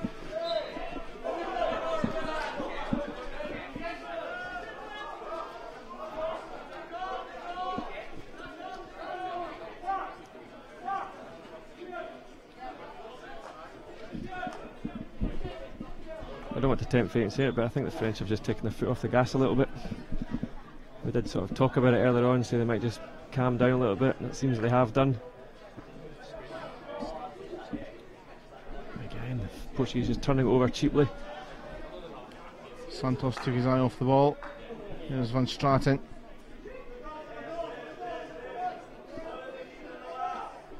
Lockwood. Janiste kicked away by the keeper. And that will be another chance here, possibly, for the French side. A bit of confusion, just a bit of a double check from the umpires. I'm sure just Janese will fancy his chances after the one in the first half.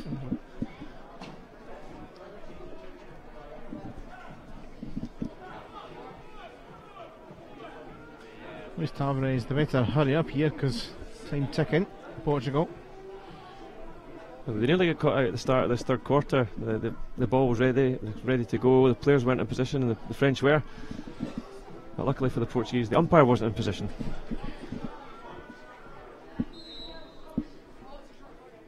So penalty corner for France. It's going to be Janiste, and it is another goal. And lethal from him, a couple from penalty corners. And number 6 just adding another goal for the glossy scoreboard. Not sure the goalkeeper will want to see this one again. Out to the castle on the right as you look at the goal.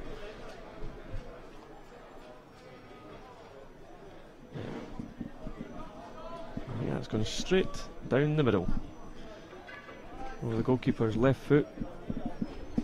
Not one for his memory bank. I think you want to forget that one quite quickly. Andrew Ramirez, I actually thought by the way the exchanges were at half time they might switch the keeper around, but they stick around with the same as they did against Scotland. They had a switch around in the half time of the Scotland game. Franco, as a player, still is trying to deliver something. Unfortunate with the slip, a couple of slips in the D, might have actually wriggled through fortuitously, but 2 slips in the goal and stopping Portugal's late afternoon.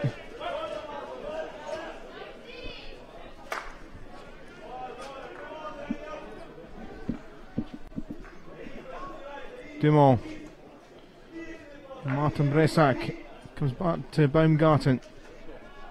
Space for Belanger to the right of the D, but comes back. Oh yeah, Peters Jutes, just a bit too much venom in that. We expect that at this level that ball should be picked up. It's a poor missed trap from the French.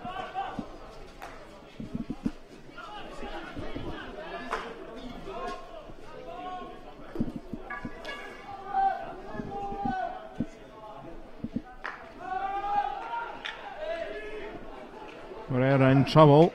3, 4, 5, 6, 7 goals at it from the French players, it felt like. Martin Bresac couldn't get it, but Dumont did. Here's Baumgarten. Back it goes. For the long corner.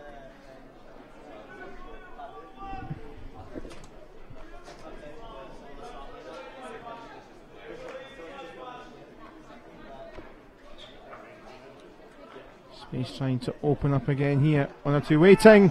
Oh, and goodness me. Put that down as a chance. They won a corner, but the umpire played good advantage. It's going to cross the goal there, and maybe the French attacker should have got in front of his defender to maybe tap that in, but just wasn't to be in that occasion. Simon Martin Bresac took a little sore one, but back up and running. Number 8 is back. There he is there trying to harry. Moreira is backwards for Coda.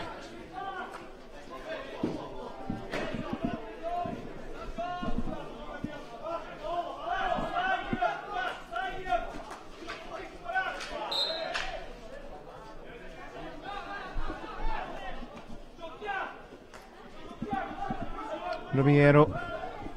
Now 30 seconds of the quarter. Now it goes to Daniel Rodriguez. Again, just swept away from his grasp. A lovely pass down the line first time. Martin Bresac. They have the urge. They might have a chance in the final few seconds. Up long it goes. Kiefer waiting in the middle here. Cut back. Oh, and Martin Bresac, big chance. Good save by the goalkeeper, out to put that under pressure. There is the hooter. So 6-0 now the scoreline. And just a couple there of goals to gently add to the tally. Jean-Laurent Kiefer with the 5th, and Hugo Geniste with another one from a penalty corner. And that is the state of play at the end of quarter 3. So let's look back then at the couple of goals from this quarter. One from the penalty corner, but this one first of all from open play, and Kiefer got the touch to put it in. Yeah, simple deflection, just round about the penalty spot. Person put it into D, he was aiming to the back post as he should do. Easy deflection. And the second one, the corner.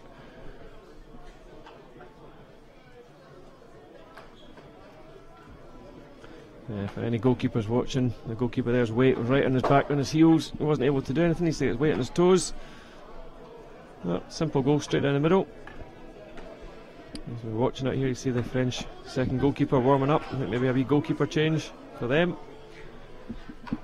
It would be nice to see, to make sure that everyone's happy in the squad, but just look at the two scorers there. Obviously, Johnny Stay with the caps. He's got 123rd cap today for someone that is only 25. But even Jean-Laurent Kiefer is 22 years of age and it's now broken the 75 cap barrier. It's actually cap 76 for him today. A remarkable stats. We have touched on this week that a lot of this side under Gail Fuller played at the Junior World Cup in 2013, and some extraordinary stats for some players barely in their 20s and some in their mid-20s, well over 100 caps.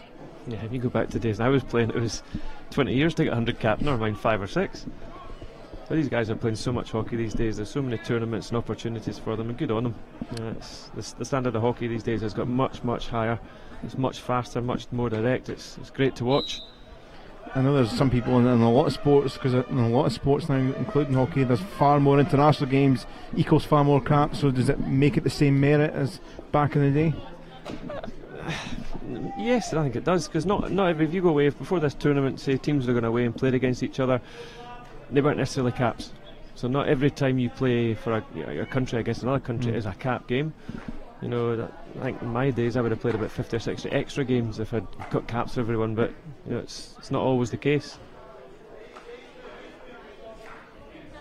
Your top players in the world, I think guys in Barry Middleton and England and Great Britain captain, has probably got about 400 caps now.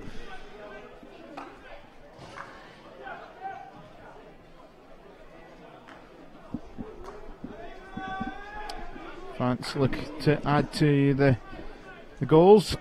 They've got 6 and they've got 40 minutes left in this final quarter, and then we do have Scotland against Ukraine at 6:30. Goes to Belanger. Space in the channel for Durant. No one there in Whitefield just to tap in.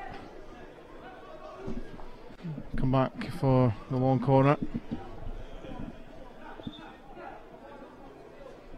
Yeah, just nobody around, sort of in front of behind the goalie there to even get a wee open goal tap in. In fact, in the end, it's actually came back to Portugal. I thought it took a touch of Joe Code.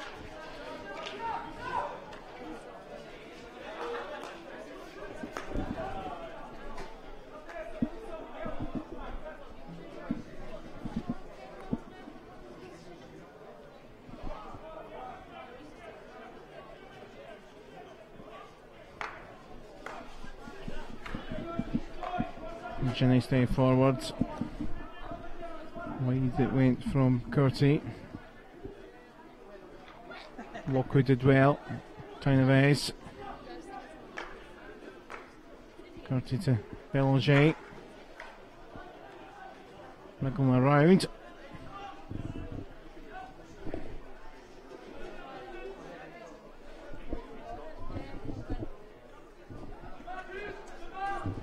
The toes are stuck in that corner. Trying to lift it up and try and launch away, but all in the tight spot, but taking it off the leg. Lucky to get away with that maybe, but I think it's interesting watching some teams play in that situation there. Some teams don't tackle. Some teams just want to go straight and get it back. There's different tactics that are played in that now. Incidentally, for France, during the end of the third quarter, the French have changed their goalkeeper, and Corentin Saunier is on for cap 23, and France looking for goal number 7. Tynevez frustrated. Interesting goalkeeping, but nice agility. Ended up sitting on it, quickly got up and swashed it away. Goy. Derontin.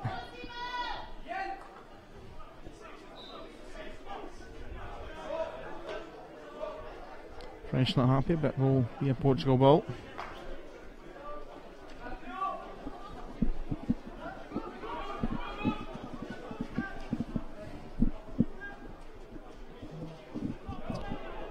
That was coming straight out of what Son was left, straight to the right back there. Daniel Rodriguez couldn't get it, and now France again very cheaply and quickly back with the ball.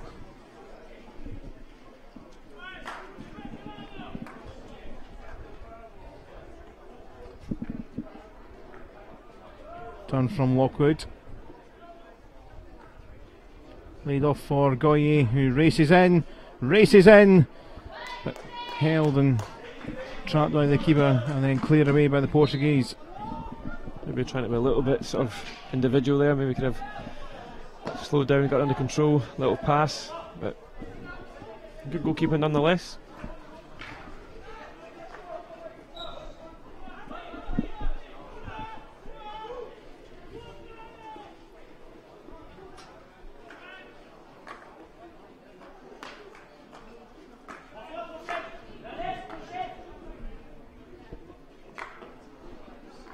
Bélanger to Dumont.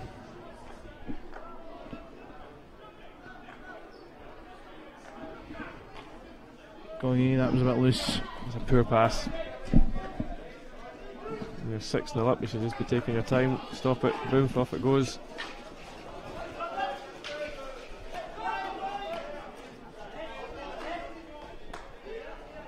Don't know if that's the coaches, he's summoned them off straight away after that bad pass.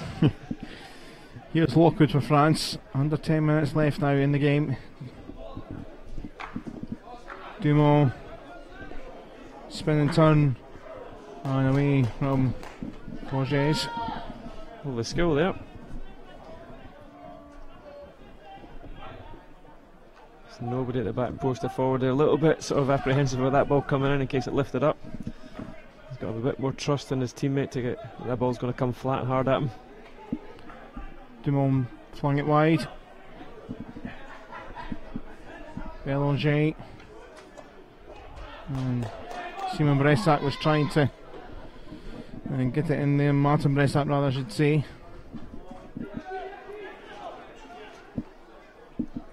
Tynevez.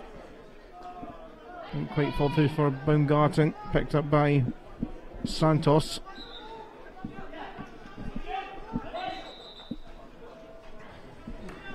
Umpire claiming that wasn't right on the spot, maybe 2 metres away. In the grand scheme of things, maybe they could have just let that go.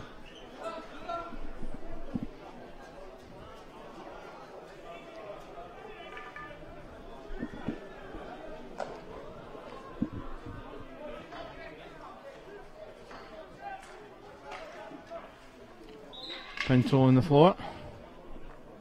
Portugal with the free hit. Trying to win the ball back with an arm in the air, protesting. That's some move there. Some routine from Curtsy, but France have it. Deront, Van Straten. Felt like an eternity ago since he scored the opener. Deront and Franco. Not giving up there at all. Dumont, that's a poor pass. João Ferreira taking that.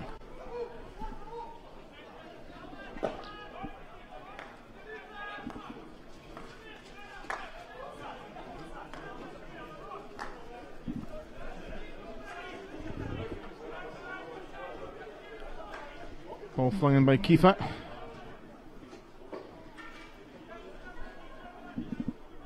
Left and Lockwood will take from the other side.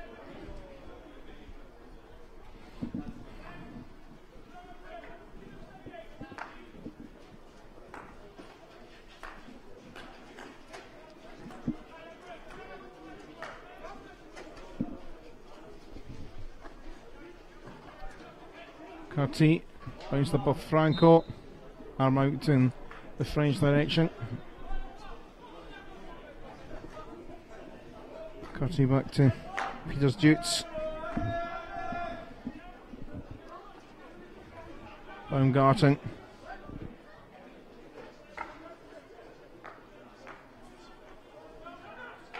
Baumgarten flies up off a stick. Very calm, very processional now, a little bit in the game. French just canny with the ball. French skipper back on.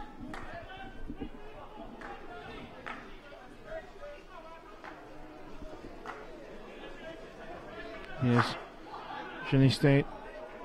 Baumgarten, what's wriggled through, off the keeper. Martin Bressac, and away by. So the chances for the French are coming fast and furious at them, but they're just not taking anything. Maybe a little bit fortunate here, you know. straight off the Portuguese foot, but umpire again, good advantage, just not able to take it.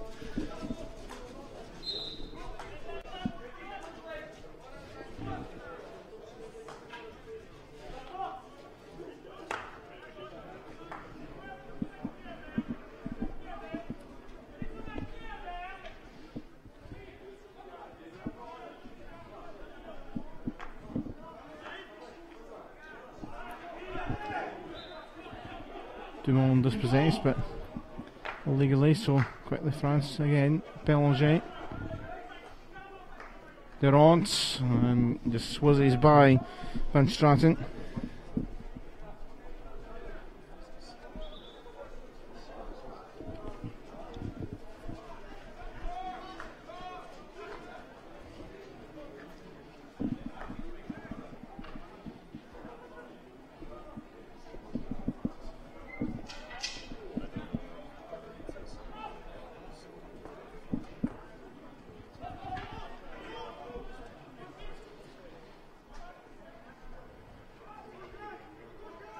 Tavares having to work out and play out from the back. That's a nice bit of skill there from. Oh, Going to be a card here for Dumont. See what he was trying to do there. Come and sit in the naughty corner, Mr. Dumont. It's nice skill there from the Portuguese captain. Don't know what he was protesting about. Not taking the quickest run off, which means the clock doesn't start yet for him. He's got a wry smile on his face as he walked off there. I know. France again thought, stolen it, Rogier back.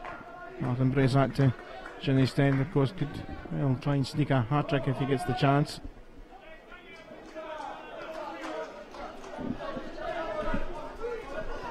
Ribeiro tries to break away.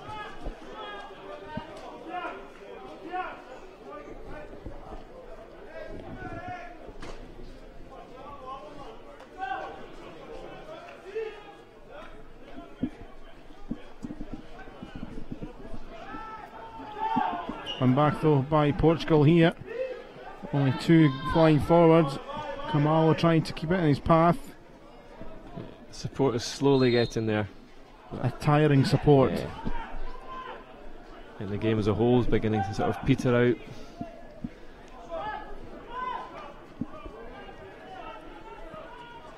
The dynamic nature of it is sort of gone, it's slowed down.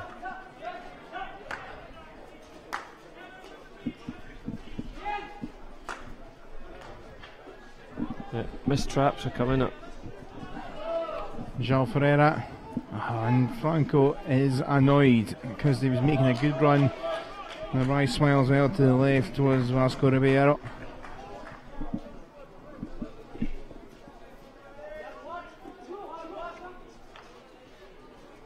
The French have got two up here. Simon Martin Bressat, back it comes. Borges with it. Goy.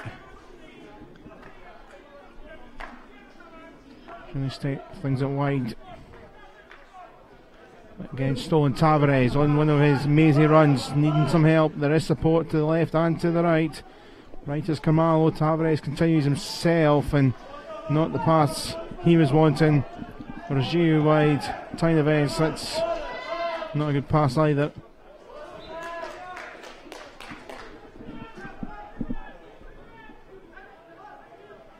Game's just becoming what we've talked about here as being a ding-dong battle, end to end.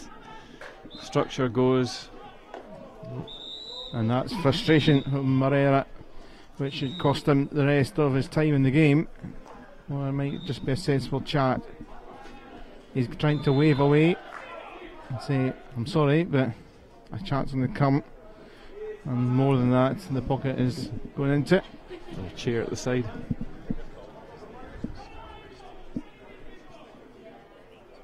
If he's got any sense, he just goes to the umpire, says sorry, accepts it.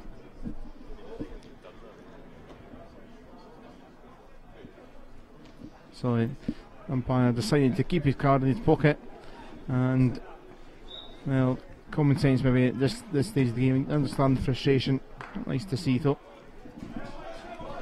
It's been a really wayward last few minutes of this game. concentration has been switched off from the French, and the Portuguese are just dead on their feet when it looks at it. It'd been nice to see a wee goal from the Portuguese. Finish off on a high in the group stages. Martin Bresak though. Space Overlap left, to the right, left. centre. Forges, and they can't get it, but taken down there, Martin Bresak in a penalty stroke. And the big chance for number 7 and Ginny Stein might think about the hat-trick. He is, you're right there. He's grabbed the ball. My ball, I'm captain.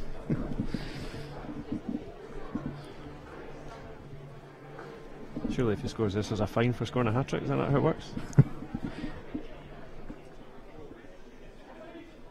I've seen Carson for Wales get 4. One or two high scoring performances, but Ginny Stein for the hat-trick. There it is, number 7. And just glosses off the day for them, and they've done everything they can to get themselves a second group win. Simple penalty in the bottom corner. The Portuguese heads are right down dejected, but they've worked hard, they've done well. France are ranked, what, 14th, 15th in the world? 17th. Portuguese 43rd. You know, there's a massive gulf in the rankings, so 7-0 isn't a thumping. And they've given everything. And they have given everything. Yes, and there we go. Franco, he has been deserving of a goal. Everyone's applauding. Whatever colour in the shirt or cap or whatever flag they've brought, a great moment, and Portugal continue the run of goals in these games. Just route one, here he goes. He's just got a bit of purpose about what he does. Takes it in. High past the goalkeeper. The goalkeeper probably hasn't had anything to do. He's a bit cold, but still, well finished. Deservedly for Franco. He's worked hard, played well. Certainly the Portuguese, probably the best player. And his 65th cap for Portugal. In the 60th minute, it is a goal and something to take away from the game for Franco.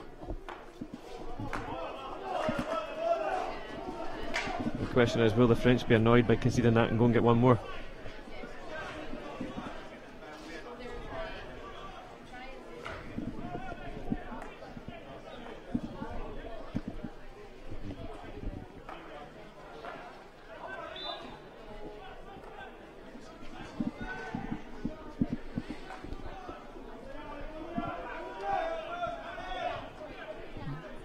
Going to Bellinger, Bellinger, Chocoda and Tavares down right on the baseline, trying to squirm away. And Tavares done well initially. Bellinger hammers it. Keeper comes out, still alive for Lockwood. There it goes, and that will do. And the win for France, 7-1. A lovely moment at the end for the Portuguese and David Franco to get something for the side that are the lowest ranked team here at France. It was the second quarter, 4 goals in that period. Van Straten, Goy, Jenestein, Taineves, Kiefer then made it 5, and then Jenestein with a couple of goals including a stroke to put 7 on the board, and then David Franco with a wonderful solo goal to get 1 right at the end in the final minute. So a lot of goals to review. And let's have a look at the action. Let's flung way back to the start. This felt like an age ago, and it was a poor goal to concede, but taken by Van Straten, and that opened things up in the 18th minute. Well, it's a real shame because the first quarter the Portuguese had worked hard, they kept it to 0-0, done really well. There's one sloppy little mistake, and at this level one mistake can equal a goal quite simply.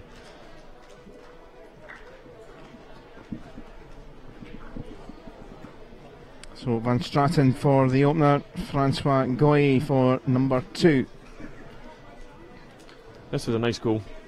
One touch, found the goalkeeper, open goal.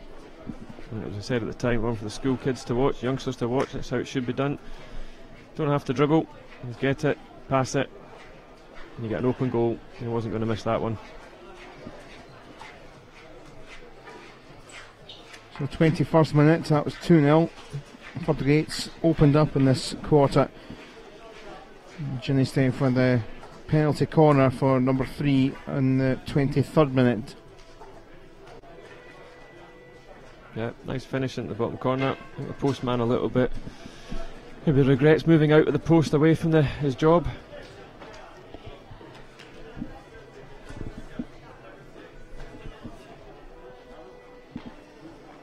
Taveray just kind of ducked to the side, didn't he? His mask goes down in disgust. Then this came another goal. Etienne Taveray with it, scrambling in at the back post. You can see the effort though from the French forwards to get in and around the goalkeeper, looking for deflections.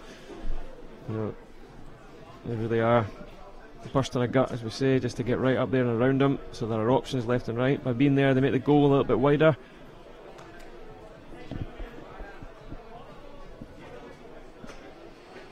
So that was that goal there for number 4. Just get my abacus in order to remember what is all happening. Let's go into the third quarter.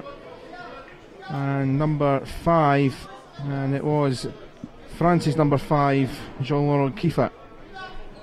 Nice deflection at the back post, and they got a corner quite quickly after. And Junistay once again scoring. Straight down the middle, goalkeeper off balance. And then right in the final couple of minutes, 2 further goals, one for France, Junistay securing his hat-trick, and then this lovely moment for everyone who is applauding this goal. Young Franco waltzed into the D and just flicked it high, nonchalantly over the goalkeeper into the corner. So 7-1 it finished. And once again there is confirmation. So game 3 is done and dusted, and one final game of this group phase to go in this pool, Scotland against Ukraine. Just before we let you go, Graham, what do you think will happen in this last game? I think it'll be quite tight. Traditionally these games between Scotland and Ukraine always have been tight, but I think Scotland will have too much for them. You know, similar to the last game, Scotland don't need to go out and win this by 10 goals. A win's a win, so they'll go out, they'll do what they have to do, and they'll get themselves charged up, ready for the semi-final, which I think if they win this tonight or draw will be against Russia. So hope for a Scotland win, I think that's what will happen. Okay, thank you very much, Graham. We will hear from you in the final on Saturday, so hear from you then. Thanks very much. Thank you. And we will be back ahead of the game at 6:30. Scotland against Ukraine. That is the final game of Pool A and of the group phase. Do join us then. But the final score from this one: France 7, Portugal 1.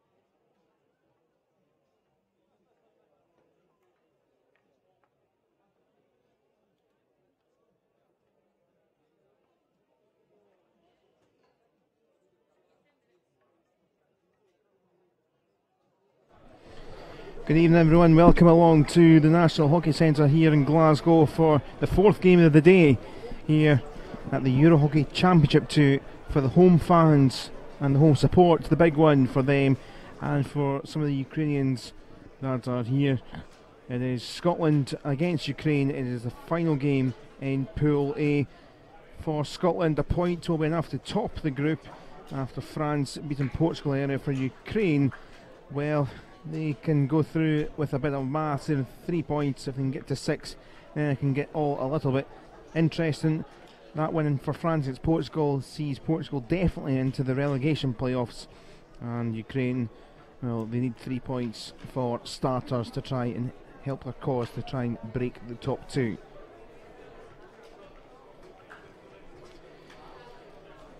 So let's have a little look at the other group as well. This was the games from earlier today. Wales and Russia drew, which cemented both their places in the semi-final of the competition, which meant when the Czech Republic played Switzerland after, they knew that they couldn't get through, but a win in the end over the Swiss, a 2-1 win, was enough for them to get the job done, and 4 points, they will finish third in that group. Well, let's get straight to the sides then, and for Scotland, well, it has been great stuff from them so far. Wins over France and also Portugal. Lee Morton had a terrific game against Portugal last night. Goals at the start and at the very end. It really was a terrific performance. Kenny Bain continued his goal scoring with another goal against Portugal. Alan Forsyth scored a hat-trick as well, and Tommy Alexander's had a terrific tournament so far also, with some great saves, particularly in the first game against the French.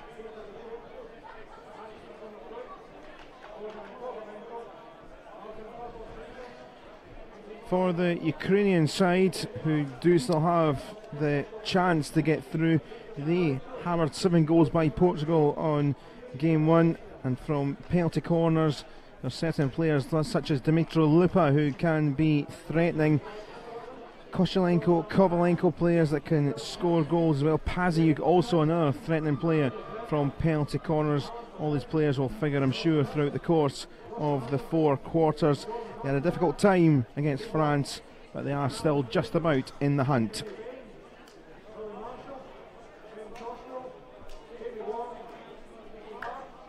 And the officials there, as you can see on screen. Anton Kochin from Russia and Eduardo Lozana from Spain, who's about to get presented with a little souvenir. His 100th game as an international umpire.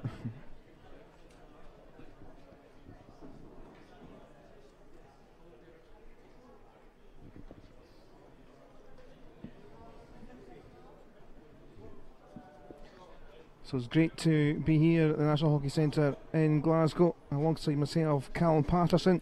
In the commentary box here is Mark Fulton, the president of Kelburn, ex-Scotland player. And before that, we've got a couple of presentations. Now, a big moment here for Scotland's Chris Grassick, captain's armband. 120th international cap, but crucially it's his 100th for Scotland. It's a 20 for GB, and David Forsyth there. Derek Forsyth, rather, I should say, given the little souvenir across. Quick hold of the souvenir and back into line. There's also a good word here for Eduardo Lozana, the Spanish umpire. I think he's a bit surprised about this, actually.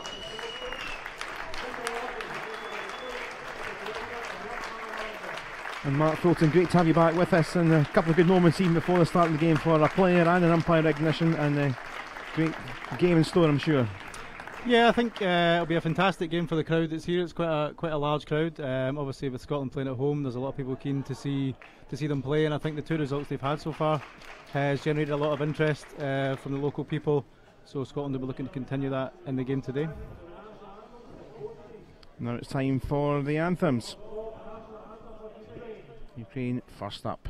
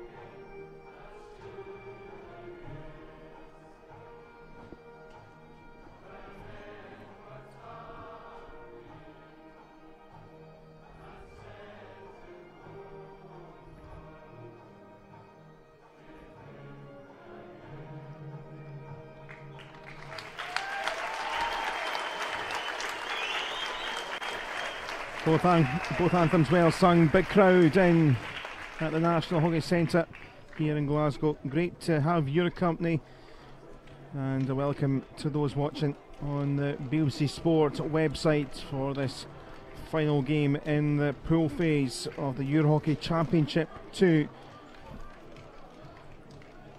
And it's not quite, straightforward. Ukraine might have one or two permutations if they can try and steep themselves a lead and some goals. Scotland, though, with their 2 wins. France, the other perceived big team in this group, certainly one of the other favourites. We all expected Scotland and France. Certainly many people thought Scotland and France would be the 2 teams to get out of this pool. France comfortably defeated Ukraine. So Scotland, what's the team talk? What's the chat ahead of the game here? Just to take it steady and try and see if you can pick Ukraine off later on. Yeah, I think it'll be very much take each game as it comes, and they can't be looking too far ahead to the semi-final. They've got to take care of business against Ukraine here. I think they've got to be patient. I think there's a lot of talented players in the Scotland team who can cause Ukraine problems. However, if Scotland are complacent or relax too much, then equally so there's a number of players in the Ukrainian team who could cause Scotland some problems as well. It's been a lovely day here in Glasgow, and still plenty of blue skies around into the evening. And the big pep talk from both captains from both sides. Certainly looks like, well, both sides certainly look up for it for different reasons. Scotland need to try and just get over the line. Ukraine need to see if they can, at least at the start, try and pick up a goal. Try and pick up any advantage they can, and then they might need to go and build on that, score a few more. I think in the case of the Scotland team, there's a real determination to if you like, finish the job this year. In a number of occasions in the past, they've been very close to qualifying for the A division, and this year amongst the group, there's a real determination to make sure that they not only get to the semi-final, they win the semi-final, but also go on to win the tournament. Well, Scotland going from left to right in the blue and white kit to get us going. I'll reiterate again about the great crowd that is in here. Predominantly Scottish, of course, but there is 1 or 2 Ukrainians around, and a few neutrals as well. Plenty of the Portuguese team that have just played earlier watching on as well.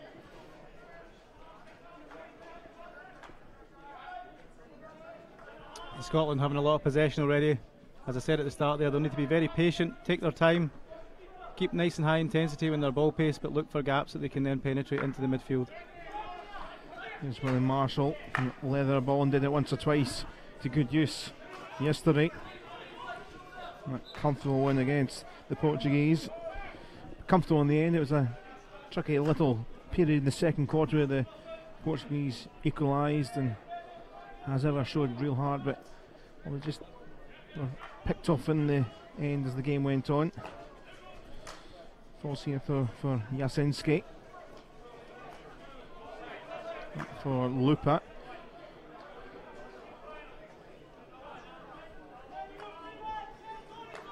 Scotland not looking to put a lot of pressure on at the moment. Again, quite happy to let Ukraine distribute. Odin Kovalenko couldn't quite keep it in, but it does come back for his side.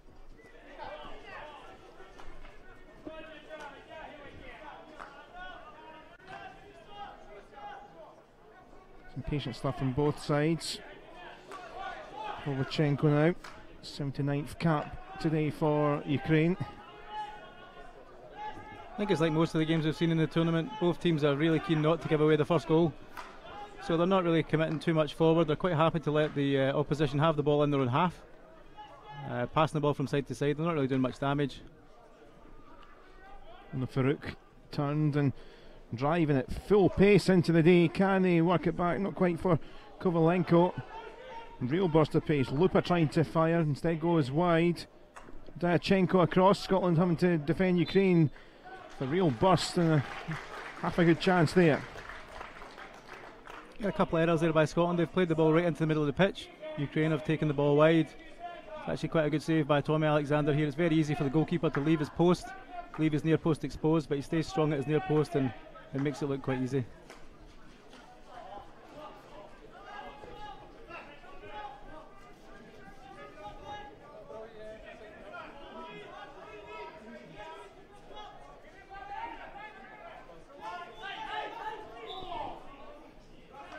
Scotland may be a little bit nervous. I mean, there is a little bit of pressure and expectation, I suppose, with our previous results.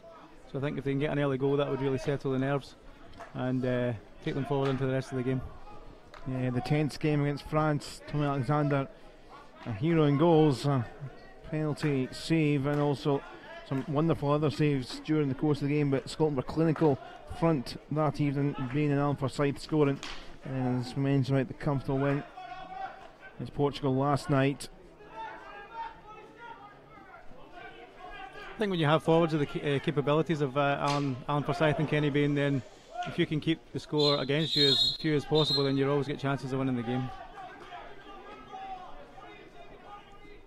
The winners of this group will play Russia.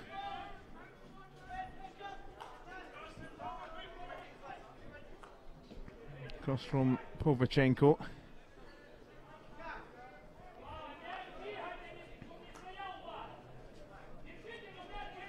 And Scotland very deep, everyone in their own half. They were pushing maybe one or two players just a little bit higher. Povachenko forward once more. Bodin Kovalenko. I think the idea behind Scotland sitting quite deep is that they don't feel that Ukraine are very good at distributing the ball from the back. So that's why they're quite happy to let them try and play the ball into the midfield. And then as soon as it gets in there, they'll try and capitalise on any mistake. Not quite falling kindly for Fraser.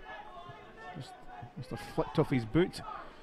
So yeah, returns to Ukraine. Well, both these sides are fairly close together in the world rankings. Scotland 23rd, Ukraine 25th. Scotland have had some rise with running the World League to the semi-finals. It's caught everyone by surprise in the hockey world, but a great year. They were 28th this time last year when they were kicking off World League 1 at the start of September. So they have had a sensational 11-12 months. Comes down here for Jasinski once more, trying to find Povachenko. Didn't quite happen. Early rest for Alan Forsyth as Lee Morton goes on. Started off a great game for Morton yesterday, 30 seconds in scoring, and then finishing the game off in the last minute with another goal. You'll see lots of quick rotations, players going on and off the pitch at every opportunity.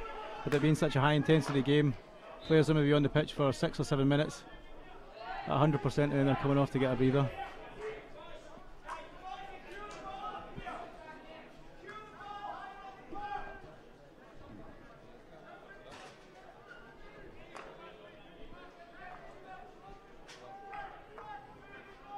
One back there, Lee Morton, oh, not quite, just a little bit slack the pass from Dimitri Lupa. When it comes back to him. Two at the back there, Lupa and Paziuk, the two real dangers if they do get penalty corners. Ukraine scored both of them from those sorts of situations in the opening two games. That is really one of the dangers at this level, is that, you know, there can be a lot of hockey played in the middle of the pitch, and very quickly if you win a short corner, then you can either score or concede depending on what happens. Scotland look to bounce on quickly here. Nice play from Cosgrove initially, Morton in there on the edge of the D, but Ukraine win it back.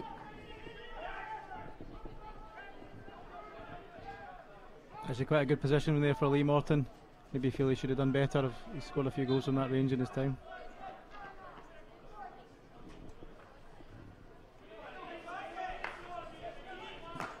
Bain, that was exquisite. Wonderful from Riddle, trying to link it back up, away by the baseline. Nothing coming from it from a Scottish perspective. Ukraine defend that reasonably well. You can see the benefit there from David Forsyth playing the ball with high intensity. Makes it really easy for Kenny Bain there just to deflect it down the line. If you can get the ball moving at that pace, then it makes it much easier for the people arriving onto the ball.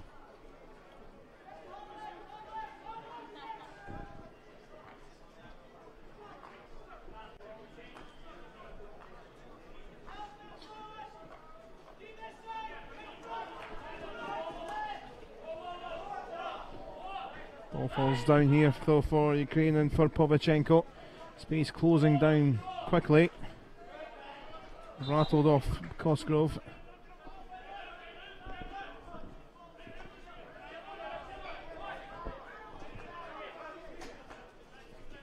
Holland forcing Ukraine back, but I think they'll be quite happy to keep possession.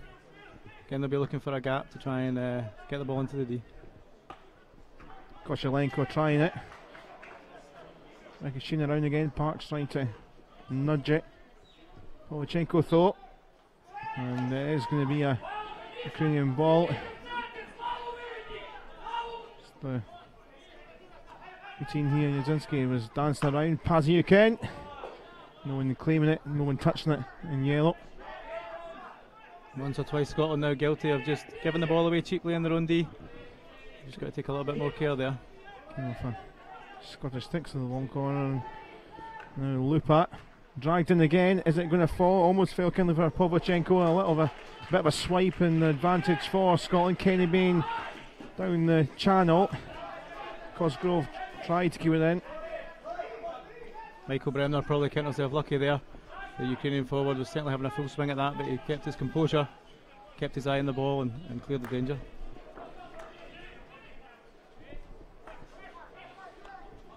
Jamie Wong to McIntyre. Up at 88 internationally for McIntyre. 5 of them with GB. Certainly lots of experience in the Scotland team, as well as obviously Chris Grassick getting his 100th Scotland cap tonight. There's several others with vast experience, whether it's at GB or Scotland level or playing at high level in European leagues, so that should stand them in good stead as they go through the game and also the rest of the tournament. Wong once more, here is Grassick. So good to see him back. He had injury issues last year. A bit of a coming together, but Alan Forsyth now for Bain, most experienced in the team. Cap 158 today.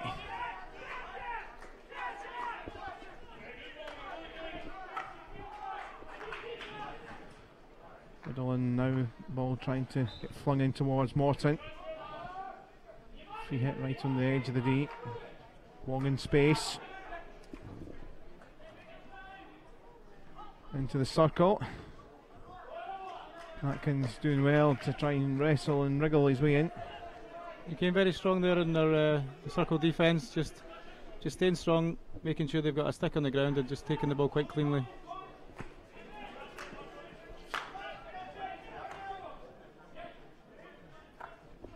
Forward from David Forsyth.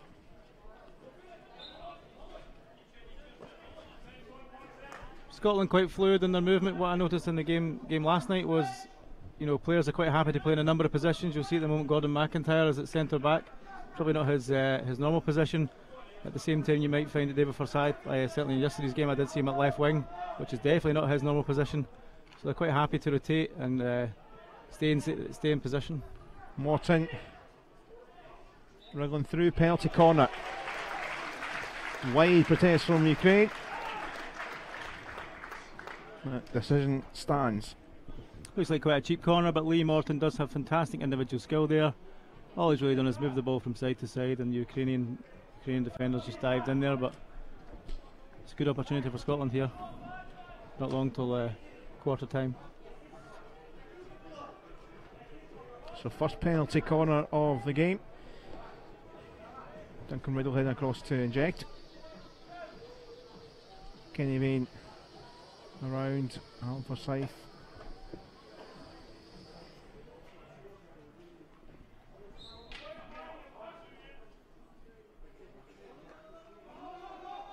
Kenny Bain. Alan Forsyth tried to wriggle away and that comes to an end. Didn't seem quite as what they planned there, Scotland. It was a little loose, but Ukraine can break. Kovalenko. Atkins back. Just to try and disrupt things. Supporting Shevchuk.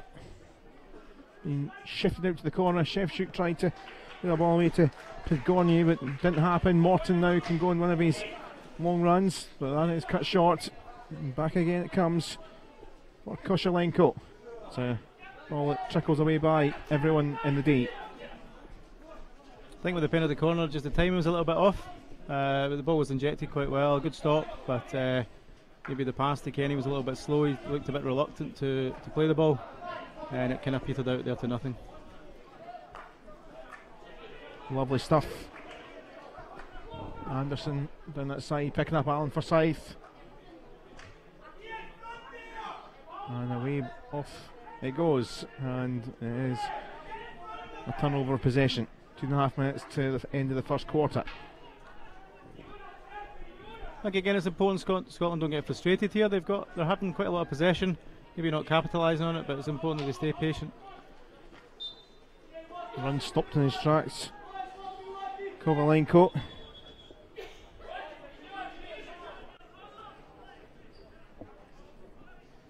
Ukrainian free hit. Here's Diachuk.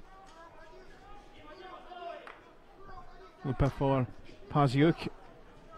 In Scotland, very, very deep here. Come back here. The side in yellow. On the Farouk. Podgorny. Paziuk. Lupa switching it. Down for Kovalenko. Atkins trying to keep it down in that corner. Stays with Ukraine.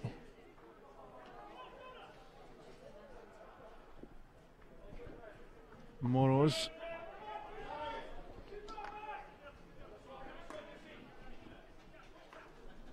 Ukraine keeping the ball quite nicely here, but not really hurting Scotland too much. You know, they're making passes from side to side. They've gone down the right, down the left. But Scotland are quite strong in their defence. A lot of communication from Tommy Alexander at the back. He's clearly organising the team, and they seem quite comfortable in what they're doing just now.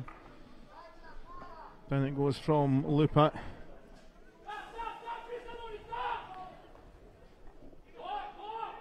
These are just shadowed, but comes back again with Ukraine. Clock ticking down to the end of the quarter. Both sides will be fairly comfortable if it stayed like this, but never know, there might be one chance here for Ukraine.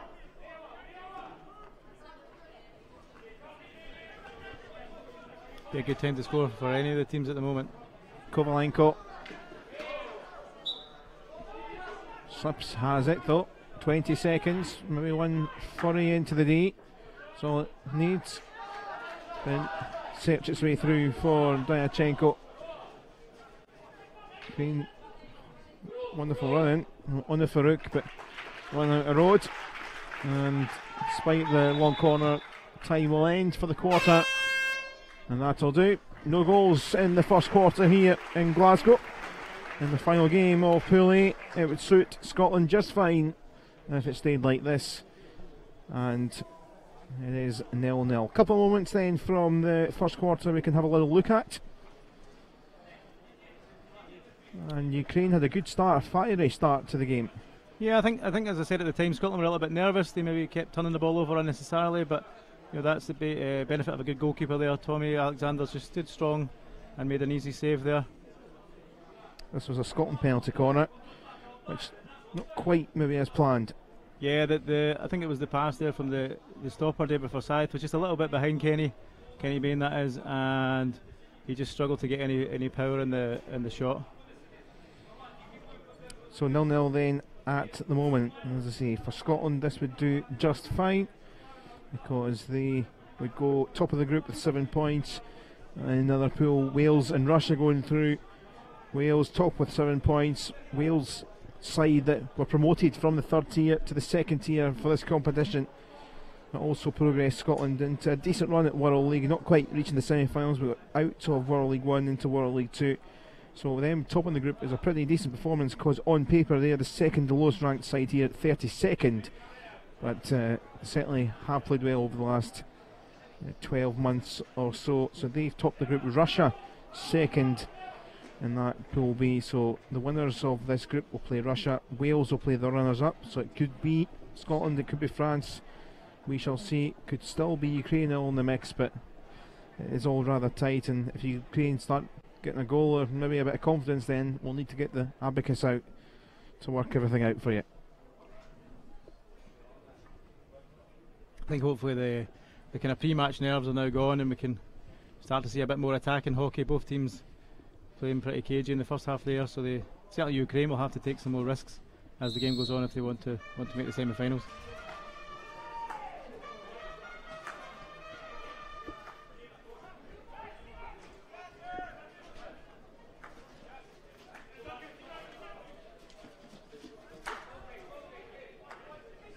Scotland then with the possession at the start of the second quarter, and Kenny Bain looking to make a quick run to take on Paziuk.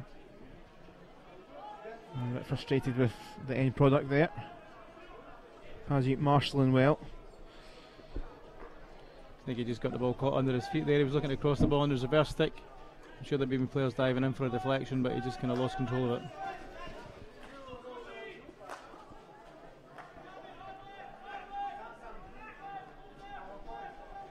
So it looks like both teams are setting up fairly similarly.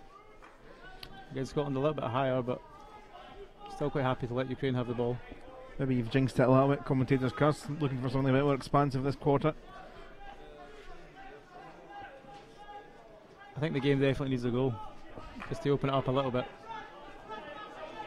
Dimitro Lupa runs into brick wall. Nicky Parks.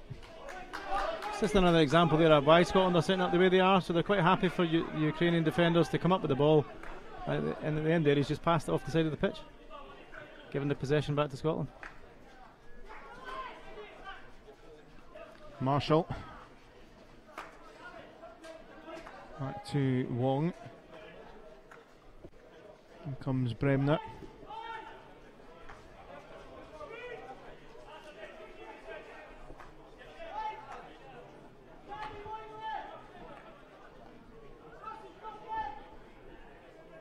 Lots of movement in the midfield for Scotland and in the forwards, but there's not really made any connections going forward yet. Maybe need to look forward a wee bit earlier, just try and make that connection so you can make the forward pass. Of a little pirouette. Anderson continues to run forward, but comes back for Scotland. Marshall now smashing it off the Ukrainian captain Alexander Diachenko. Here he is with possession. Bounces through here kindly for Rona Farouk. Lovely skills. Lovely. Yeah, Marshall a little guilty there of forcing the ball perhaps. Looking, they did keep possession for a long time without really looking like they were going to penetrate. He's clearly felt the urge to try and make that pass, but maybe it wasn't the best time.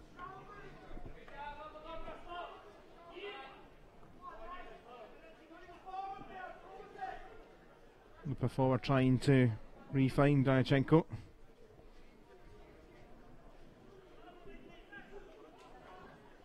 Still with side in yellow.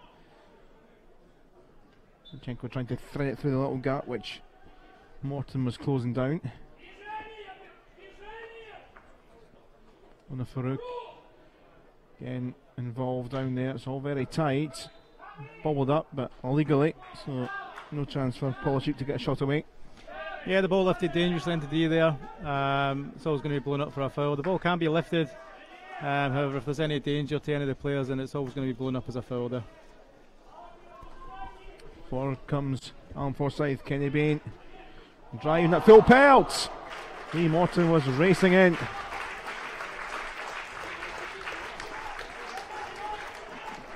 I think that's what Scotland are capable of when these three combine. You've got Alan Forsyth passing the ball to Kenny Bain, a nice early ball across, and Lee Morton really committing himself, diving across, and I mean he's only missed that by a matter of inches.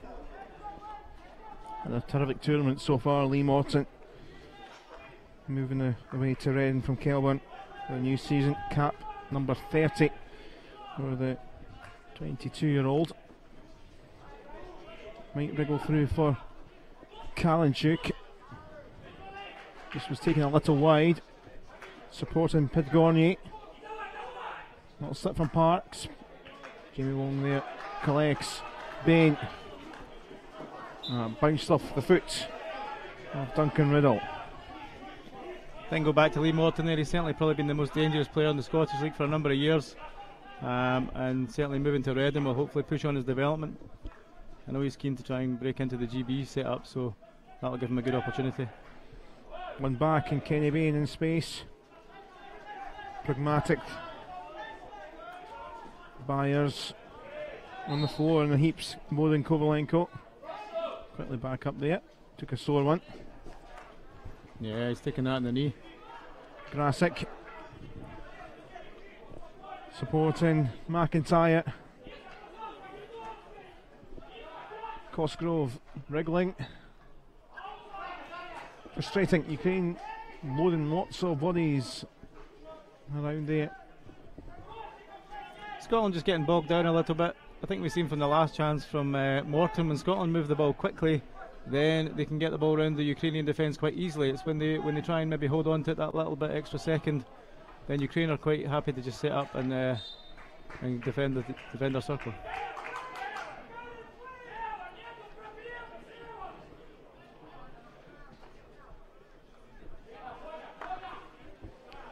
Marshall, wonderful ball for Riddle. Up to Bain. Silky one touch stuff, not quite finding Cosgrove. Bain trying to pinch it if he can of Pazyuk. Oh, again rather tight. Lots of bodies of both sides in that corner. Kenny being a very instinctive forward, kind of plays what he sees a lot of the time, and sometimes other people need to catch up a little bit quicker than they would like, but he can be very effective in and around the circle. Ukrainian serves for Sevchuk, did well to find Moroz.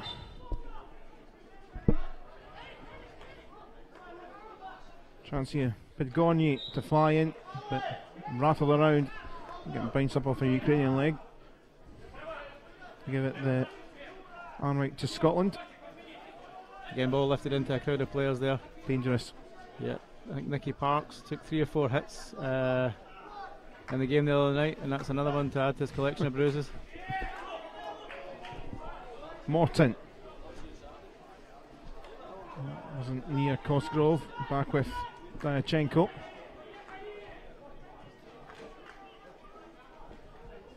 Again, just a bit more care on the pass there, and Scotland are in a strong position. It's these small details at the moment that are just not quite clicking for them.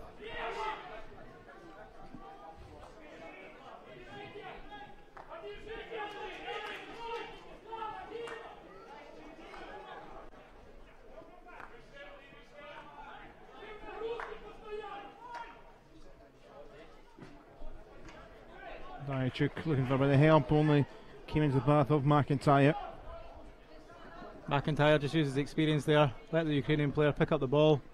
As soon as he goes to turn, he's just stepped in and taken the ball. Anderson. Byers and Grasic back to the heart of the defence. Now here's Marshall. One of those long raking passes, just about controlled by Byers. Took it just about all his strength.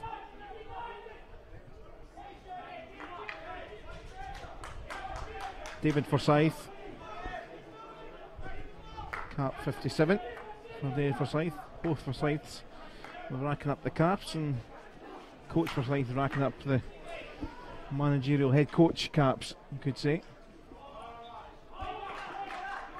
Yeah, I'm sure it's quite a happy family when the team wins, but I'm not sure how it will be if the team doesn't win. It doesn't sound like a very good dinner table if that happens.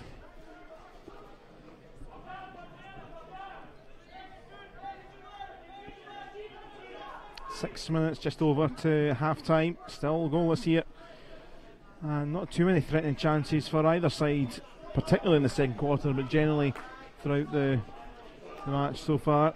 Rather cagey. So for Scotland, the point would do. Ukraine need a win and then probably some goals, a few.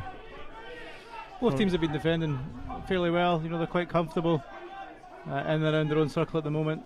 It really needs maybe a quick bit of play or an individual bit of brilliance just to break the deadlock here. Both teams working very hard though, you can see that when the players are coming on and off.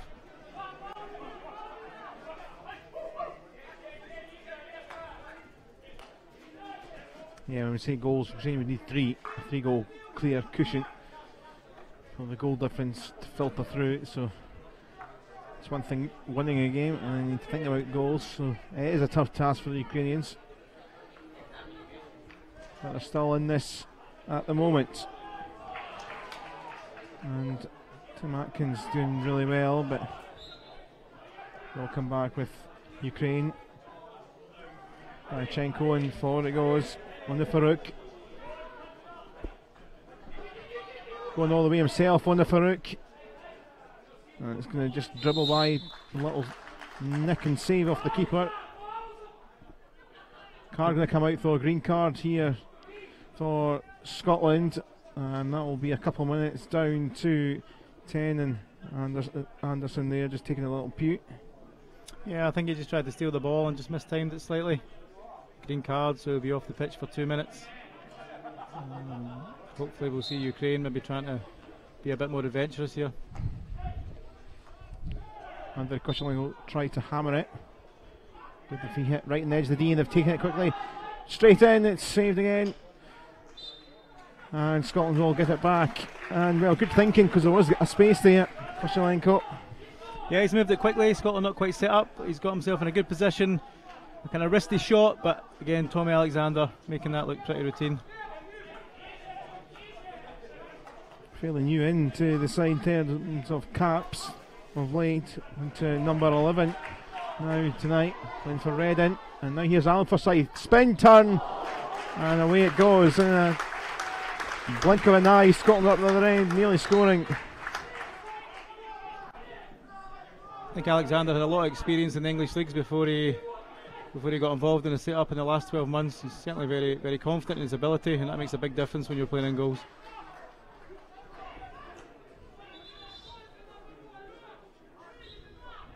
Moves across the goal very well, so he makes what are probably quite difficult saves to the average person look very easy.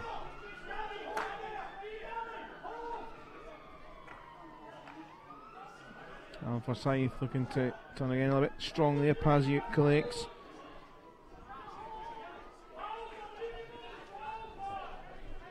In Scotland, not quite making the connections in the final third. You know, a few times they've been in and around the D, and they've just made a kind of hopeful ball into the circle. Just got to try and get on the same wavelength and make the passes a little bit better.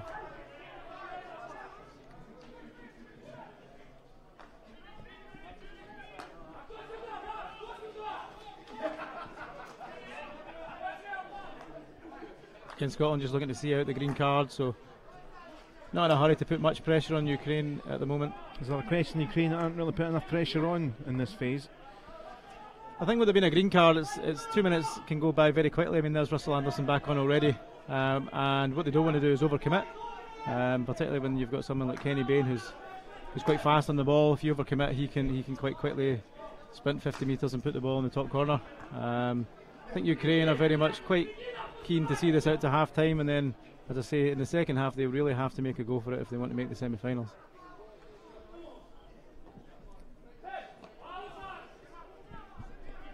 Getting into the last couple of minutes of this quarter, and they have a long corner. Kyle Jasinski.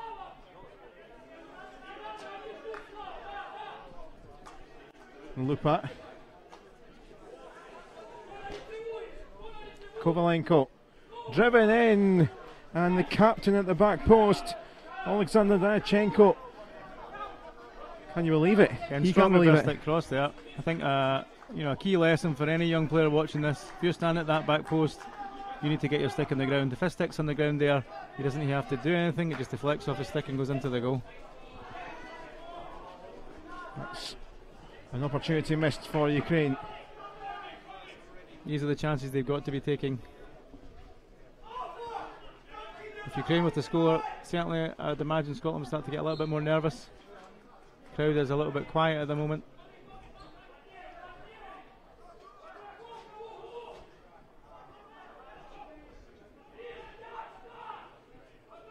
Alan Forsyth. Did it come off a bit of body? No, well, it might have done, but it was a Scottish bit of body off Forsyth's foot, I think. Again, strong defence there by the Ukrainian player.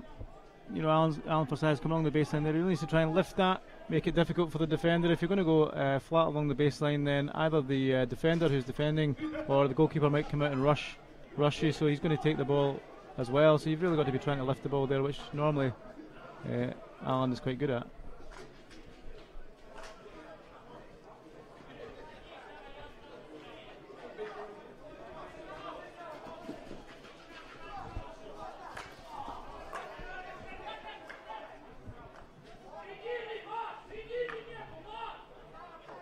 Lupa for Dayachenko.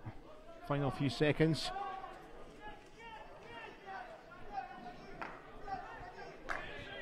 Paziuk. One final fling forward, and that'll do. Doesn't come to anything for Ollie Polishuk, and that is half time in this game in Pool A. And as it stands, Scotland will be topping the group if it were to stay like this. It is 0-0 against this Ukraine side, and it has been a fairly tippy-toey sort of game. Yeah, both sides very non-committal in attack. They're they're not committing a lot of players forward. They're clearly trying their hardest not to lose any goals.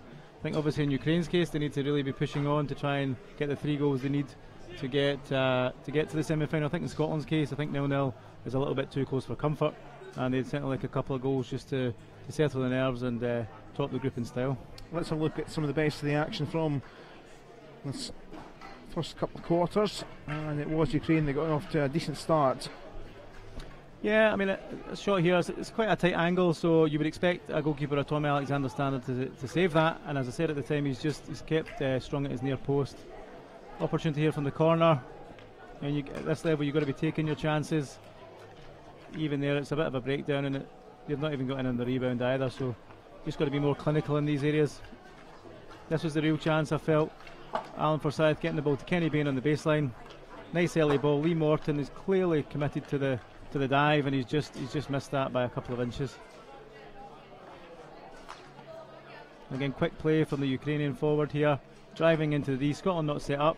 Bit of a wristy shot, and again Alexander is equal to the task. Alan Forsyth strong on his reverse stick. I think he'd back himself most of the time to score that, but the goalkeeper's obviously aware of that. He's come out quickly, rushed him, and got the block.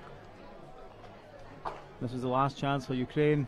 Again, ball in the reverse stick, and the man at the back post there has really got to have a stick on the ground. If he has a stick on the ground, then it's 1-0 to Ukraine. The captain Donyachenko could have been a big opportunity. As it stands, Ukraine will be facing the relegation games. Scotland into the semi-final, but still 2 quarters to play. We'll be back in a few minutes' time ahead of the third quarter, but at half-time it's Scotland 0, Ukraine 0.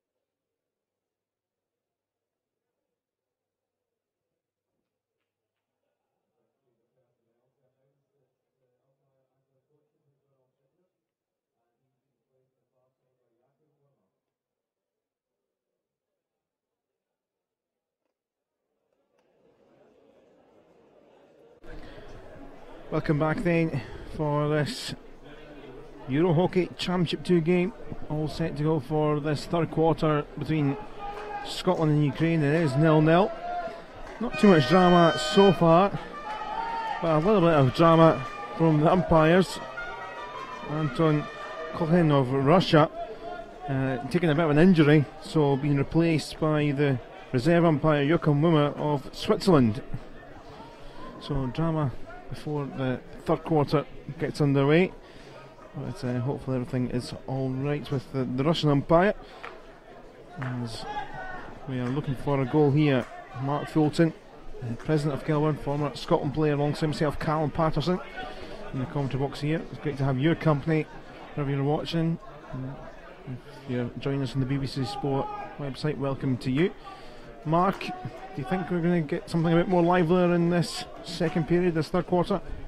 I certainly hope so. I think both teams were pretty promptly out the dressing room, so I think the message from both coaching staff groups would have been short and sweet, that there needs to be an improvement from both sides, particularly in their attacking play. Both teams have been very good between the 23 metre lines, but when they get into the attacking areas, they've been a little short, so they'll be looking to tighten that up. Yeah, I was going to say, kind of something we noted, that the players are out with a good 3 minutes or so to go, so not much to say at the team talks. It's not been an awful lot to say about the contest so far, but who knows what might happen in this third quarter. I certainly think from the Ukrainian point of view, they can't. There's not very many ways to say it. They need to win and they need to score goals. So they need to be far more aggressive in their play when they're going forward, and defensively, trying to win the ball off of Scotland higher up the pitch, moving the ball faster with a higher ball pace to try and break through Scotland's line. Scotland are quite comfortable, as you can see just now, just sitting quite compact in the midfield. At the back, they're man to man at the back. Everyone's got their man, and they're quite happy for Ukraine just to pass the ball off the pitch as they've done now. I think that's the third or fourth time. Here's Bremner for Scotland, space for Kenny Bain, in towards Alan Forsyth, but you can hear the cheer from the crowd, but it rattled off the defender of Pasiuk. Yeah, unfortunately not a goal. If the ball is played by an attacker in the circle, then by a defender, it would be a goal, but Kenny Bain's pass or shot there was from outside, so no goal unfortunately. Grasic trying to help it in, kicked away by the keeper Miroslav Hory. Always get very good close control, Chris Grasic. Very good with the 3D skills along the baseline there. Long corner quickly to Bremner. Anderson.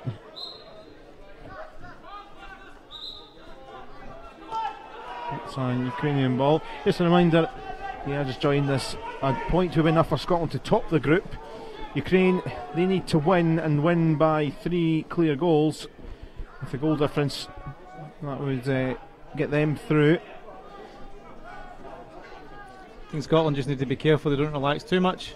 They've obviously got a little bit of a cushion there, but if Ukraine were to score, that would change quite quickly.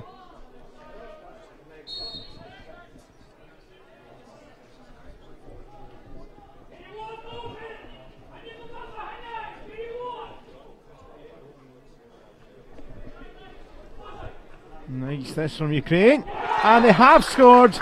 Teed up for Ollie Polishuk. Great running from Andrei Koshelenko, and there is a span in the works. Yeah, it's the goal we've been waiting for. Hopefully that will spark the game into life. Some great skill there. I think Scotland will be disappointed. He's kind of walked in towards the top D. I think it's Bremner there left his man, and it's quite difficult for the goalkeeper from that range, but a very smart finish. I think Scotland will be disappointed. There was no pressure on the ball carrier coming into the top D there, and it's a bit of a free shot there as well. It's just gone through Tommy Alexander a little bit. I'm sure he'll be disappointed with that. So that is quieting down the home crowd, and is the perfect start to this third quarter for Ukraine. Ollie Polishuk has scored on the opening day against Portugal in the 7-2 win. And in his 65th cap, the experienced head, 32 years of age, a big goal. They need to win by 3 clear to qualify. I think what we might see for the rest of this quarter though is Ukraine will start to get deeper and deeper. I think they'll feel 1-0 going into the final quarter is quite a strong position for them, and maybe commit a bit more in the fourth quarter. I think for Scotland, they've really got to be more aggressive in their press, and you can see that already from Lee Morton. He's a lot higher than he has been previously.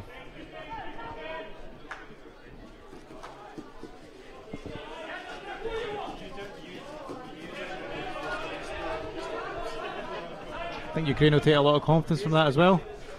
They were in not a very advanced position there, but they've managed to work the ball into the D and get a good shot at goal, which resulted in the goal. Scotland looking to just settle down and try and work something from deep. Jamie Wong.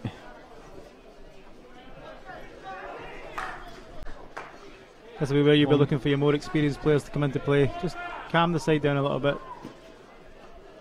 Byers going to get this one back here. Trickling around Morton. It's dance and feet time, no obstruction, so away it goes. That wasn't the most best goalkeeping ever from Miroslav Horry.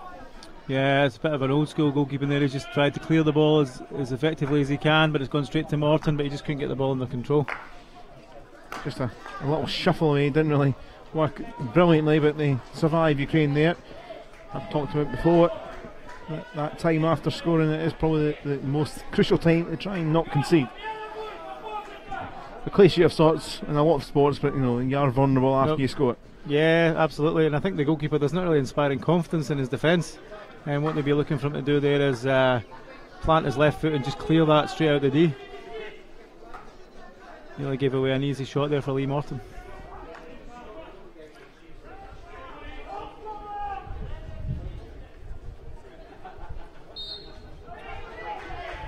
This is where Scotland can be effective. Ukraine are out of position. Here's Byers. Parks in the D, twisting the turn. Duncan Riddle with the initial effort, didn't quite fall down for Parks, it just trickles and cleared away. That's where Scotland can really capitalise. When Ukraine turn the ball over, they have a lot of pace in attack. If they can move the ball quickly, they'll be able to get a lot more opportunities within the D. Marshall. Guess what's coming next? A Hamlet from Willie Marshall. I think it is an effective ploy. I mean, Marshall can play the ball with a tremendous amount of pace, however it's going straight down the middle. Ukraine are well set there, they've got to be looking wider as he has done there. Cosgrove out wide. Comes back for the long corner.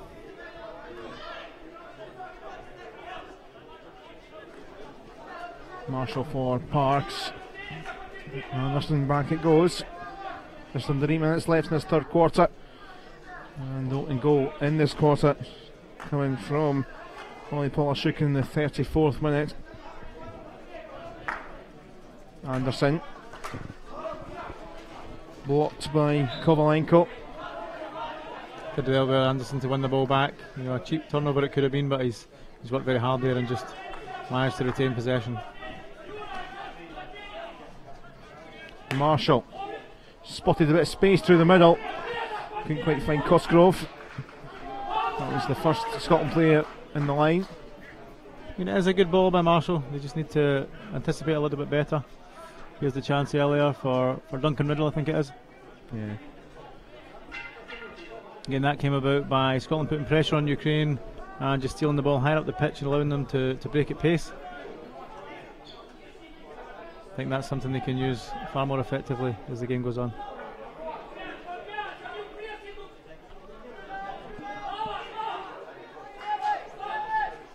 Kenny Bain taking a slip off the ball.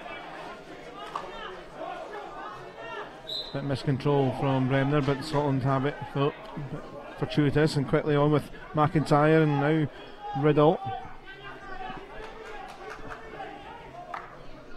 Fraser.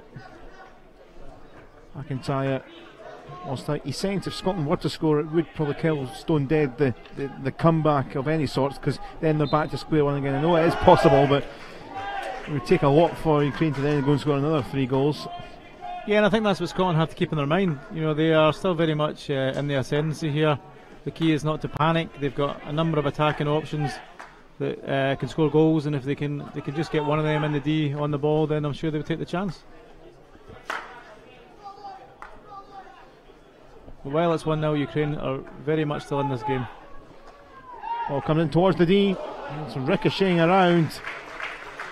And there'll be the ball though, but for Scotland from the long corner. I think some of the players stopped there for a short corner, possibly. It might have come off a Ukrainian foot, but the umpire playing advantage. Cammy Fraser with the shot, but good save by the goalie. For side that goes to no one. Bit frustrated the Scotland side here. Here for Derek Forsyth. He usually is pranced around, is very much sat to his seat at the moment. He is normally fairly animated. Diachuk for Ukraine.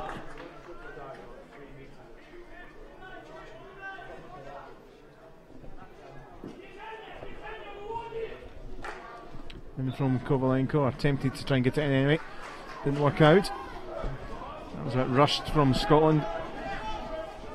Back it goes with Diachenko. Not a lot of imagination in the Ukrainians' play, but it's highly effective. Shook off Marshall. They're just passing the ball stick to stick, getting into strong positions, and then making the correct decision. Very simple game when you play it effectively. Bubbling around in the knee, and that could have went anywhere. Again, it's just nice skills there. He's just taking the ball to his left hand side. Nice little lift over the defensive player, and again, unfortunate. It's a narrow angle, so again, you wouldn't expect Alexander to get beat from that distance, but it is difficult. Scotland turning with Byers. Bain let the lay back, looking for Forsyth. Bain was looking for it. The free hit, he has it. Towards Morton. Morton, the bounce of Morton's leg, it did. Well, certainly a few protests going on. Umpire is going to have a chat with Kenny Bain, the Spanish umpire, Eduardo Lozana. I think Scotland looking for a short corner there, but I think it's a little bit hopeful. I think the Ukrainian defender did very well there. I think Bain has to be careful. Any more reactions to that, he'll probably find himself sitting down. Well, Derek Forsyth got off his seat very quickly, but straight back down. Stolen back by Lee Morton. Needing a bit of help. It was poor play from Lupa. As you say, Derek Forsyth looking very reserved. He normally is, prowling the touchline.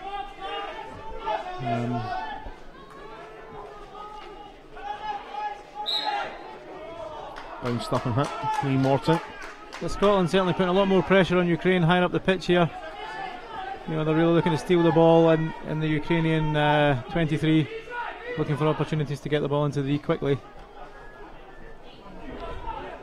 Ricochet of David Forsyth and Ona Farouk just losing out, though back there was Anderson. Final 3 minutes of this third quarter. Good play there by Anderson. Quite an unsung hero in the squad. Just goes about his business, reads the game very well. He spotted the danger there and just tidied up there.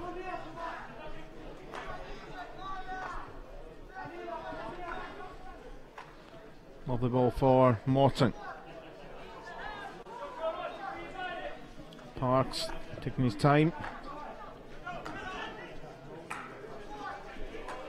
Middle for Morton. Here's Wong on the overlap. And looking for teammate in Byers, but Ukraine get it in now. Maybe their turn on the Farouk. Kosciuszko making the run here for Ukraine. Big chance for number 2. A bit of a, was it an ear swipe, a dangerous ear swipe? Well, it's certainly going back for Scotland, and well, that was a big chance in the break. Number 2 before the end of the third quarter. That would have made things tasty. I think that's the danger for Scotland as they try and get this goal back. If they overcommit, Ukraine are more than capable of breaking, and quite unlucky there, but good strong defence again from Anderson, just sensing the danger, covering his man, and being very effective in his defensive work there.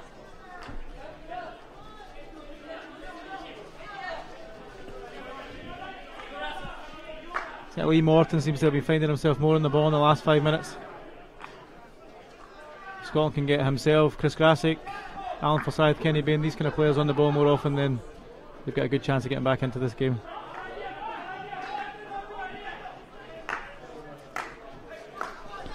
David Forsyth down there, but that's disrupted by Paziuk.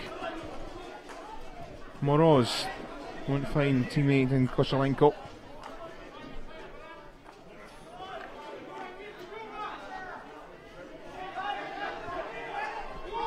In Ukraine just setting off now, less than a minute till the break, so they're quite happy just to let Scotland have the ball. Scotland would love to score just before the break now. David Forsyth.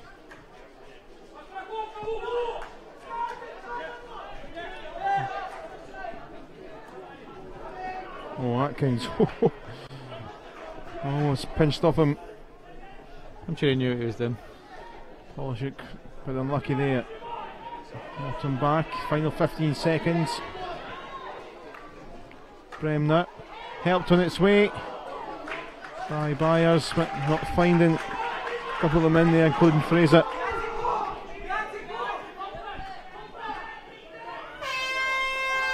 That's the end of the third quarter. And well, Ukraine have the lead, but it won't be enough as it stands to get them through to the next phase. Scotland have to think about the fact that they are behind. It should mean that they would be second in the group. So plenty to play for. Scotland, a draw is enough for them to win the group. This is fine for them for second place. Ukraine need a couple more goals. Need to win by a clear margin of 3 goals to qualify with France. Let's have a look then at the Ukraine goal. And it came from nothing really, but a couple of little passes and it worked out well for them. Not in a particularly dangerous position there, but he's just created a lot of space for himself. Scotland will be disappointed. They didn't really step out to the man advancing into the D. He's then laid the ball off, and it's a very smart finish from a very close range. It's very difficult for Alexander from that range, but I think he'll feel he maybe could have done a little bit better. Ollie Polishuk with that goal. And Scotland 0, Ukraine 1 is how things are. And we did talk about during that quarter, well, Scotland just go and get themselves a goal and that kills the Ukraine threat, also puts them back on top of the group. But they do have to bear in mind that a second goal for Ukraine, and that is a game changer, because if Ukraine score a third after that, Scotland are out. Yeah, I think it's something. It's going to be a difficult fourth quarter here for Scotland, but I think that ideally they'd like to top the group. I think they'd like to win the game, because in tournament hockey it's all about building momentum. They've done well in the past 2 games, 2 fantastic results. What they don't really want now is a negative result, especially heading into a rest day and then into a semi-final. I think hopefully we can come out in the final 15 minutes here, have a strong performance, and hopefully see some goals, which would take them forward into the semi-final as group winners. I guess if you're Ukraine, if you said before the game 1-0 up with 15 minutes to play, they would probably take your armour for that. Yeah, I think they were delighted with how they've played so far. I mean, the effective players from Scotland, they've kind of nullified them. They've been very strong in their defence. Scotland, they've had a lot of play, but without creating very many clear-cut chances. And as you say, if they were given 1-0 with 15 minutes to go, I think they'd be pretty chuffed with themselves. Just shows how surprising the margin of defeat was. They lost to France yesterday. Got this chance and it's wriggled away off Duncan Riddle. I think that was quite a surprise result. They've always been quite a competitive team, Ukraine, over the years, so to see them get beat by that margin was a bit of a shock. Kosciuszko flung it wide for Diachuk. Picked back up by Kovalenko. I think we mentioned throughout the tournament now that all the teams here are highly competitive in their own environment, and with the teams very close. Lupin. Away. The ball comes though. Parks has lost it in his tracks. Jasinski. Crane's flooding forwards. And away it goes from Moroz's effort, but it is a penalty corner to Ukraine. Scotland a little bit of the architects of their own downfall there. They've got the ball. Nicky Parks has worked really hard. Unfortunately, he turned the ball over. And again, it's a kind of hopeful ball from Ukraine. Alexander just lifting the ball there in his clearance, and unfortunately, in the umpire's eyes, it was dangerous. and a penalty corner's been awarded to Ukraine. Could be dangerous for Scotland. They've been quite effective from penalty corners. Absolutely. Dmitry Lupa, one to watch. Vyacheslav Pazayuk as well. Pazayuk with the number 3, Lupa with the 7. Also there's Andrei Koshelenko. There's Dyachenko to inject. It's Pazayuk, it's saved. Anyone on the follow-up, it was trying to get followed up was Ollie Polishuk to try and get his second. And away it goes, the big roar from the Scottish crowd. It's a very good save from Tommy Alexander there. Strong glove hand. Could be a turning point in the game. If Ukraine score from that, then it's 2-0 and they're really in the ascendancy. But that's a big save for his team. Koshelenko space, big amount of space for Jasinski. Oh, and just by and head in the hands of Ollie Polishuk. Thought he just squeezed it in. Yeah, that was certainly a little opportunity there. It's almost caught Alexander unawares there, but thankfully, from his point of view, it didn't go in.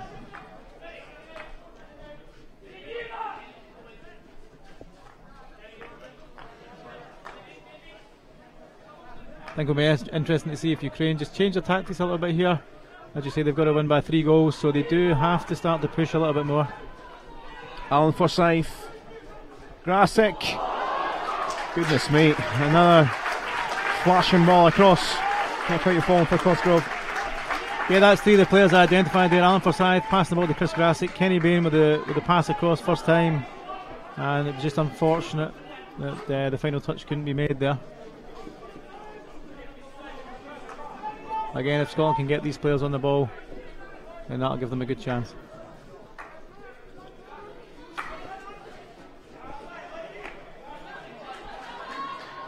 Marshall away with it, Bain. Alan Forsyth just behind everyone this time. I think Scotland guilty there of older players going in towards the goal. Maybe look for one of their players just to hang out a little bit. That's what Alan Forsyth was looking for there. Just in the space at the top of the D where they maybe have a free shot. Scotland players just a little bit keen to get in for a deflection. Kovalenko down the left side once more, but Scotland have it.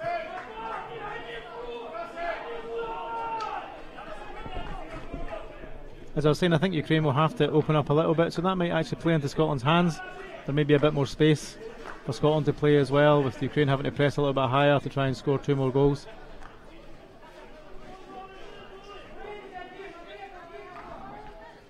Long too much on that for Ben Cosgrove to try and chase. I think that sums up Scotland's attacking play so far. Just little details, just the pass being a little bit too far, maybe the lead not being far enough, and just missing small connections.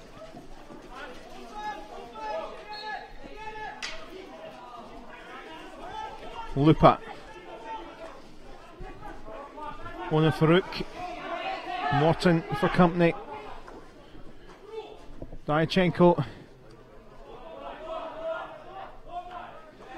Back with Lupa. Lobbed in and off Atkins. I think the umpire felt that the lifted ball there wasn't quite dangerous. I think although Atkins did deflect it, it was quite a distance from him as he deflected it, so the umpire deemed it wasn't dangerous in the initial lift. It was Atkins' lift that made it dangerous. Lupa in again.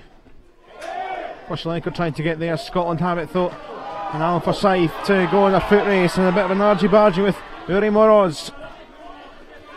Needing some bodies in the day though, as yellow jerseys flood through. Alan Forsyth did really well to try and break out of that, just ball run away from him. Yeah, he did really well there, Alan Forsyth.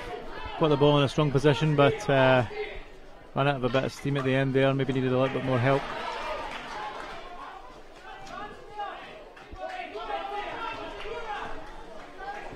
Nine and a half minutes left in the quarter.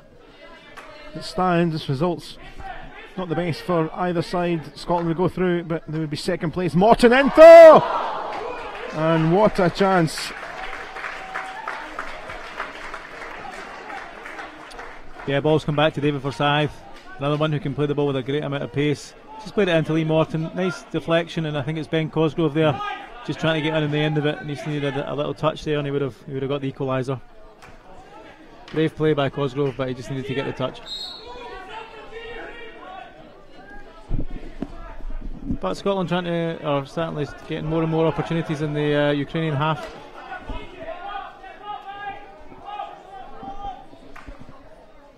Paziuk went long. Cut out though before it got to Martin Polachenko.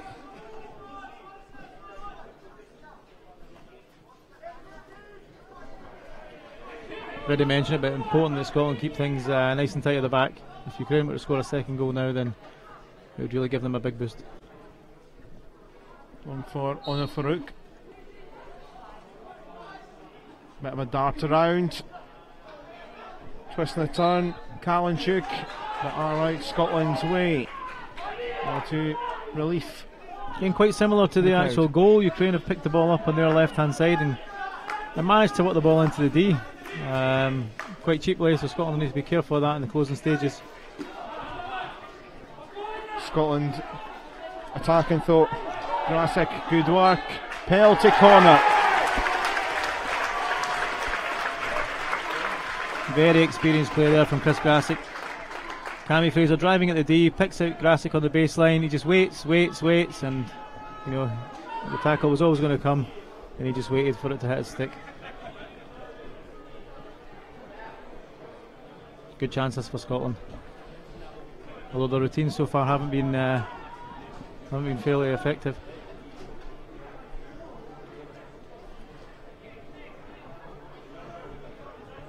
So Gavin Byers heading across. Byers to inject this.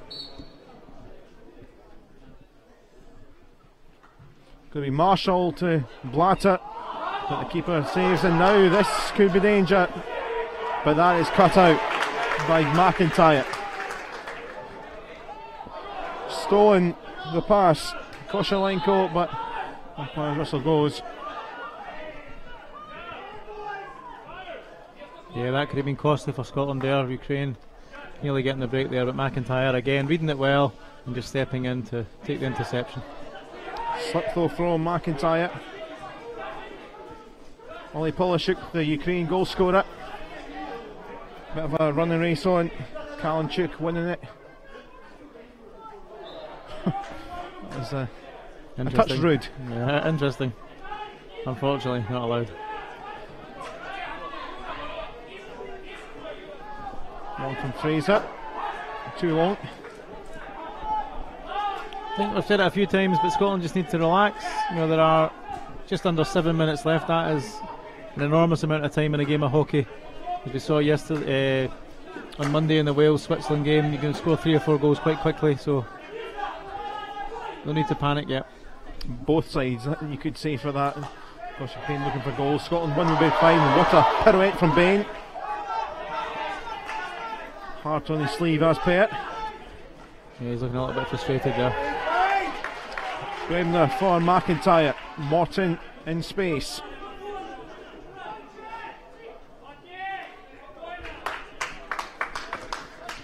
David Forsyth. Ricocheting through. Morton can't collect. Ukraine do though with Dmitry Lupa. Just a little bit hopeful there from Forsyth. Chenko, Fraser in the duel. There's Scotland's ball, and here's Grasic. Kenny Bain. That's not really what was intended, but it's back here for Chris Grasic. And it's a penalty corner for Scotland. Good work from Mr. 100, Chris Grasic. Again, Grasic just using all his experience there. He's very adept at this. He just waits and waits, quite comfortable, holding on to the ball. And the Ukrainian defender there just coming in with his arm on his back, so umpires really get no choice there but to award a penalty corner. Be interesting to see what Scotland do from here. Off the top of the D, they've been a little bit ineffective. Goalkeepers been covering most of the shots, so it'll be interesting to see if they're an option here. McIntyre to inject. Marshall and Bain positioned.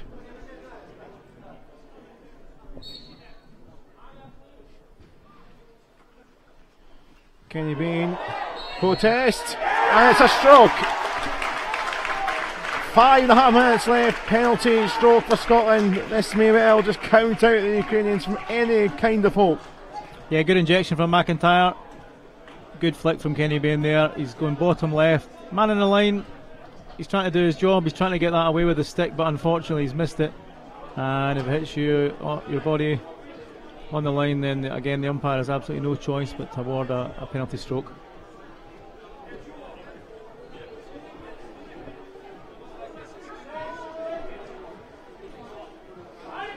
As you say, this could really kill the game off. Alan Forsyth then to take. Semi-finals, here they come, and a goal which takes them back to the top of the table, and a draw will be enough to do so. Very experienced player, Alan Forsyth. I don't think there was ever any doubt he was going to put that in the goal. Nice and relaxed, nice and easy, sends the goalkeeper the wrong way, and as you say, that looks like Scotland, hopefully from their point of view, topping the group now.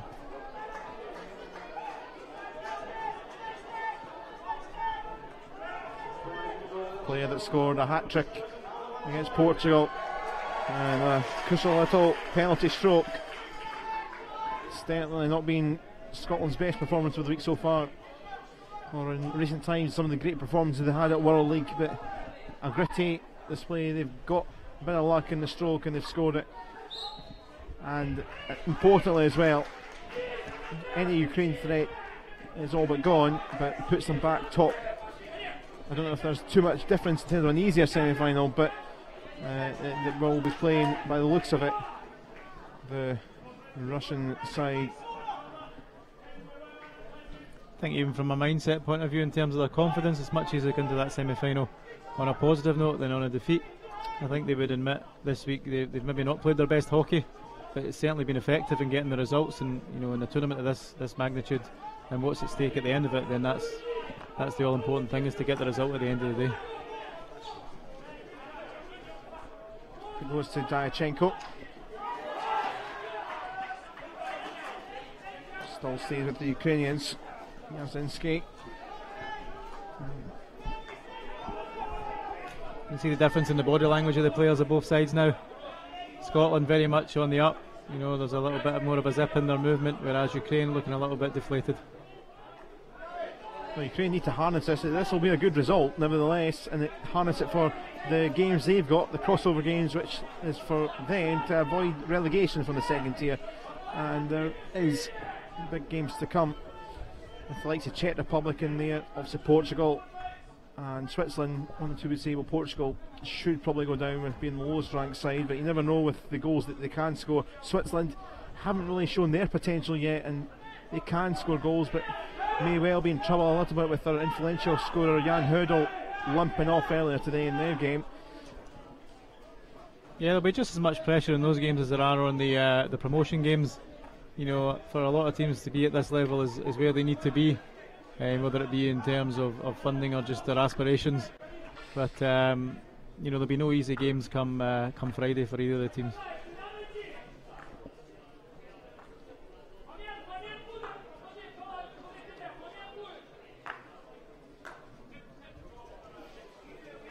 Final 3 minutes.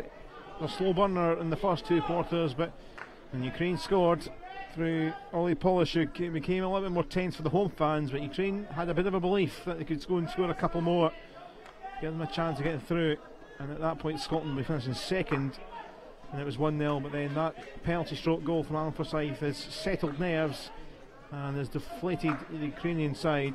And here's Kenny Bain. Scotland look to try and finish with a flourish with another goal. Here's Jamie Wong in the sunlight, penalty corner. Scotland in a race to try and win this game now. And I think you can see the difference from the goal there. It's a bit more patient build up from Scotland. They've waited for the opportunity. Jamie Wong's going down the left hand side and just rolled the ball off the Ukrainian foot for a penalty corner. I think the difficulty for Ukraine here is Scotland having won a penalty from the previous opportunity. They'll be under a little bit more pressure.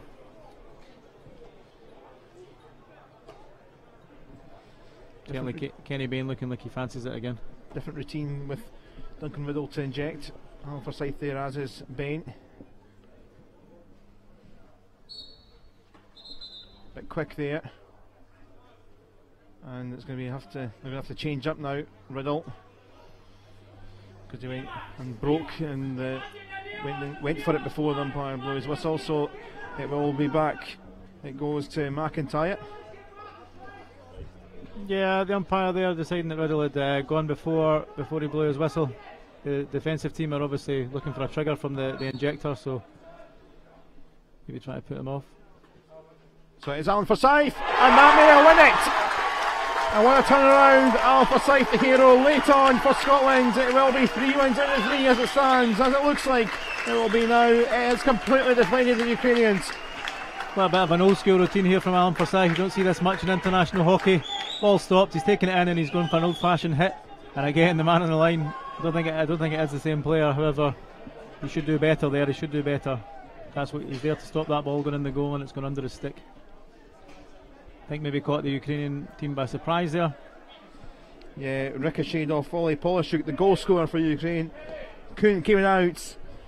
Oh, you talked about before the Switzerland game the other day about the goals that came flooding in against Wales, and well, not quite a flood of goals, but Scotland have switched it around.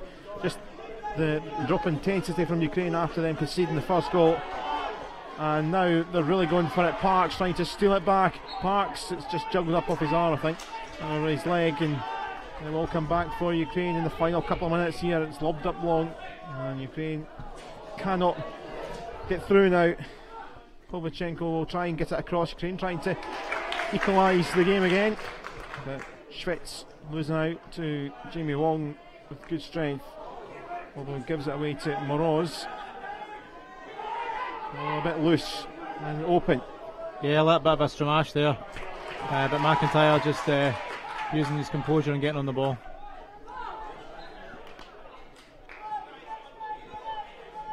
I think there's a lot of belief about the Scotland squad at this tournament, and I think this game has shown it again. You know, they might not have played as effectively as they'd like to, but it looks like they're going to get a positive result. Yeah, at times they have been a bit gritty, but that's what maybe was required. And some of the star players, like Bain, Alan Forsyth, they've been scoring goals. Lee Morton as well, which shows that, you know, that shows you a side that have been playing so well as they have done in the last 12 months. I think Alan Forsyth especially has really developed into, I mean, you can almost say a world-class goal scorer, because he's been scoring goals for Great Britain as well when he's played for them. Lee Morton stealing that one back from Jasinski into the final minute. Kenny Bain to the left here, Alan Forsyth in the middle of the day. Bain back to Morton. Just taking his time, he knows the score. Yeah, no hurry now for Scotland. Quite happy just to keep the ball.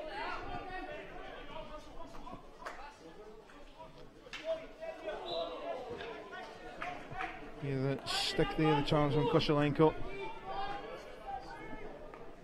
Jamie Wong down the far channel for Atkins.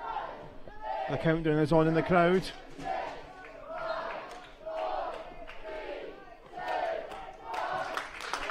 Game over. Scotland are through to the semi-finals as the pool winners, and that sets up a tantalising semi-final on Friday against Russia. For Ukraine, they gave themselves a bit of hope through Ollie Polishuk, but they need 2 more goals at least to have a chance, half a chance to get through. But Alan Forsyth turned the game around with a penalty stroke goal which deflated the Ukrainians, and then got himself another at the end through a penalty corner in the final 90 seconds or so. And that means that Scotland are through as group winners, and they will take on Russia, with France runners up. They will take on the winners of Pool B, which are Wales. Ukraine and Portugal, 3rd and 4th in this pool. Czech Republic and Switzerland in Pool B, they will face each other for the relegation spots. Well, let's look at the best of the goals, well, the best of the action in all 3 of the goals in the game. And Ukraine surprised and stunned the home crowd. Yeah, as we said at the time, they've just broken into the D there. Players are free, they're taking their opportunity, and it certainly did give them a lot of confidence going into the rest of the game. And I think Scotland maybe at the time were a little bit panicky. we said at the time as well, they just need to relax and stay focused and know that if they kept playing the way they can play, then they would take their chances. Again, the penalty from Mr. Forsyth, he was never going to miss that, I don't think. Very confident in that position, very effective in taking penalty strokes. And the final goal, good injection from McIntyre. And Forsyth just taking it in himself, maybe caught the Ukrainian team by surprise, and with a straight strike put the ball in the bottom corner. I think you can tell from the goalkeeper here he was expecting a drag flick. He's gone quite high to try and cut off the angle, and he's just been beaten for pace. So that's the goals. So as I say, that's the permutations. There's all the score lines from today. Russia and Wales through. Wales top of the group. They will take on France. Scotland are through. They are going to be taking on Russia. And in the middle there you see France beating Portugal, confirming their second place. Czech Republic beating Switzerland in the end for the Czech Republic. That will be third place. So on Friday, we've talked about the games deciding the qualification Friday, Saturday, but the other side of the draw, the side trying to save themselves, the sides trying to save themselves, I should say.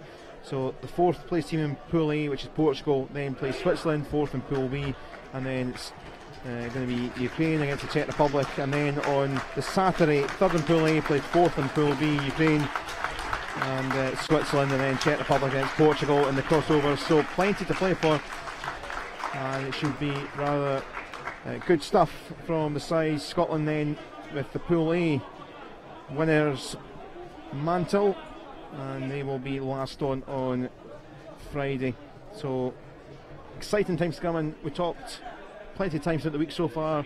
Been some crucial points this week, but the Friday, the final's great. If you can get to the final, it's great. There's the glory of winning the second tier, but the semi-finals are probably more important for those in the top four because the winners are guaranteed promotion. Yeah, absolutely. I think that's, if you ask any team, that's why they're here. They want to get promoted to the top tier of European hockey. So they'll be going all out to win that game on Friday, and effectively that is the final for all the teams. The final itself will take care of itself, and you've got an opportunity to go out and at the end of the day you'll end up with a gold or a silver medal. But certainly none of the four teams that are playing on Friday in the semi-finals want to end up with a bronze, and I know that Scotland, having been there before, are very determined to make sure that this time in front of the home crowd that they are successful in gaining promotion. Yeah, Scotland, the last time they were in the top tier was in 2005. They were relegated after their campaign there in the tournament held in Leipzig. Just final thoughts before we wrap up. Obviously now the end of the group phase, some great performances from the side. Scotland have played well. France had a bad start, but they've got going now. We've got four sides in the top tier, got plenty of characters and plenty to play for the relegations. What's been your pick of the group stages so far? Having watched the Wales game against Switzerland, I was very impressed with their all-round performance. I think them against France will be a very tight game on Friday. But I think in front of the home crowd, it's great to see Scotland top in their group. As I said, I've said a few times, maybe not playing as effectively as they'd like to do, but it's great to see them getting the results, building the momentum, and going into that semi-final with a lot of confidence, and with the players they've got, particularly attacking players. Forsyth is in great form and is always going to score goals. Bain and Morton, Grasic, and players like McIntyre and Bremner in the midfield. They've got a great opportunity here to get through to the A division. Mark, great to get your thoughts. We'll see you on Friday for the action. No, I think we'll actually see Saturday. Actually, I think, isn't it Saturday? We'll see. I think so. Yep. Yeah, absolutely, possibly. We'll see you around anyway. Of course, enjoying all the hockey action. Great to get your thoughts here. And Friday, Saturday is the games. Obviously now the knockout phase and the crossovers, whatever side of the draw you're on. Games start from 9:30. Get along if you can, if you're local. If not, do enjoy the coverage. But we're going to leave things here. It's been a great day of action, but we now know the semi-finalists in the top four. Scotland, they will be playing Russia. Wales will be taking on France. From all of us here in Glasgow, a very good evening to you.